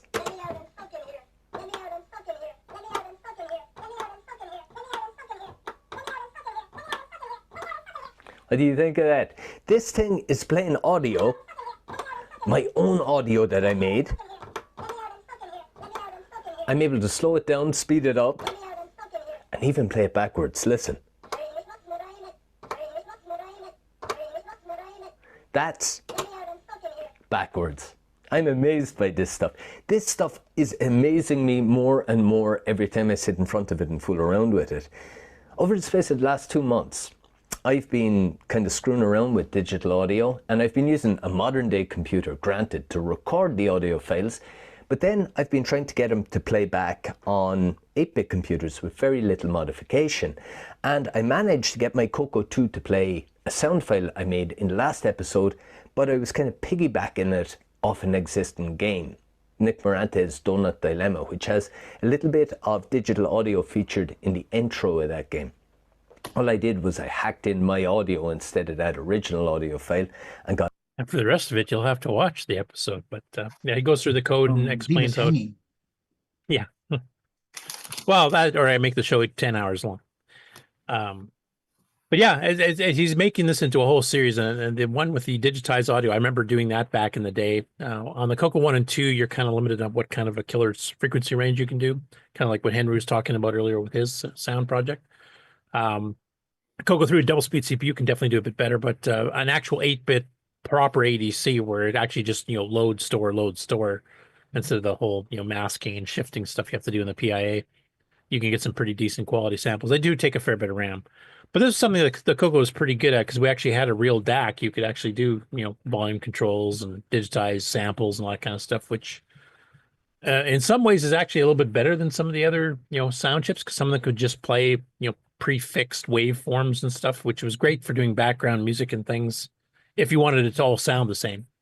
But we could, digitize speech, digitize, gunshots or laser shots or whatever else. It's pretty cool.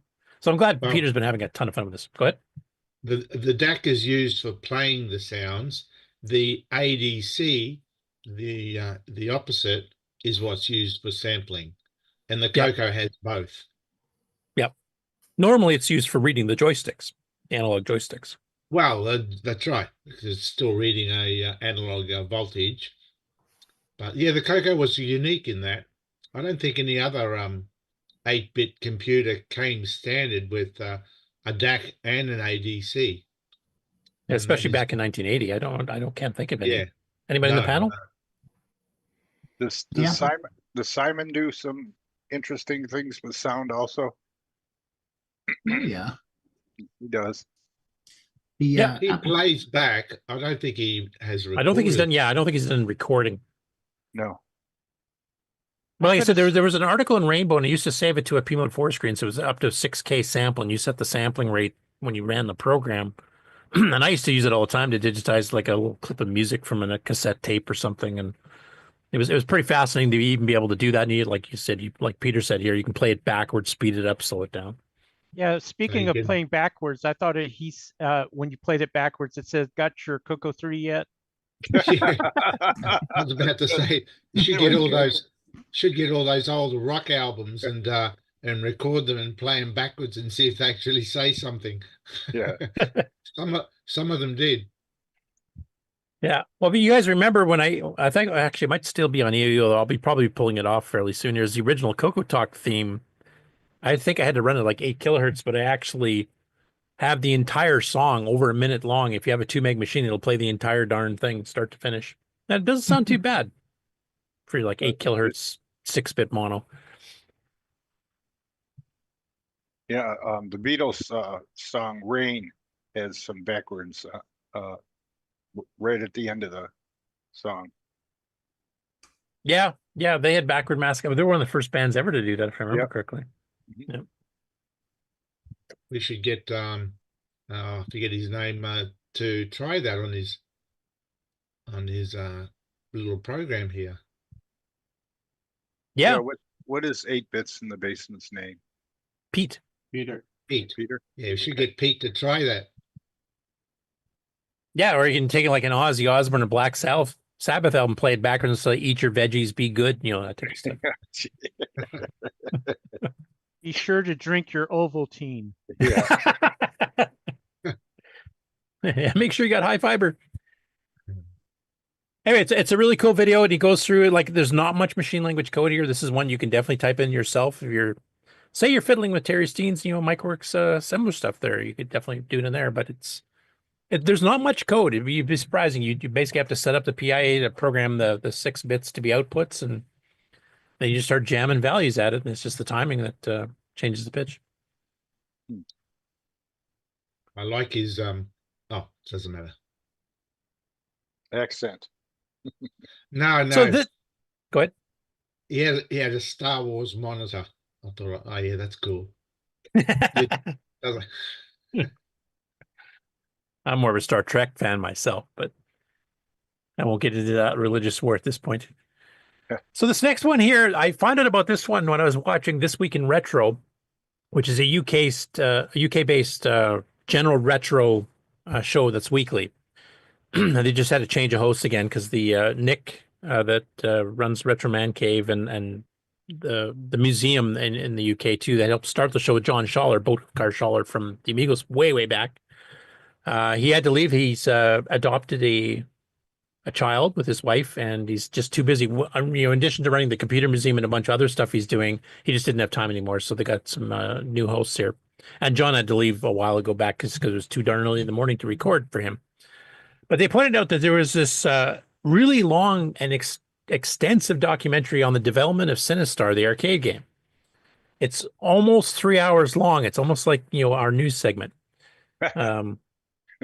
But basically, this guy's done a ton of research. He's managed to contact some of the original programmers, the original sound designers, graphics designers. He interviews them. There's some stock interviews from Williams Electronics back in the day. They go through a bit of the history of Williams when they did their first speech chips in a pinball machine in '79, when they initially did Defender, and then the split of the Vid Kids. They kind of made their own company but kept licensing stuff back to Williams. A lot of really cool history in here. I haven't even finished watching it yet. I'm about a third of the way through it. But they also go into the fact that the Sinistar source code, along with a lot of other Williams source code, has been released to the public. And that's what Glenn Hewlett has been using to do his Joust and Defender and Robotron transcodes. I'm still going to call them that, even though it's technically not a transcode. It's transcoding for some of the hardware. But this goes through the Sinistar stuff. There's a lot of mention of 6809. They even talk about some of the programming tricks they did in here based on the 6809. And the soundboard in this thing, I think, was a 6802. So another Motorola chip that was kind of controlling sound samples. In fact, it's the same soundboard they used on the pinball game they released in '79 as well. And they talk about the data compression they had to do, the fact that this was originally going to be a game called Juggernaut. So they go through some of the history. They have some of the original handwritten notes from the original spec when they were doing the game and all the changes that went through. So if you're into the history of video games and development of games in particular, and also a lot of 6809 code involved in it, this is a fascinating documentary. It's very well done. Highly recommended. They were highly recommending it as well. And of course, since it shares the CP with us. Sorry? Was this the early 80s when they were doing it? Yeah. Defender was their first game that they did. That was 1980. Sinistar was 83, I believe. Okay. And then like Stargate and Joust and some others too. But it's a really, really good documentary. It's long. So there, Richard, when you go on your next long trip between cities in Texas, maybe throw this on.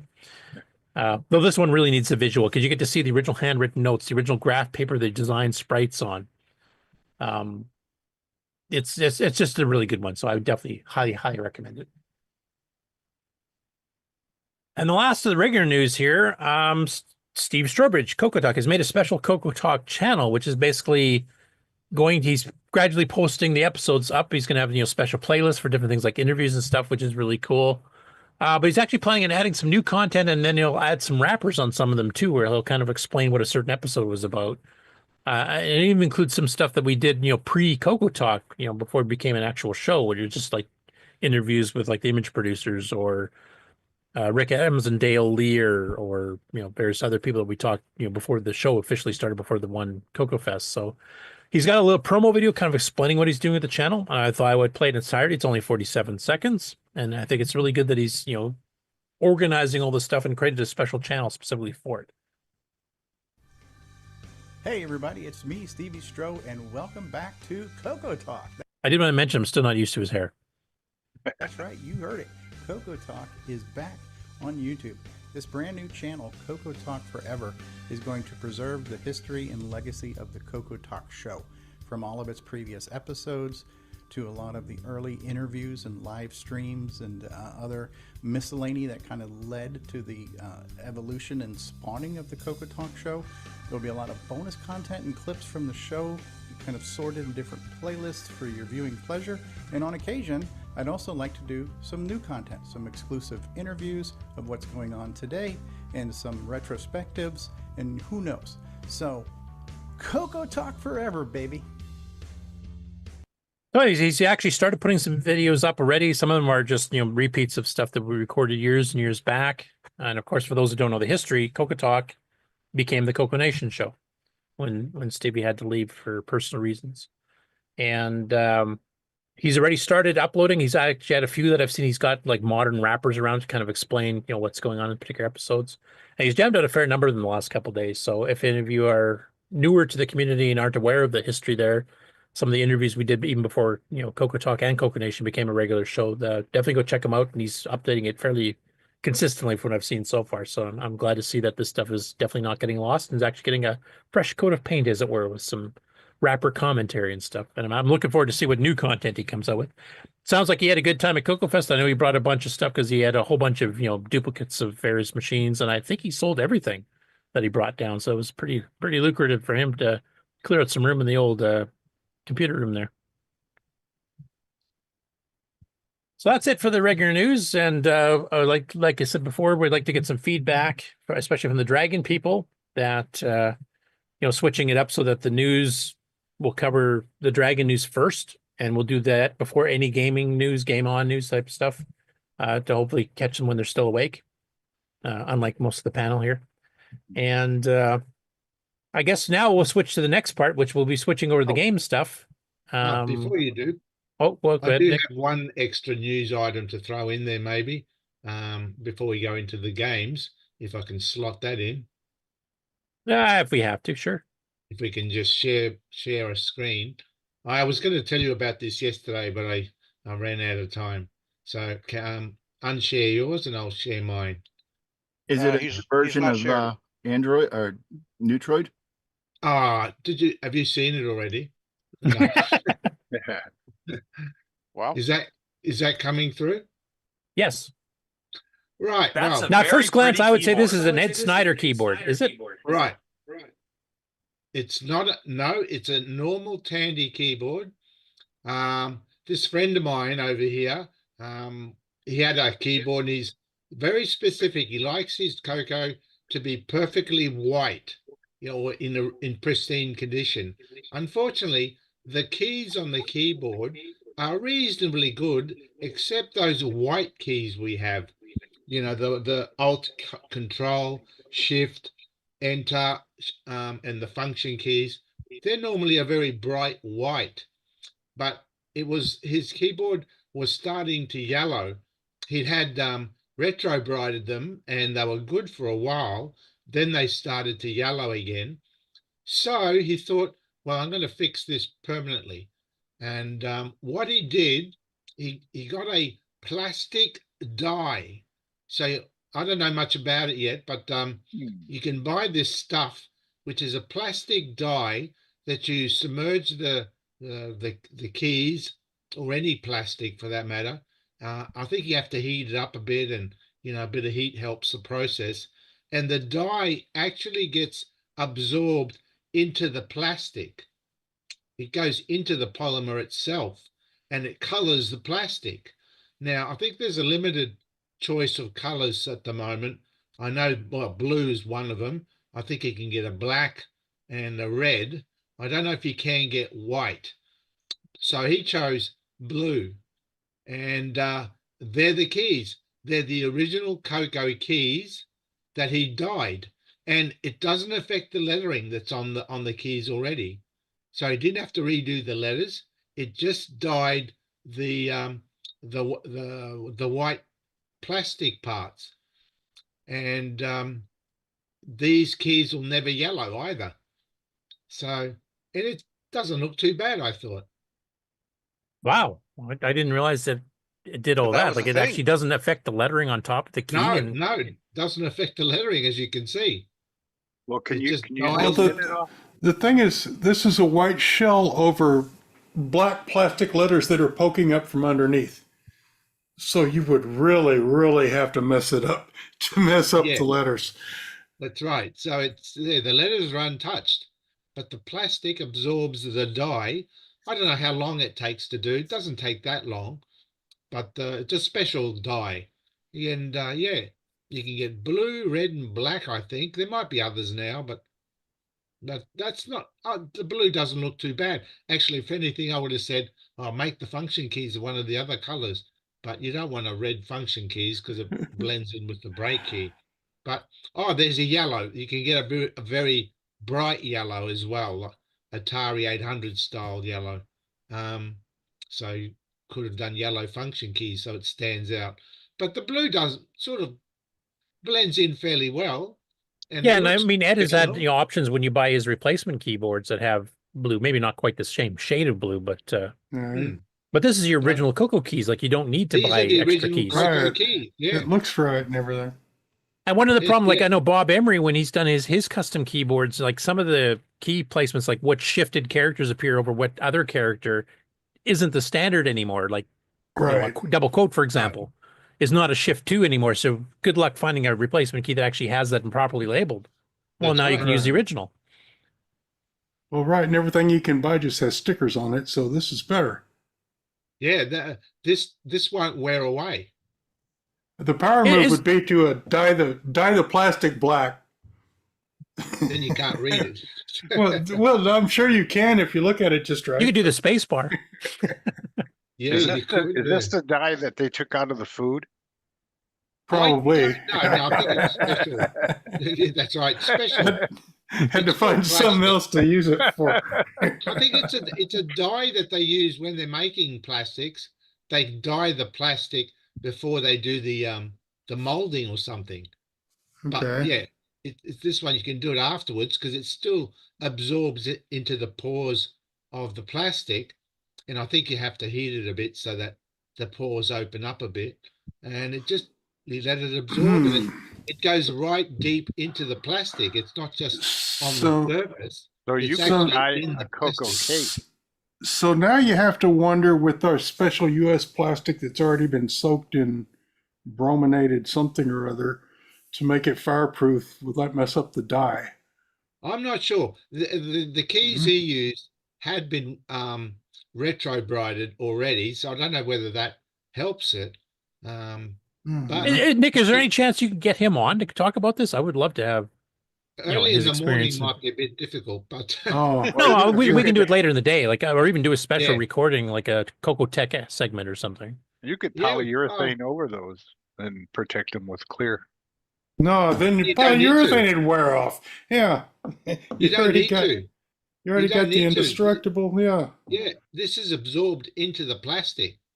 If you could scratch it, you'd only scratch more blue plastic.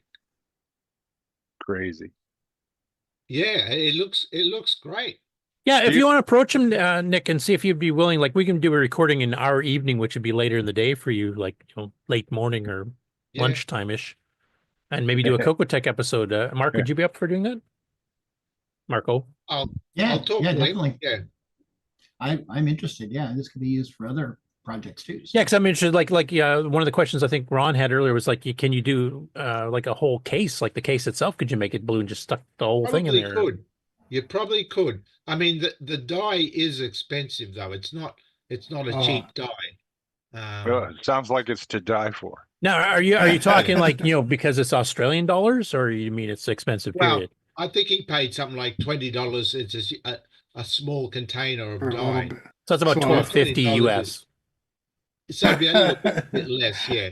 But still, for what it is expensive. It's Right. A case-sized vat of it would probably be a little pricey. Well, but if you ganged up a couple of orders here where people brought their CoCo keyboards to CoCo Fest, and one guy brought a couple colors here, and they just charge a amount for doing all the special keys, and everybody maybe you can pick the same colors or something. You can probably do it fairly cheap and get it a little bit customized.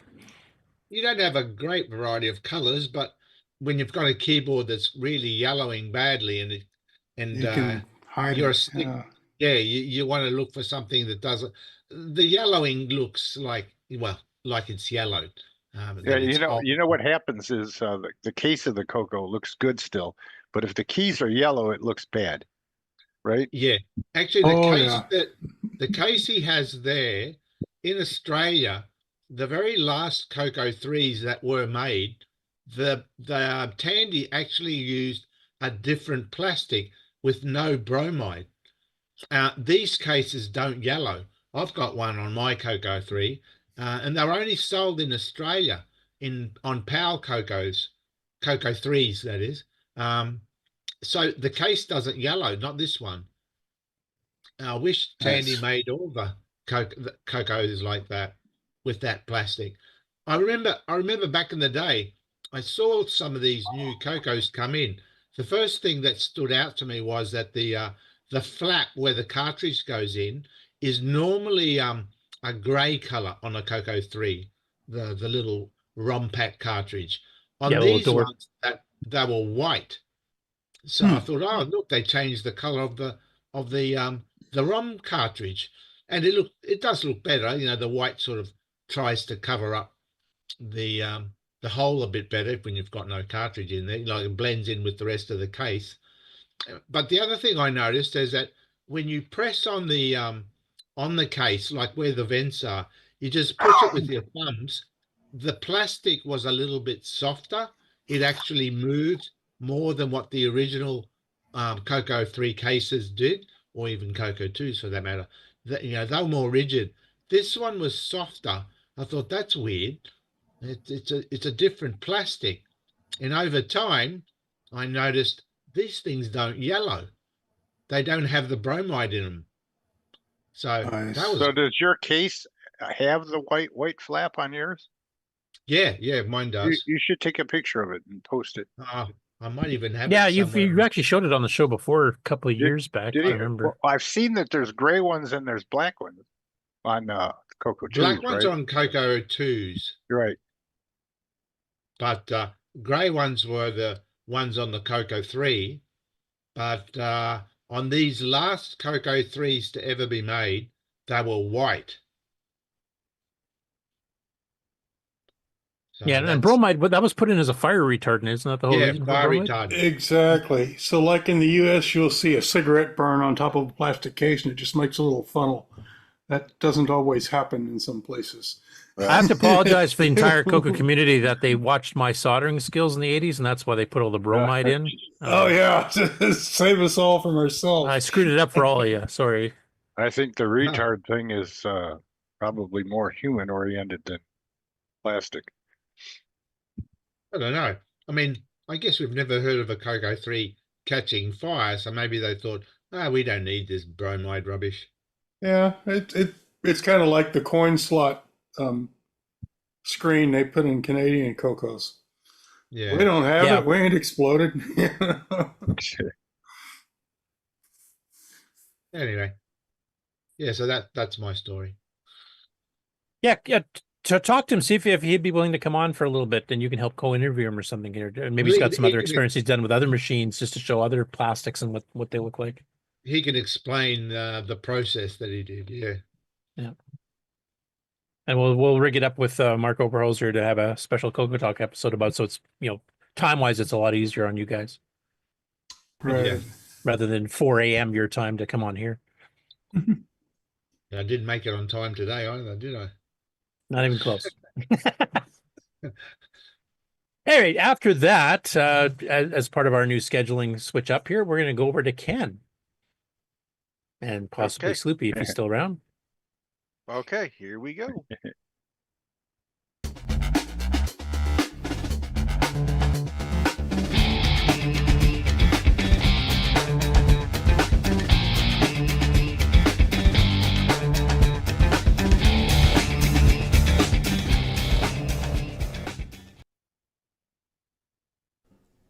Welcome everybody to the CoCoNation Game On Challenge of the Week results video. This week we played Demolition Derby. We had a total of 17 players. We had Mark O with 1,300, Mr. Dave 6309 with 1,400, MarcB 1,500, Sloopy Malibu 2,100, Sabhead 2,600, tied for 11th, Albert Marsh and Just Mike with 3,000. David Craker 3,700, L Curtis Boyle 3,800, Ed Rhodes 4,500, Jim Rye 5,400, Canadian Retro Things 7,600, Mike Zweifel 8,300, Tasman 9,000, Shenley 14,800, Coconut Bob 24,800, and this week's #1 score belongs to Dr. Ted with 25,100. Thanks everybody that played. We'll see you again next week. And the CoCoNation salutes Dr. Ted. Salute! Just squeaking it out this week. Yeah. Barely squeaked by Coconut Bob this time, so. Well, before you get started, Ken, I just want to ask one quick question. The color palette you chose to show the score, was that specifically to match your shirt? Yeah, absolutely. The vibratory colors. I'm starting to color coordinate the results video with the shirt I'm going to wear. We might have to send some of that dye that Nick was talking about here. All right, so Demolition Derby, oddly enough, I could not find any reviews of it in any of the magazines and stuff that I looked through. So I would have thought because it's one of the originals, it would have had something in rainbow, but yeah, that is odd. Unless it just isn't flagged in the search thing for rainbow. I don't know. Anyway, with Demolition Derby, as many of us pointed out during the Game On Challenge and everything else, it's bump and jump without the jump. And what did anybody that played it think of this game? It definitely had some interesting physics to it. Yeah. I just found the review on icepeople.net. He did a quickie review of it. So I keep forgetting about that website. Wasn't the worst game I've tried on this challenge. There's an absolutely stunning 10 out of 10 review from Mark. No, just kidding. You want to bring up that ice review then? Or? Yeah, let me just zoom up over here. Let's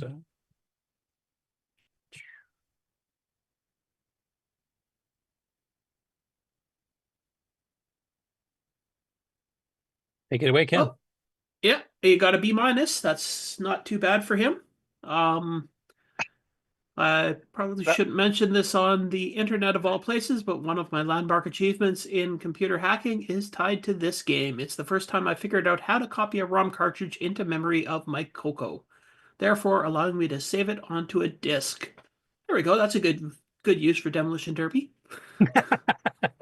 Exciting stuff for a kid who figured he'd made a major hacking achievement. I'm sure it turns out everyone was doing it, but like so many other pleasures in life, that doesn't diminish the thrill of my so-called discovery. Okay, what does he actually say? What does he say? So about the game, well, I managed to get some fixes for my pirated game in a few months later, along with a list of a bunch of other carts, and it's okay. I'm not terribly in a not terribly exciting way. It's a conversion of the arcade game Bump and Jump, and it's done fine, but it just doesn't have any elements that make it all that addictive. Yeah, I wouldn't say it's really a conversion of Bump and Jump. No, at first glance it is, but I mean the whole refueling and everything else adds it's a different game. Yeah, somebody used Bump and Jump as a starting inspiration. Point. Yeah, sort of like just about any other racing game. Yeah, and decided to make it a little bit more their own style. I mean, the cars and everything in it are quite similar to what you run into in Bump and Jump, but yeah, the fact that it's just a single track, there's no variation and no, anything that you have to. Yeah, and you have to refuel, and you get fuel for knocking the cars out, and yeah, you got ambulances shooting up behind you, which I don't remember in Bump and Jump, and you're not trying to get to the end of the level; you're trying to destroy 15 cars, and that gets you to the end of the level. So, the harder the car is to push, the more you bounce off of it. Definitely true. And the more points you get for it. If I recall right, this is also critical to keeping your fuel supply going, which is also true. The more solid of the vehicle that you hit, the more fuel you lose. So I would say this is more like a bumper cars game. Yeah. Because it's definitely not got the physics, even though it very much disappointed Sloopy that it didn't have real life physics in it when you hit other cars. I'm keeping my mouth shut. I was going to say, does he have a lot of experience with this? That's why he knows, or? Honestly, the controls are like on rubber bands. It doesn't. Yeah, they're a bit loosey goosey, I think is the technical term. Yeah, I think the thing is that if you were playing with planes, this would be a very good rendition of how you fly a plane. It takes time for it to go back and forth, and then the more you turn, the faster it goes. But in a car, when you go like this, the whole car goes whoop. Yeah, but in defense of the game, Sloopy, though, like you're asking that if you hit a vehicle and then you push the stick to the side, you're hardly going to move over across the screen. Well, that would make No. the game way too easy. I'm not talking about that part. I'm just talking about just driving with not even hitting anyone. It's like you're trying to move around, and it takes a while before when you turn the joystick, it takes a second or two for the car to start moving, and the further you push it, the faster it starts turning, which isn't quite realistic to a real car. Yeah, basically what they've done is they've taken the equivalent of the accelerator and brake, where you do gradually slow down and you would gradually speed up, and they've applied it to the sideways movement as well.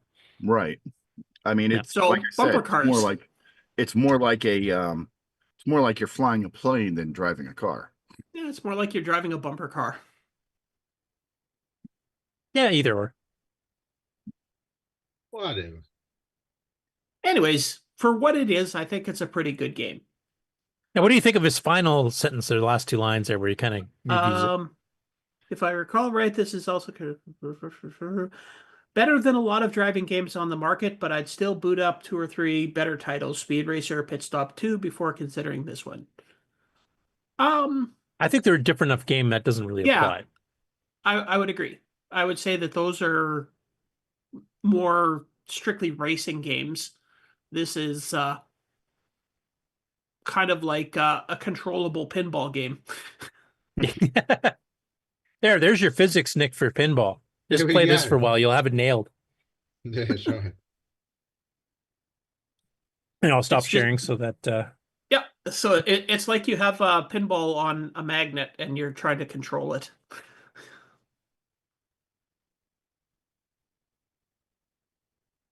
Anyway, personally, I kind of like this game. Definitely different enough from the other ones that are similar out there that it, I think, makes its own. Yeah, and different enough from bump and jump that after you get used to some of the things you have to do, like how you get fuel by crashing the cars, you can cascade cars into each other. You got the fuel things to worry about. You've got ambulances coming up, including multiple ones, as Bob Emery found out. As you get to later levels, like it's got enough differences that it's kind of its own game. It's got some basis on bump and jump, but it's different enough. I would consider it its own. I actually had. Oh, sorry. Go ahead, Nick. Oh no, I was just gonna say that was sold by Tandy, wasn't it? Yes, it was. Yeah, that's right. It was a card. I actually had to laugh because I went and played Color Car Action the other night after playing this for a while, and every time I hit a vehicle, I wrenched the joystick over so far that I just crashed into the wall right away. Because I was so used to having to wrench the joystick over to keep from hitting the opposite wall that I just crashed myself into the wall closest to me. Speaking of which, did you get to try Road Fighter? No. Yeah, Jim Rise explains it's just because you don't have power steering in this game. Yeah, there you go. And you've and also Scott Cooper says, yeah, the driving physics are not quite right, but still a fun game. I would agree with that. So color the road white and call it ice. Yeah, that would be a good idea. It's not quite as slick. Like ice, you'd slide quick. If you played the Morocco GP we did just recently on the ice, like you're across screen. And Ken and I have some experience doing this in a real car on the way to CoCo Fest a couple years back, so we can speak from a platform of authority here. I would say what you're driving there is a vehicle without power steering that has 4-wheel turning. There you go. Yeah. Applied physics at its best.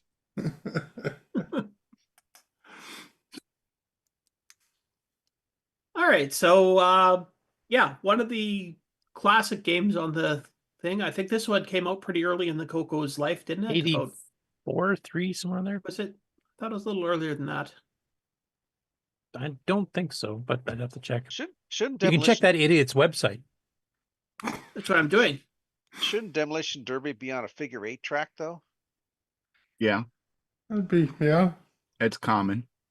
Or in an open arena. Yeah. Oh yeah, 84. Still fairly early in the CoCo's life. Yep. In relation to where we are now. We're at Wet Sunny. All right, so yeah. I don't know what else to say about the game. Does anybody else have anything they want to say about it?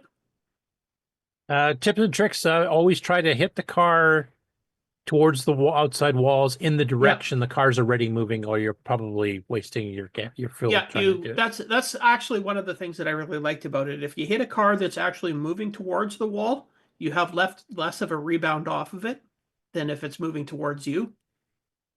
And also try to combo the cars. Hit a smaller car into a bigger car, then you get less rebound, but you still get the bigger car to go just as far. Yeah. And you get the fuel if you happen to run the fuel truck into the wall, even Right. after a ricochet. And definitely the fuel trucks you have to hit as they're moving towards the wall, because if they're moving away from the wall, they hardly move at all, but you go flying across the screen. Fuel trucks have better drivers. If Bob Emery was still on here, I was going to ask him, how do you handle 5 ambulances coming up behind you at once? Oh, he's still here. He's playing to preserve He is contact. still here. Dr. Ted Bob. could probably tell us that too. Yeah. Bob, any tips on that, or? Just dodge and weave, dodge and weave. Rope-a-dope. Rope-a-dope the cars. Do the weave. I think it boils down to luck, like Doctor said. You get lucky, you get some fuel, you keep going. You try not to hit things that cost you fuel, you know. Yeah, that's the other thing. Don't hit vehicles unless you have a chance of destroying them, because every vehicle that you hit takes your fuel down faster. Yeah. So if you're hitting them going the wrong direction, or if you're hitting them starting in the middle of the screen, it's going to take you a while to push them. You're just wasting fuel like crazy. And not to mention your insurance rates. Yeah. Well, that's why your car is covered with like Nerf pool noodles. You're keeping any damage from happening. To your car. Yeah. That's the important part. All right. The other game that we played was City. And I'll have to catch up on this week, because I didn't, like I said, I was finishing the hard drive, so I didn't get a chance to play it. So I believe this one was also from 1984. So, and so it's a single screen shooter. You're a helicopter, and you have to protect your cities on the bottom of the screen from things falling, aliens dropping down from the sky. Tips and tricks is definitely try to take the shoe out as quickly as possible, because it will just bounce along the screen and destroy everything in its path. And don't be too concerned about the alien things dropping down to a spot where there's no city, because yeah, it doesn't do anything if it hits the ground and there's no city there. They can't do any more damage. Yeah. I like Missile Command, where your cities, if they're already gone, don't worry about the missiles hitting the empty spot. Yeah. Yeah, I was getting my best score when basically I've lost all my cities except for one, and then I could protect that one much better. Oh yeah, definitely. Because you don't lose any points for losing cities, and you don't get any bonus points because there's no end to the levels or anything like that. So yeah, would you consider this kind of a Missile Command derivative? Yeah. Yeah, definitely. Yeah. I mean, the motion of the plane is much more like a plane. You go up, straight up, down, left, right type thing. But so rather than shooting missiles up from the ground, you're just flying a helicopter. It's Missile Command with flying a helicopter. Because I know there is another version of Missile Command on the CoCo where I think it might even be a basic game where the missiles only fall straight down. Yeah. Yeah, it seems like it's a game that was designed by someone that only heard about it from a kid. No, I think this is somebody that just wanted to do a little bit of a different spin. A different take, yeah. Andrew was pretty good at doing that. He didn't do too many raw clones. He usually did some changes to make it a bit original, and then he did some original games we played too. I mean, yeah, it's a good homage, shall we say, to Missile Command. Yeah, that's why I called it a Missile Command derivative. It's not a clone. It's right. Yeah. It's got some play elements like the straight left, right, and up, down. Like the fact you can shoot straight sideways and things like that. That's quite a bit different than the mechanics on Missile Command itself. Yet you're still defending cities from stuff coming down. So, yeah. So yeah, you're only shooting sideways rather than up. So, One of the interesting things is that the only way to die in this game is to run out of cities. If you get hit by one of the alien things that are falling, you actually lose points as it falls through you. The screen flashes and you lose a bunch of points. So avoid at all costs those things hitting your helicopter. So this is one of the few times we cannot recommend don't die as the primary thing to do, because you can't. You just, well, yeah, you can. You can just have all your cities gone. Well, but that's not you dying. That's all the other people dying. Yeah, at that point, you just give up because there's no point. You might still be alive, but everybody's dead, so who cares? So rather than don't die in this one, it's don't let the planet die. Yeah. It's an environmentalist game. Sponsored by Greenpeace. No, just kidding. How dare you? There, the old Richard's back.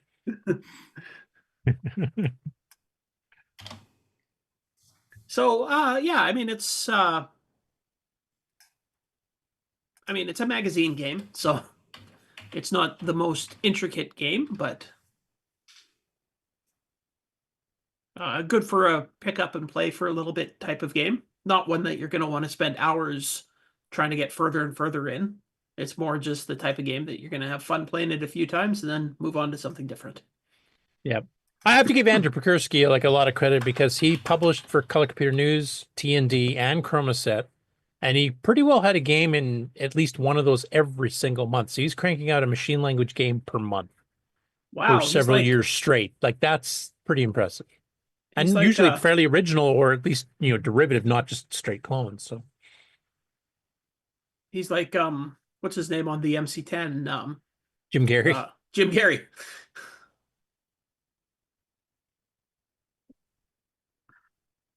So I don't know what else is there to say about this game, other than we're playing it for one more week. So, yeah, like I said, it's not a game that I'm really expecting you to, you know, play for hours and hours, but pick up, play for a little while, get a decent score, and move on to something else.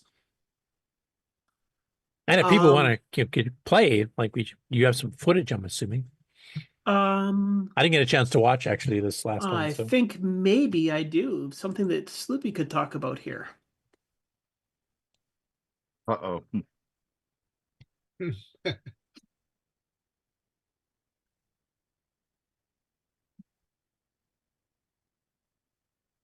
Welcome to the CoCoNation Game On Challenge Live, where this week we are... Oh, wait, this isn't that show. Nope.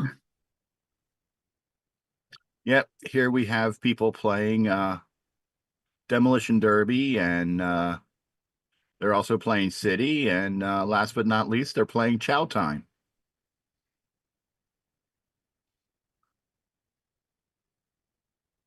So, yeah, we had, what was it, like 6 or 7 people at most? Let's see, at one point, oh, here we go. We got 6 people here. This is a little bit later. Most people that played City only played it at the beginning of the episodes, so. Yeah. I know I clocked out early.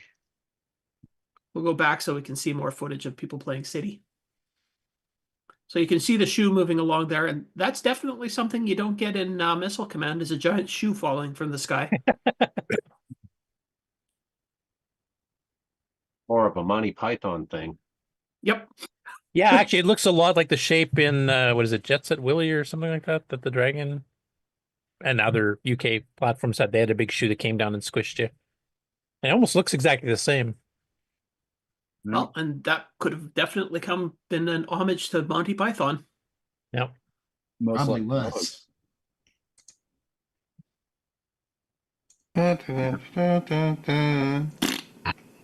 Actually, we've got one of those in our commercial rotations. Yeah, a foot coming down. And it's pushing a Commodore. Right. But yeah, great show. A lot of people were in attendance. We had quite a few in the studio audience. Like Eric. There was another one in the studio audience, but I don't remember who it was. Wasn't me this time. I didn't make it at all. Yeah, speaking of which, where were you? I was busy finishing up that hard drive so I could tell people about it on the show. Do you hard have drive a image, I doctor's should say. note? Do you have a doctor's note for your absence?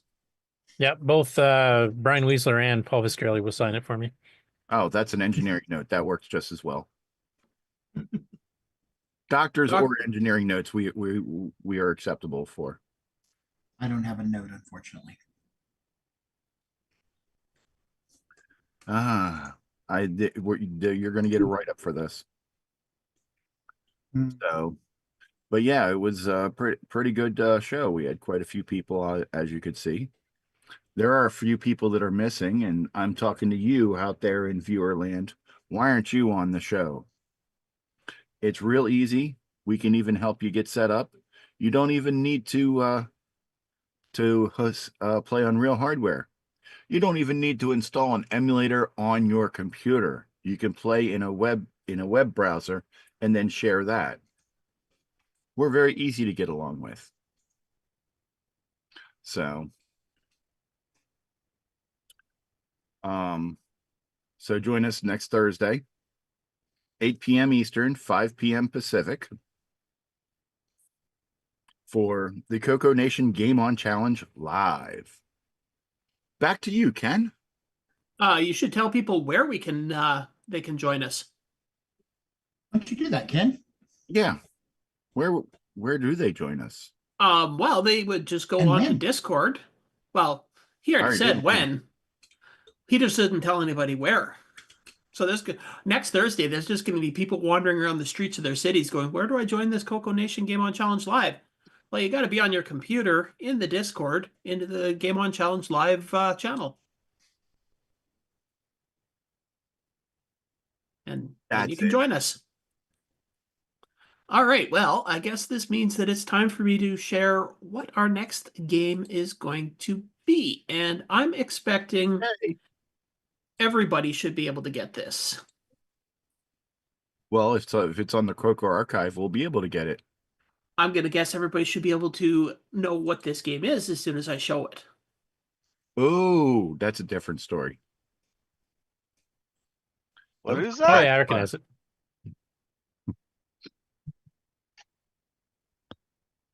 Other than Curtis, does everybody else know what this game is? Heck yeah. It's a castle of some sort. It's iMagic game, isn't it? Yes, yes. Was. Cross-platform. Dragonfire? Yep. That's correct. Ding, ding, ding. That's what I said at first. Oh, I didn't hear you. Yeah. Oh. You got to speak into your microphone. It's Dragonfire. There we go. And yet again, 1984. As I recall, this title screen has a really cool thing happening. They're doing a palette switch partial way through the display. Yeah, color set switch multiple times per scan line. So that's why you're getting more than 4 colors on the screen. In fact, on the CoCo 3, it doesn't quite work right because the timing on the gimme is a little bit different. So you'll see some color shifts. So it definitely looks best on a CoCo 1 or 2. And I tried it out on XROAR, and it doesn't do any weird color shifting. So Karen got it right, huh? Yeah, MAME also works as well. Like I said, the CoCo 3 is the one. I tried it on the Gimme X actually, or Gimme Z. So I don't know if its timing is even a bit more out than the Gimme itself is. So interesting to see. So it's still playable. Just the colors are a little bit odd in certain spots. Yeah, you might get some interesting colors, psychedelic colors. So there you go. But it's a true graphics mode screen, P mode 3 basically, 128 by 192, but with all 8 colors being shown.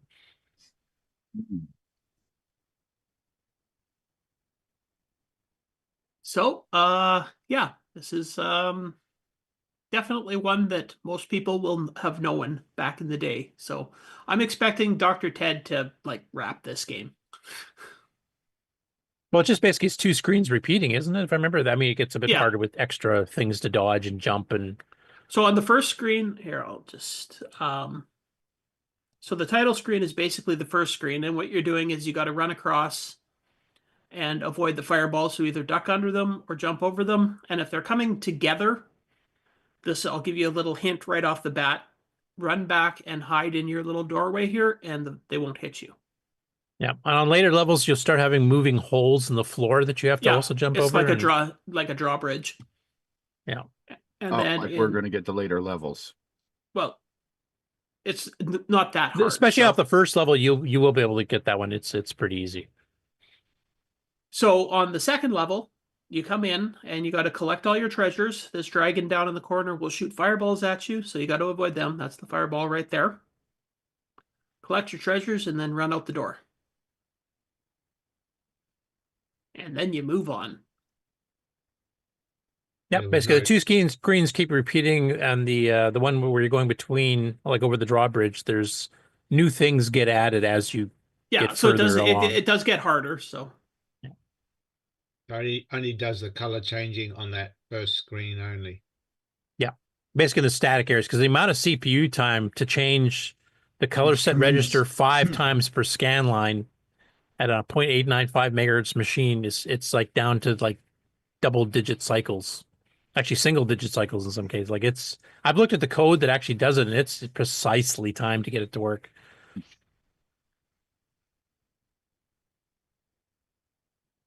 So just remember that when you're playing the game, how much work went into getting that to work on the CoCo there. Yeah. All right. Well, that's all I have to say today. Cool. Thank you again. Back to sleep, you may go. I don't know if we can looking at your shirt, but time for some gaming news. Correct. I see Ron's got a black dyed CoCo 2 in the background. Oh, so he was already aware of this technique a long time ago. That was done years ago. That's paint, right? Yep. It's since we barbecue black. Since we're kind of separating Game On from the rest of the news, we actually have a Game On intro. Oh.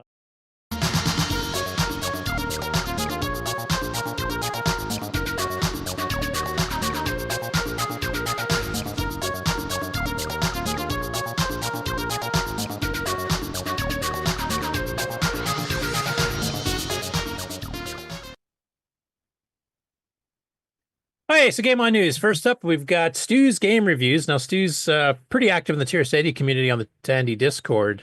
He does a lot of Model 1 and 3, Model 100, etc. game reviews. He's done a few CoCo ones. He's recently acquired a CoCo 3, which he actually recorded this video on, where he plays Clowns and Balloons. Now, of course, it's a CoCo 1-2 game. It's not required. I think currently he's only got 128K, so I've kind of suggested he probably should get a 512 upgrade if he's going to be doing a lot of CoCo 3 reviews, because a lot of the newer games especially are requiring 512K like most Nix. In fact, I'm trying to remember of your CoCo 3 games. What was the last one you did that would work on 128K? Was it Cosmic Ambush? Possibly, yes. Yeah, because I think your Space Intruders was 128, Cosmic Ambush was 128, Pac-Man needed 512, Gatecrasher needed 512, Popstar needs 512, Gunstar needs 512 and a 609, 0 Hour I think is 512. Yeah. So yeah, almost all the newer ones, I think, because they were taking advantage of, digitized sound and a whole bunch of fancier techniques. Sorry, what was that? Reloaded. Oh, well, that's a CoCo 1 and 2 game. 2, yeah. So for those of you who've not seen him before, he's actually got his own Discord too, and he does all kinds of games. Like he does modern Windows games from like 2021 all the way back to Pet and Tier City Model 1 games from 77, so he's all over the place. But he actually plays on real hardware, which is cool. I'll play a little bit of an intro here because I don't think most of you have probably seen him too often. He's done some CoCo 1 and 2 games before, but not a ton of them. And he's starting to get acquired. Like he likes playing with the original games. Like he doesn't like just downloading a copy on the STC or something. So he's actually got originals with the original manuals. He's actually got. I saw Bob Emery was playing To Preserve Quantic earlier. That's one of the games he's actually got off of eBay. Original manuals, the whole bit. And Bob, is that copy you've got? Is that your own, or is that from the archive? Just the archive. Because I think the archive one actually has a glitch. I think one of the sectors was bad, so I don't think you can actually win it. I'm hoping that I actually mentioned to Stu during his show on his chat that if he can make a copy of the disc and send it up to the archive, I think he might have a completely unblemished copy. Because it would be kind of nice to have one where you don't get frustrated because the game crashes. Always a plus. Hey there, folks. Welcome to our Stu's Game Reviews live stream. Today I'm playing the game that I read the manual for on the stream the other day, Clowns and Balloons.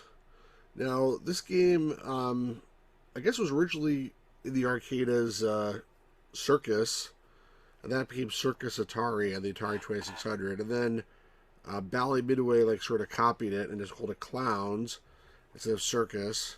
Basically the same game.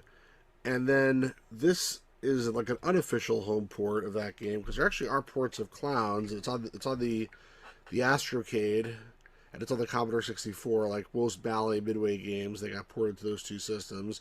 But this is an unofficial clone called Clowns and Balloons by Datasoft, and originally released for the Atari and some other home computers, and then it was ported to the CoCo, which is what they're playing here, the Tier City CoCo. Hey there, Pirate Gamer Boy, how's it going? And I have here... Anyway, he actually interacts with the chat kind of like we do, which is cool. Like Nick, you ended up joining, I think, a little bit later on here, too, when we were talking about playing this game with a deluxe joystick versus a Black Beauty type thing. Yeah, he said he said he was using a deluxe, but I wasn't sure if he knew that you could make a deluxe a free-floating joystick, but he did. I think because he's trying, like, his hand size is kind of in between where you'd hold the stick with your finger and your thumb, or if you're just going to try to use a thumbstick, he's right at that balance where it doesn't work really great either way.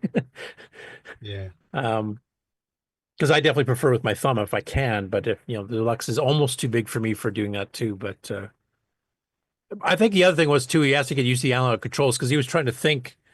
Like you're moving the joystick left, so the thing will just move left at a consistent speed, and it doesn't. The position of your trampoline, the two guys in the bottom there that you bounce the clown back up with, is relative to the position on the analog x-axis. Like if you're at 48 out of 64, then you're 3/4 of the way across the screen. It's just going to jump straight to there. And that, if you're not used to playing with analog controls like the CoCo has, is a bit nerve-wracking and weird. It doesn't feel right. Rather than just move left, move right, and you just have to get up, to wherever you're going, then stop in the middle. Yeah. So I think it just takes a while to get used to it. I mean, like he had really crappy scores off the beginning. By the end of the video, he was actually, I think, getting close to 20,000. And I actually looked it up for him because I mentioned you should come on our Game On Challenge one of these days since you're getting more and more CoCo stuff. And he'll think about it, but I think the winner of that particular one was probably Buck Owens, if I remember correctly, and it was like 63,000. So you got a third of the way to Buck. That's not bad for never playing the game before. Anyway, go definitely check it out. If you're into gaming at all, he covers all kinds of systems, all kind of retro systems, modern systems, in-between systems, home console and home computer. And he does, a fair bit of, detail on the game itself. He usually has the original manual with it as well. And he does very good reviews. I've actually talked to him on his chat on the show a few times over the last few years. And like I said, he's got his own Discord and stuff too. His own YouTube channel. His YouTube channel is called Stu's Game Reviews. If you want to check it out. What year did this game come out? Which one? Clowns and Balloons. 81 or 82. Was one of the early ones. Yeah. It was, I think, Steve York's second CoCo game. I think Popcorn was first. Yeah. And the first one he ever did with multi-voice music. He has 2-channel music in him. I remember seeing the ads in the Radio Shack catalog for Clowns and Balloons, and they were showing a totally different screen, colorful balloons, and it looked like really good. And I was saying, "Oh wow, this is great. This is really showing off the CoCo." Until I saw the actual game, and of course, well, plus you're on PAL, so that would have been all just black, white stripes. It's made even worse. That's right. It's made even worse. It turns out really bad. I thought, what's this false advertising? Okay, next up, we've got Infudo has got their next game starting to come out. Now, as of this morning when I loaded these pages up, the MC10 version is out now. It got out yesterday. The CoCo version had not been done yet, but they were up to 50 or 47. So I'm going to reload it live on the show here and see if the CoCo version's out yet. Oh, it's not. Darn. So anyway, this one is it's the first sequel game that Infudo's done. They've done these They've done a few that are kind of arcade clones. They're kind of like Engine Priskurski. They usually do some changes. Or they've done some original ones. Now, they've had a game previously called Mazy, where you had to basically run to the exit. And you were jumping over platforms and holes and stuff like that and dodging monsters. Well, Mazy 2 is basically the similar thing, and I'll just switch over to the actual video here so we can kind of see it better. Basically, you collect knives, and you can then huck the knives, and you have an inventory of how many you have, and you have to huck knives to kill the monsters. And you have to eventually get to the exit door. Now, what is different, I think the original Mazy, if I remember, and Ken, maybe you remember better than I do, but I think it's scrolled left and right as you were going, and you jump between platforms, and then you end up trying to get to the exit. This one now has flip screens where you're actually going between different floors. So you'll see little staircases around. And when you run down the staircase, it'll draw the next level up or down. And you actually have to go up and down, bouncing between levels to eventually find your way to the exit. So it's got a bit of a different mechanic with the staircases added in. And I think on the original one, I don't think you collected knives either. I think you just had to jump and dodge them. So it's got a little bit of a difference here. So we'll get to see the MC10 version here, which is 128 by 96 by 4 color. The CoCo 1 and 2, which will be slightly higher res at P mode 3, and the CoCo 3 version, which should have a whole different palette and run at 320 resolution, should be coming out this week. So if it comes out, well, I'm pretty sure it'll be out by this week, and then we'll cover it next week. But you get a sneak preview with the MC10 version. Of course, if you have an MC10, go get the game now. It's available.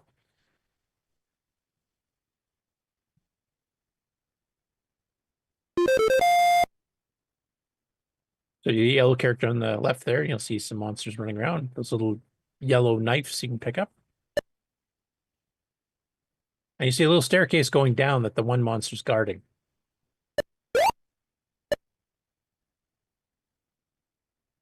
And then you can run back there if you have to go back up. But otherwise, you're on this other floor now. And you can see there's another staircase going up, down at the bottom. Now, there are some monsters sometimes that you will get that you'll have to collect knives on a previous level so you can get through them all. From the looks of it. And there you can see the actual exit. So this particular one is 3 floors or 3 different maps you got to go through to get the exit for level 1.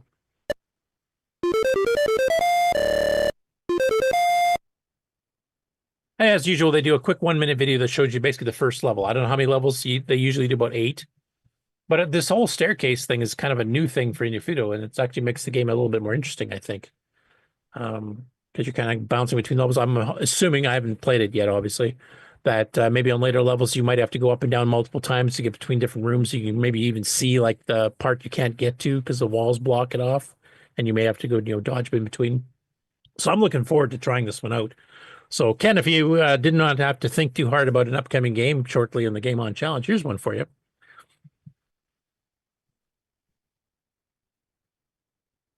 Next up, we got some updates from Kees van Os and Per Surat. Oh, I spelled his name wrong on the notes. Jeez, stupid idiot.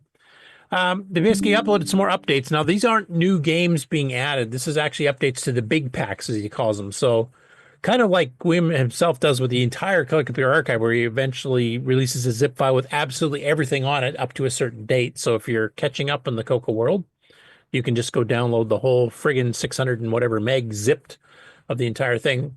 What they've been doing is on the AGD converted games. Of course, these are from the Spectrum AGD engine, the games designer engine, is that they release the updates where you can download the entire pack of all these games converted over. So the first one they did is Big Pack 3.3.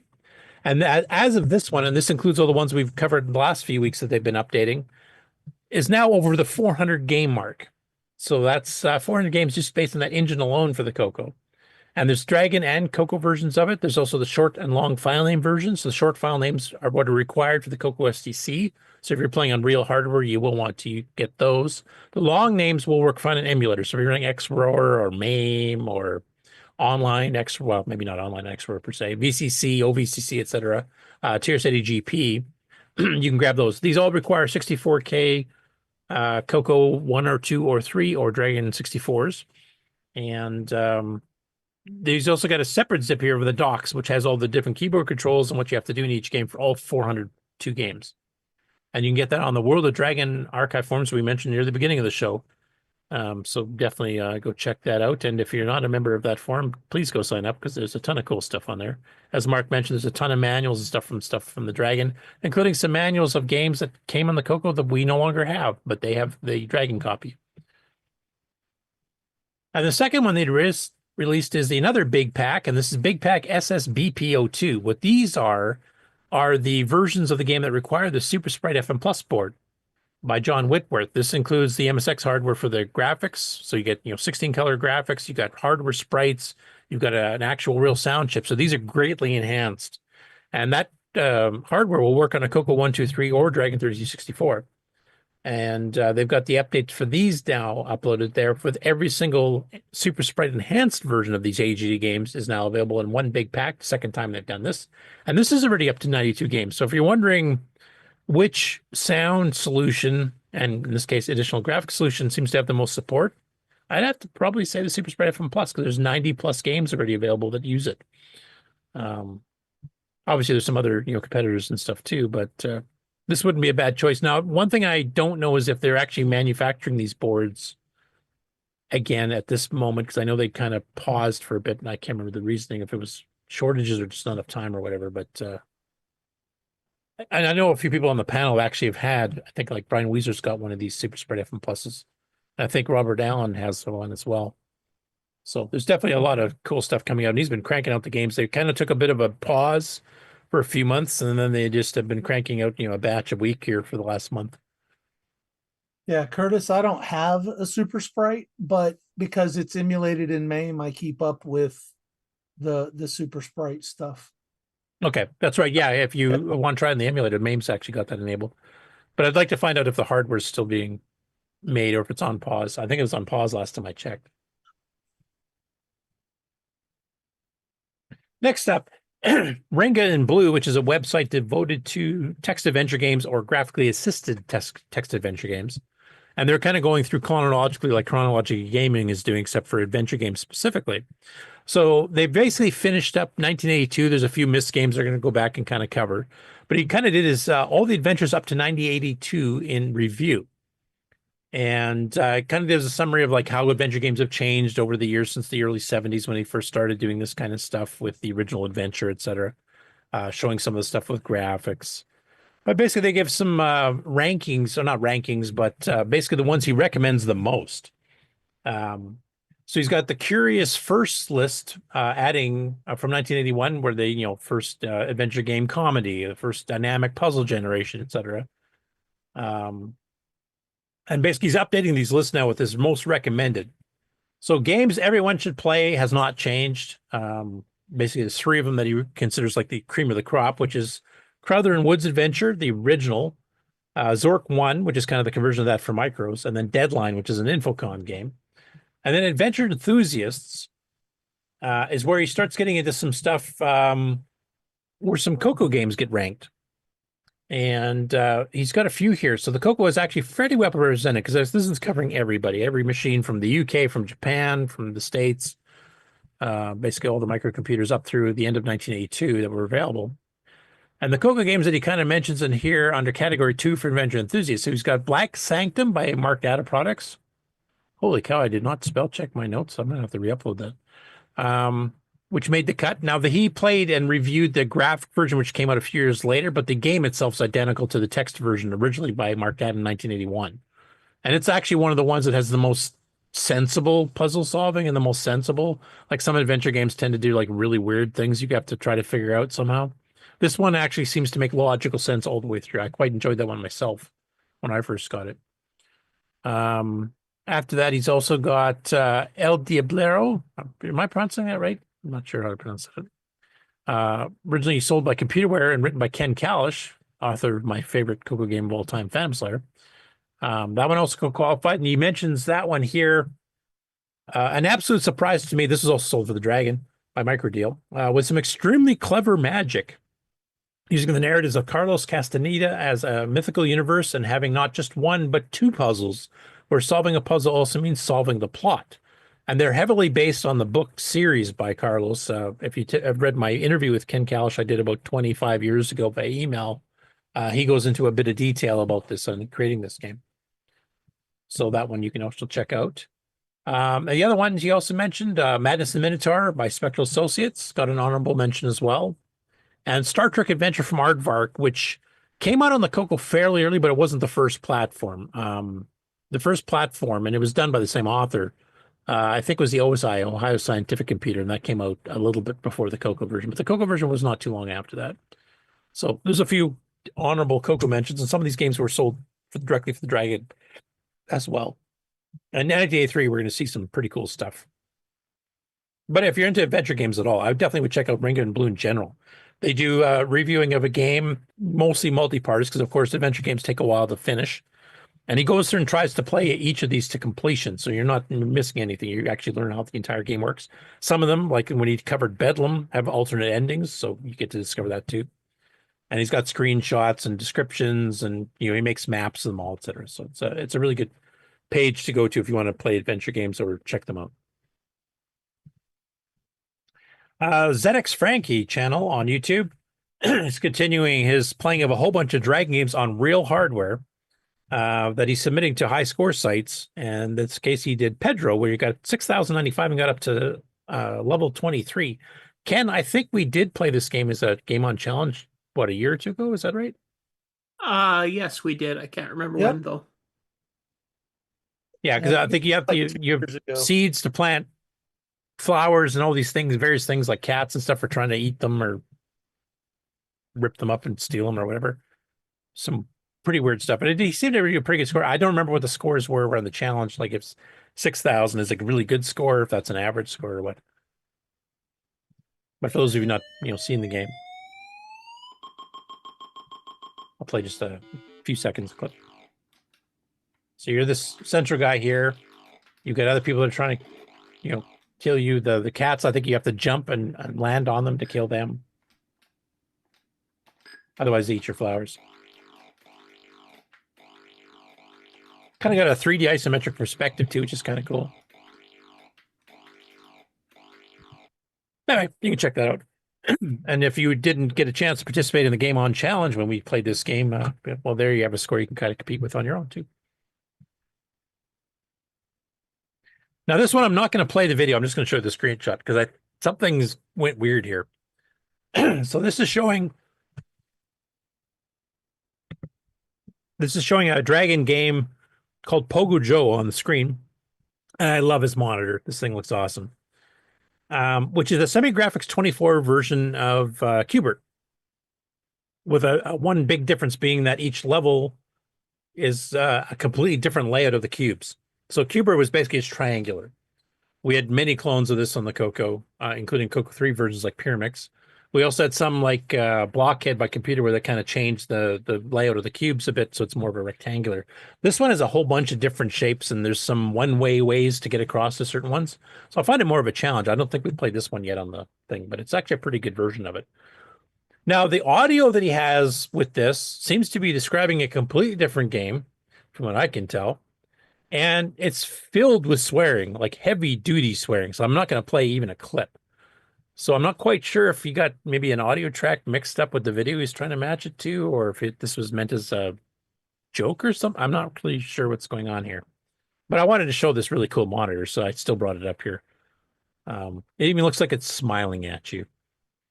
And it looks like it's something out of the Cars movie or something. Hey, if you haven't tried Pogo-Jo and the Dragon, definitely go check it out.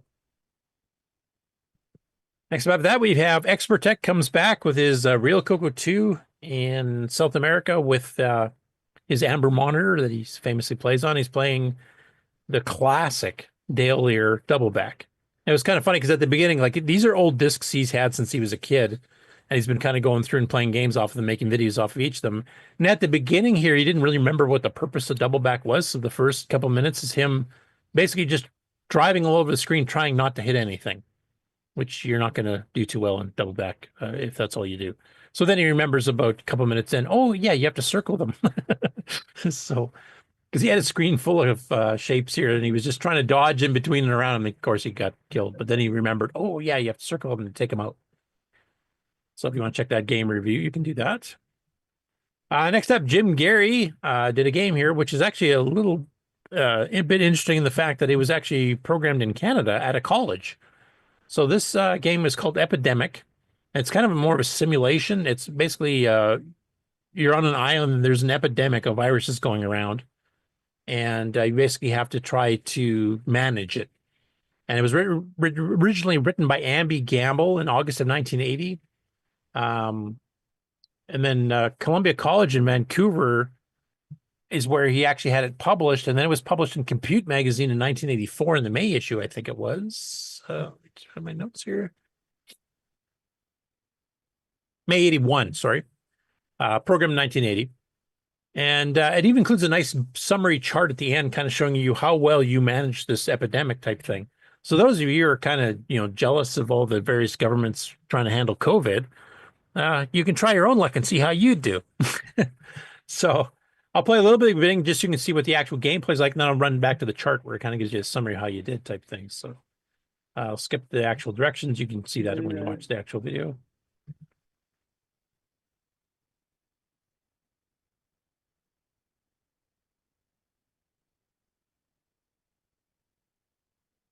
And you get to specify, the specs for the game itself. This is your little island. You got a little timer, and you got infected and uninfected people and contagious people. And they're just wandering around, but you kind of have to manipulate, how you're managing this and trying to keep people separate so they don't, infect other people if they're contagious, etc. That's how many days you can last. And then I'll just show you the summary chart at the end here, which kind of, it's a rather a cool way of presenting it for a low-res game. Of course, it's for the MC10 port.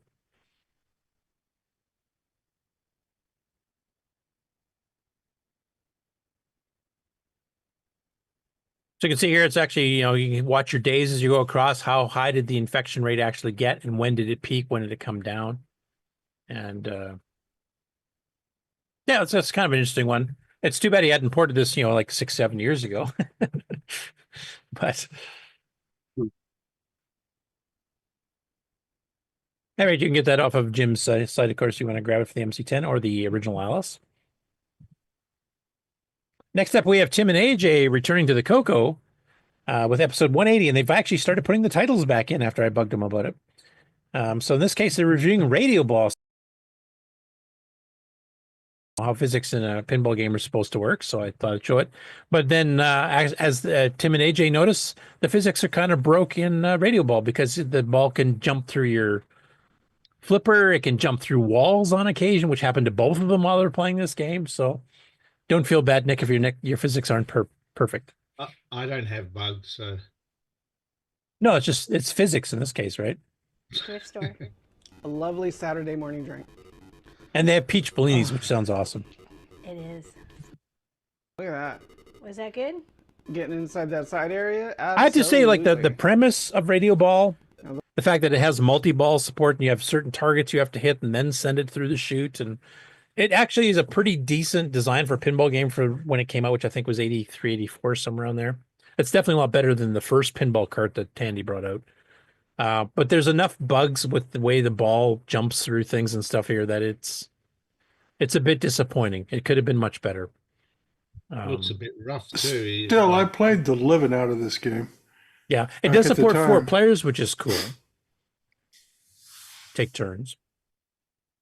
But the ball physics, as far as bouncing around, actually aren't too bad. It's the hit detection when it's trying to hit obstacles it's the problem.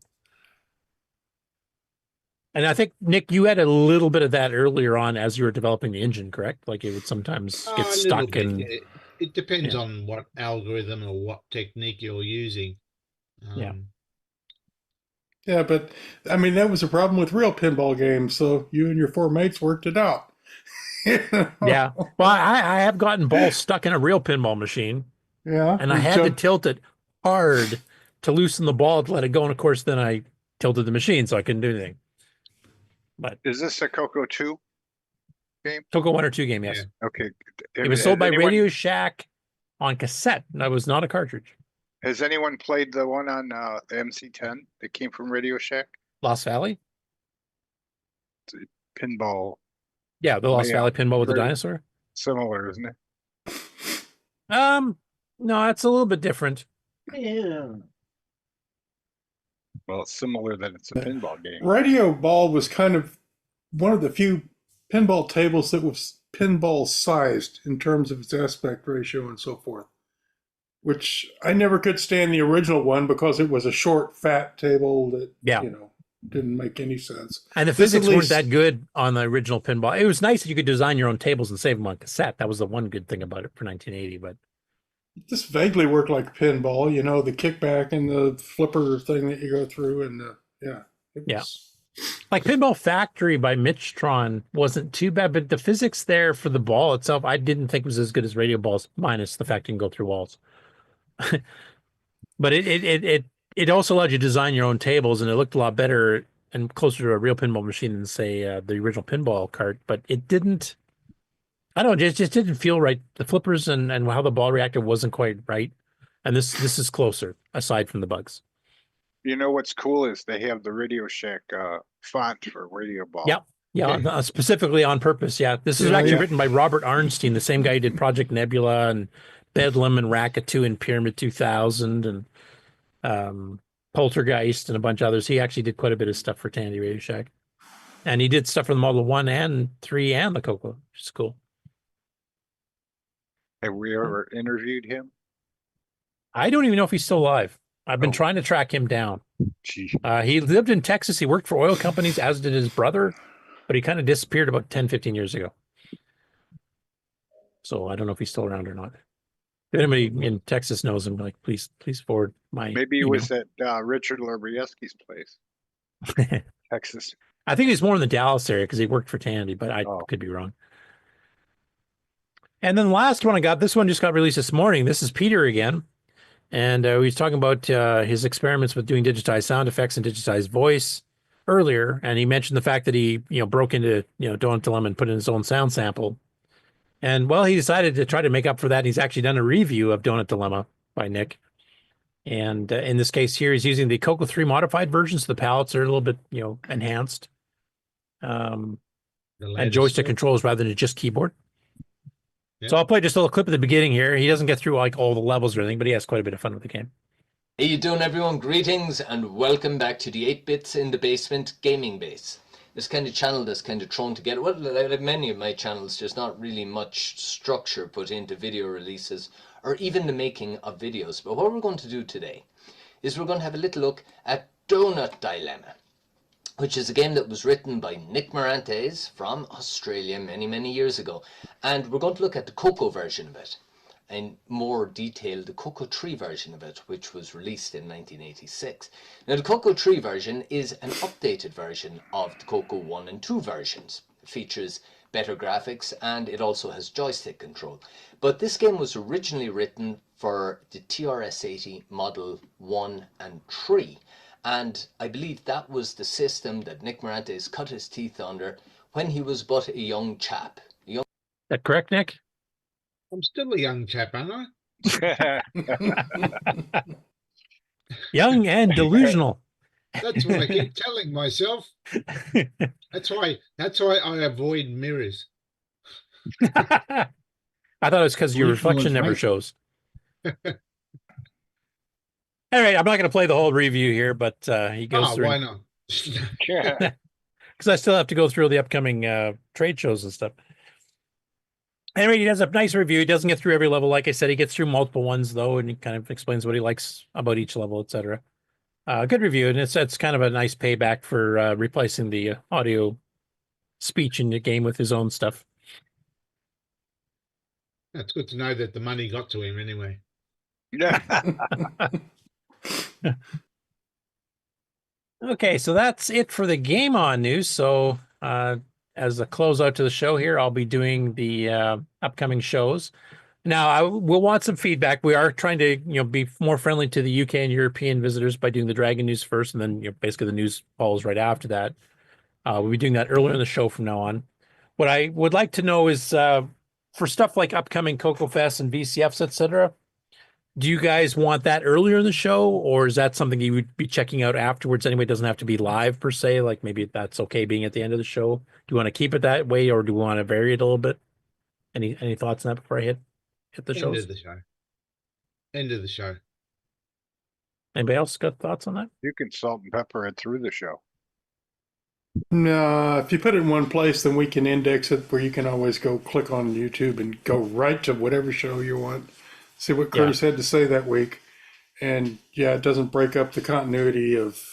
Yeah, because if you're trying to find a show, like to say you just joined the CoCo community and you're going, I have holidays in July. Is there any shows going on? You don't want to like hunt through the entire 5 hours trying to find. Right, somewhere he might have mentioned it. The end of the show makes sense to me. Well, we do have search engines, you know. Do they search live YouTube talk? Well, though? I mean, I think list of things at the end makes perfect sense. Yeah. Okay. I'm just wondering if I should put the shows like earlier in the show, or is it okay being in the end? I guess because by now the UK people are already passed out. Actually, you're the boss. Yeah. We aren't doing any of these things today anyway, so yeah, put it any place you want. I'll let MarcB decide because he's in charge of the show. So just give me a 10-second warning and I'll go with it. Honestly, I would say be either the beginning or the end, not the middle. Yeah. Yeah, it breaks up the flow of things. In the middle, we're talking stuff. Yeah, end of the show I think is fine. Gives me more time to sleep. Okay.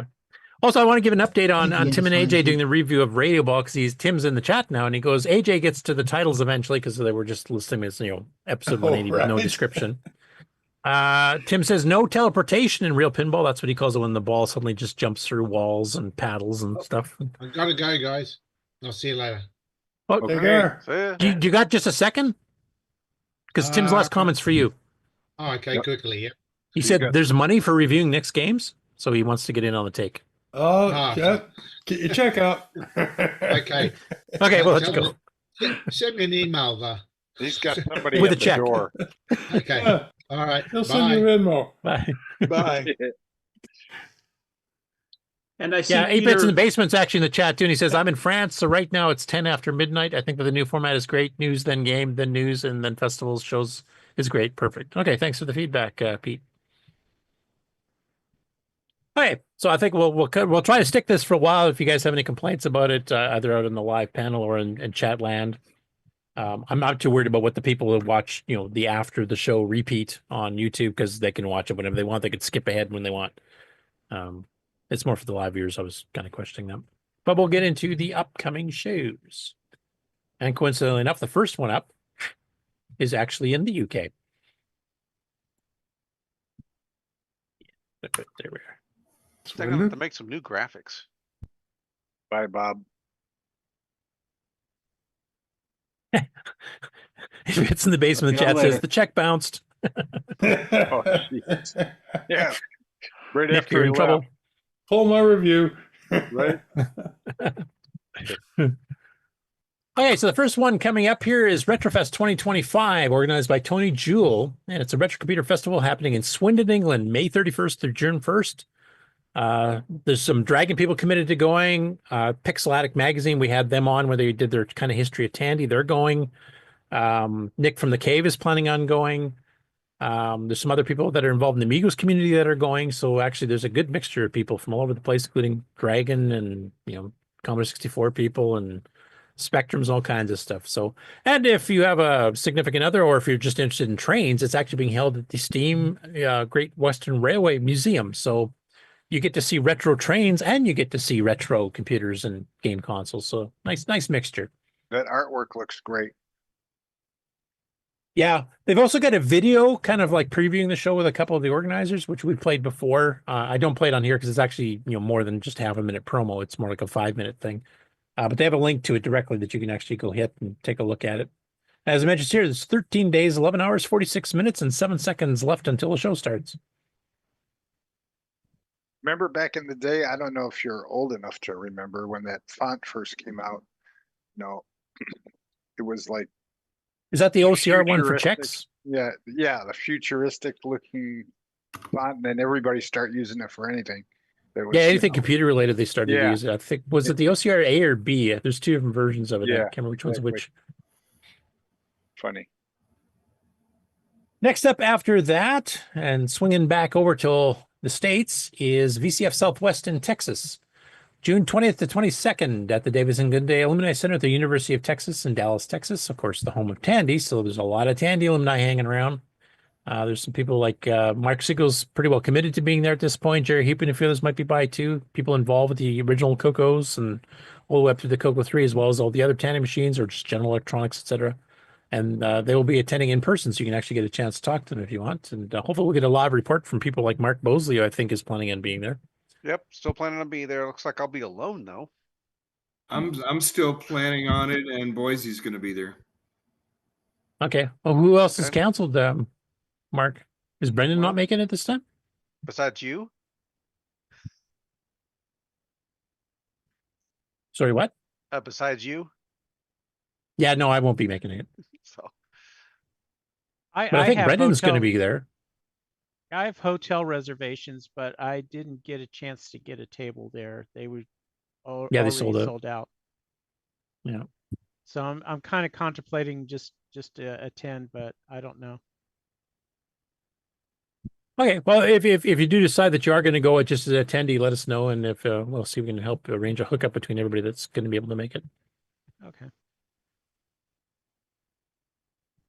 Anyway, as mentioned, the tables for vendors are sold out at this point. This is not a free one like VCF Midwest is. It's $20 per adult, $25 if you buy at the door, and it's $10 for a student, $15 at the door.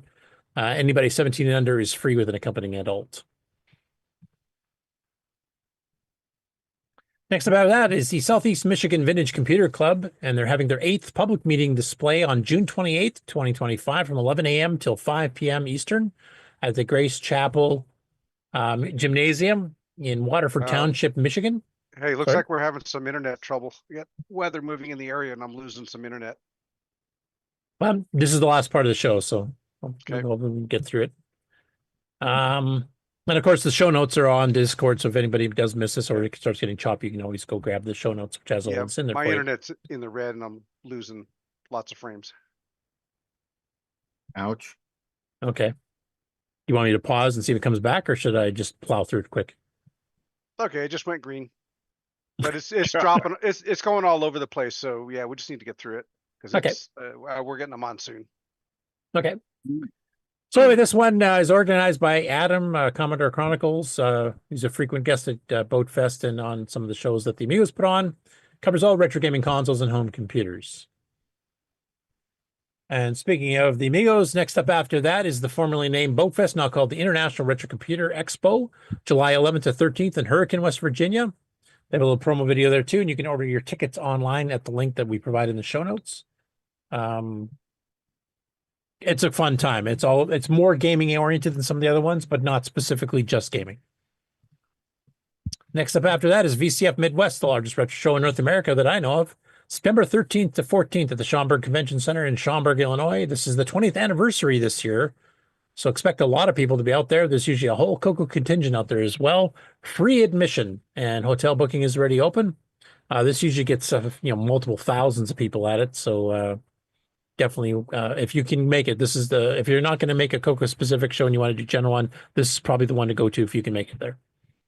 Yeah, the main hotel was already sold out there, and they have an overflow hotel as well, and they have not opened up the vendor booths yet. Yeah, they went into overflow, I think, the second or third hotel last year. Mm-hmm. Yeah, I got my reservations, but it's down the street, different hotel. Okay. Yeah, there's quite a few in that area, actually. That's not too far away anyway. The same weekend is Retro World Expo, held September 12th to 14th at Connecticut Convention Center in Hartford, Connecticut. You can purchase tickets already. Vendor applications are now live, and the Retro World Rumble registration, which is the wrestling side of this, is not quite open yet. So hopefully somebody from the community can make it to this, because this just sounds like a weird combination of things to go see. So I'm kind of curious what people think of it if they go in person. Next about that is the World of Retro Computing. This is sponsored by Frank of Retro Rewind, and this is a Canadian show that covers all the retro computers. It's kind of a sequel to the World of Commodore that they do. And this particular one is also on that exact same weekend as the previous two I just talked about. So anybody that's up in Canada and can't make it down the States for whatever reason for the other two, including VCF Midwest, can go to this one. This covers all retro home computers, video game consoles, They have door prizes, workshops, LAN parties if you want to play in them. We've had some coverage from Frank in the last couple of years. They've been hosting this one. And this takes place September 13th to 14th at the Old Goodies Department Store location in Kitchener, Ontario, which is west of Toronto. I think about an hour drive or slightly less. And it looks like a fun time, too. We've met a few people like, Trino's Technobabble and a few others there, too. After that, we have Tandy Assembly, which is September 26th to the 28th at the Courtyard by Marriott Springfield in Springfield, Ohio. Peter Satinsky issued a note on the Tandy Discord on May 13th, so 4 days ago, that all tables are officially sold out.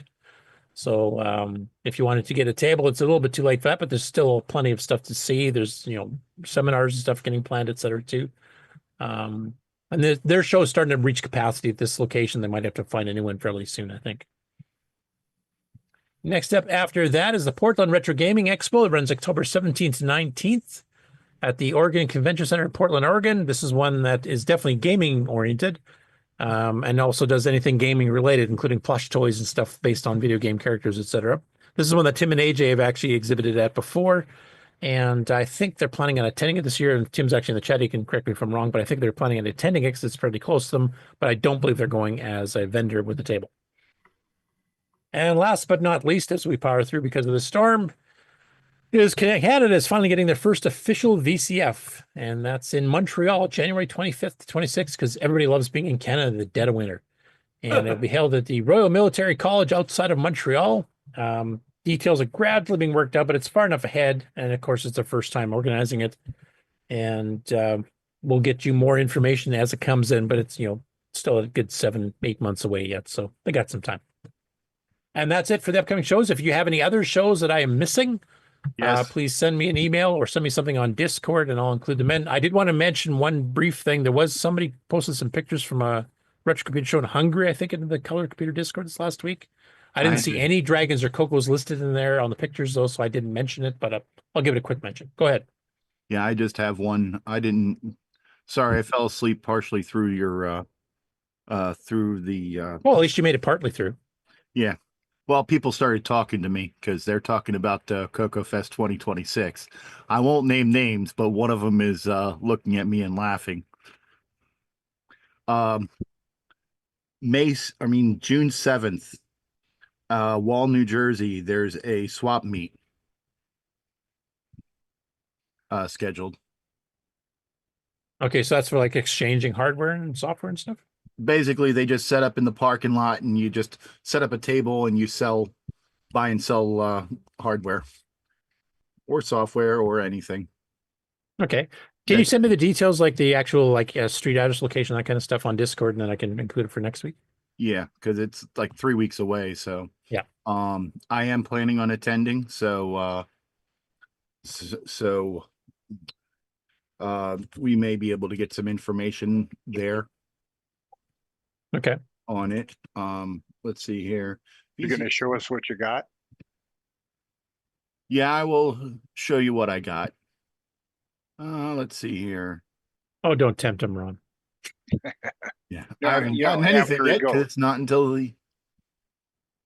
Let's see here. Swap meet. There it is. It's at the same place that VCF East is done. Yeah, just send me the details, and I'll mention the next couple of weeks worth of shows so that people have the specifics. Let's see here. I will send it to you, but I'm going to put it here in the chat so that whoever's running the chat can put it in the chat. Let's see here. And how's your bandwidth holding out there, Mark? It's up and down, but it's right now okay. Yeah, because I haven't seen any stuttering on you on the Zoom call, but I know it generally favors Zoom over OBS. Well, I've switched my my other laptop over to backup. Yeah, because they go back and forth between at the Info Age Museum and the the Source Museum in Maryland for the swap meets. Okay, I see your post here. Yeah, unfortunately, there was a workshop this weekend that was missed that I only found out about earlier this week and completely forgot about it. Otherwise, I'd be there. Okay, I just cross-posted the link to the Swap Meet webpage there into the chat, so it'll be on the live stream recording as well as anybody's live there now who wants to check it out. So where do you live, Sloopy? I live in Maryland. Oh, okay. I'm about 50 miles from Baltimore and 50 miles from Philadelphia. So the Info Age Museum in Wall, New Jersey is about 2 hours away from me. And the System Source Museum that they do in Maryland is about a 45-minute drive from me. Okay, well, I think we're done the show. I'm kind of rushing along here just before Mark loses internet completely if that happens. Yeah, it's been bouncing off of red and yellow. Red right now, so we're down to 3K instead of 10. Okay, Yeah, so we'll wrap up the show. I don't have anything more to add. I see the weather guy in the back.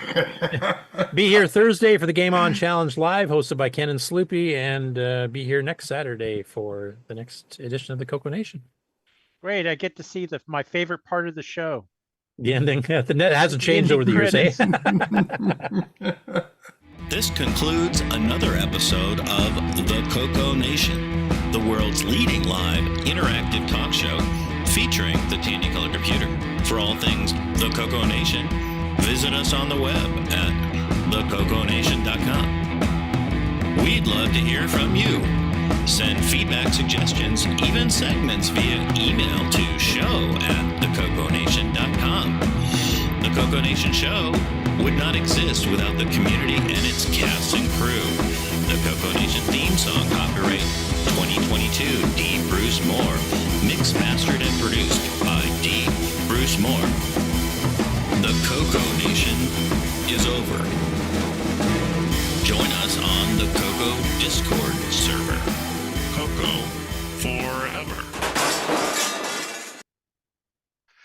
Okay, that should be it for today. I need to keep an eye out for David Ladd. He might be in the area. He warned you? Huh? He warned you? No, but he was storm chasing today. So David or Grant? I'm sorry, Grant. Yeah. I don't know why I don't know why I get the names. If David was storm chasing, that storm would be running away. Right. Well, that's what we need. Either that, or the storm went over some retro place and it's carrying a whole bunch of floppy drives floating around in a tornado or something that's coming your way. Grant will like that comparison. What's that? Grant will like that comparison. Yeah, I keep doing that to him too. I don't know why. It's just because you hate him as much as the rest of us do. I just don't want him to come to town. Yeah, right. There's only one reason he comes to town. That's and right. It's not a good one. That's right. So, all right. Till next week.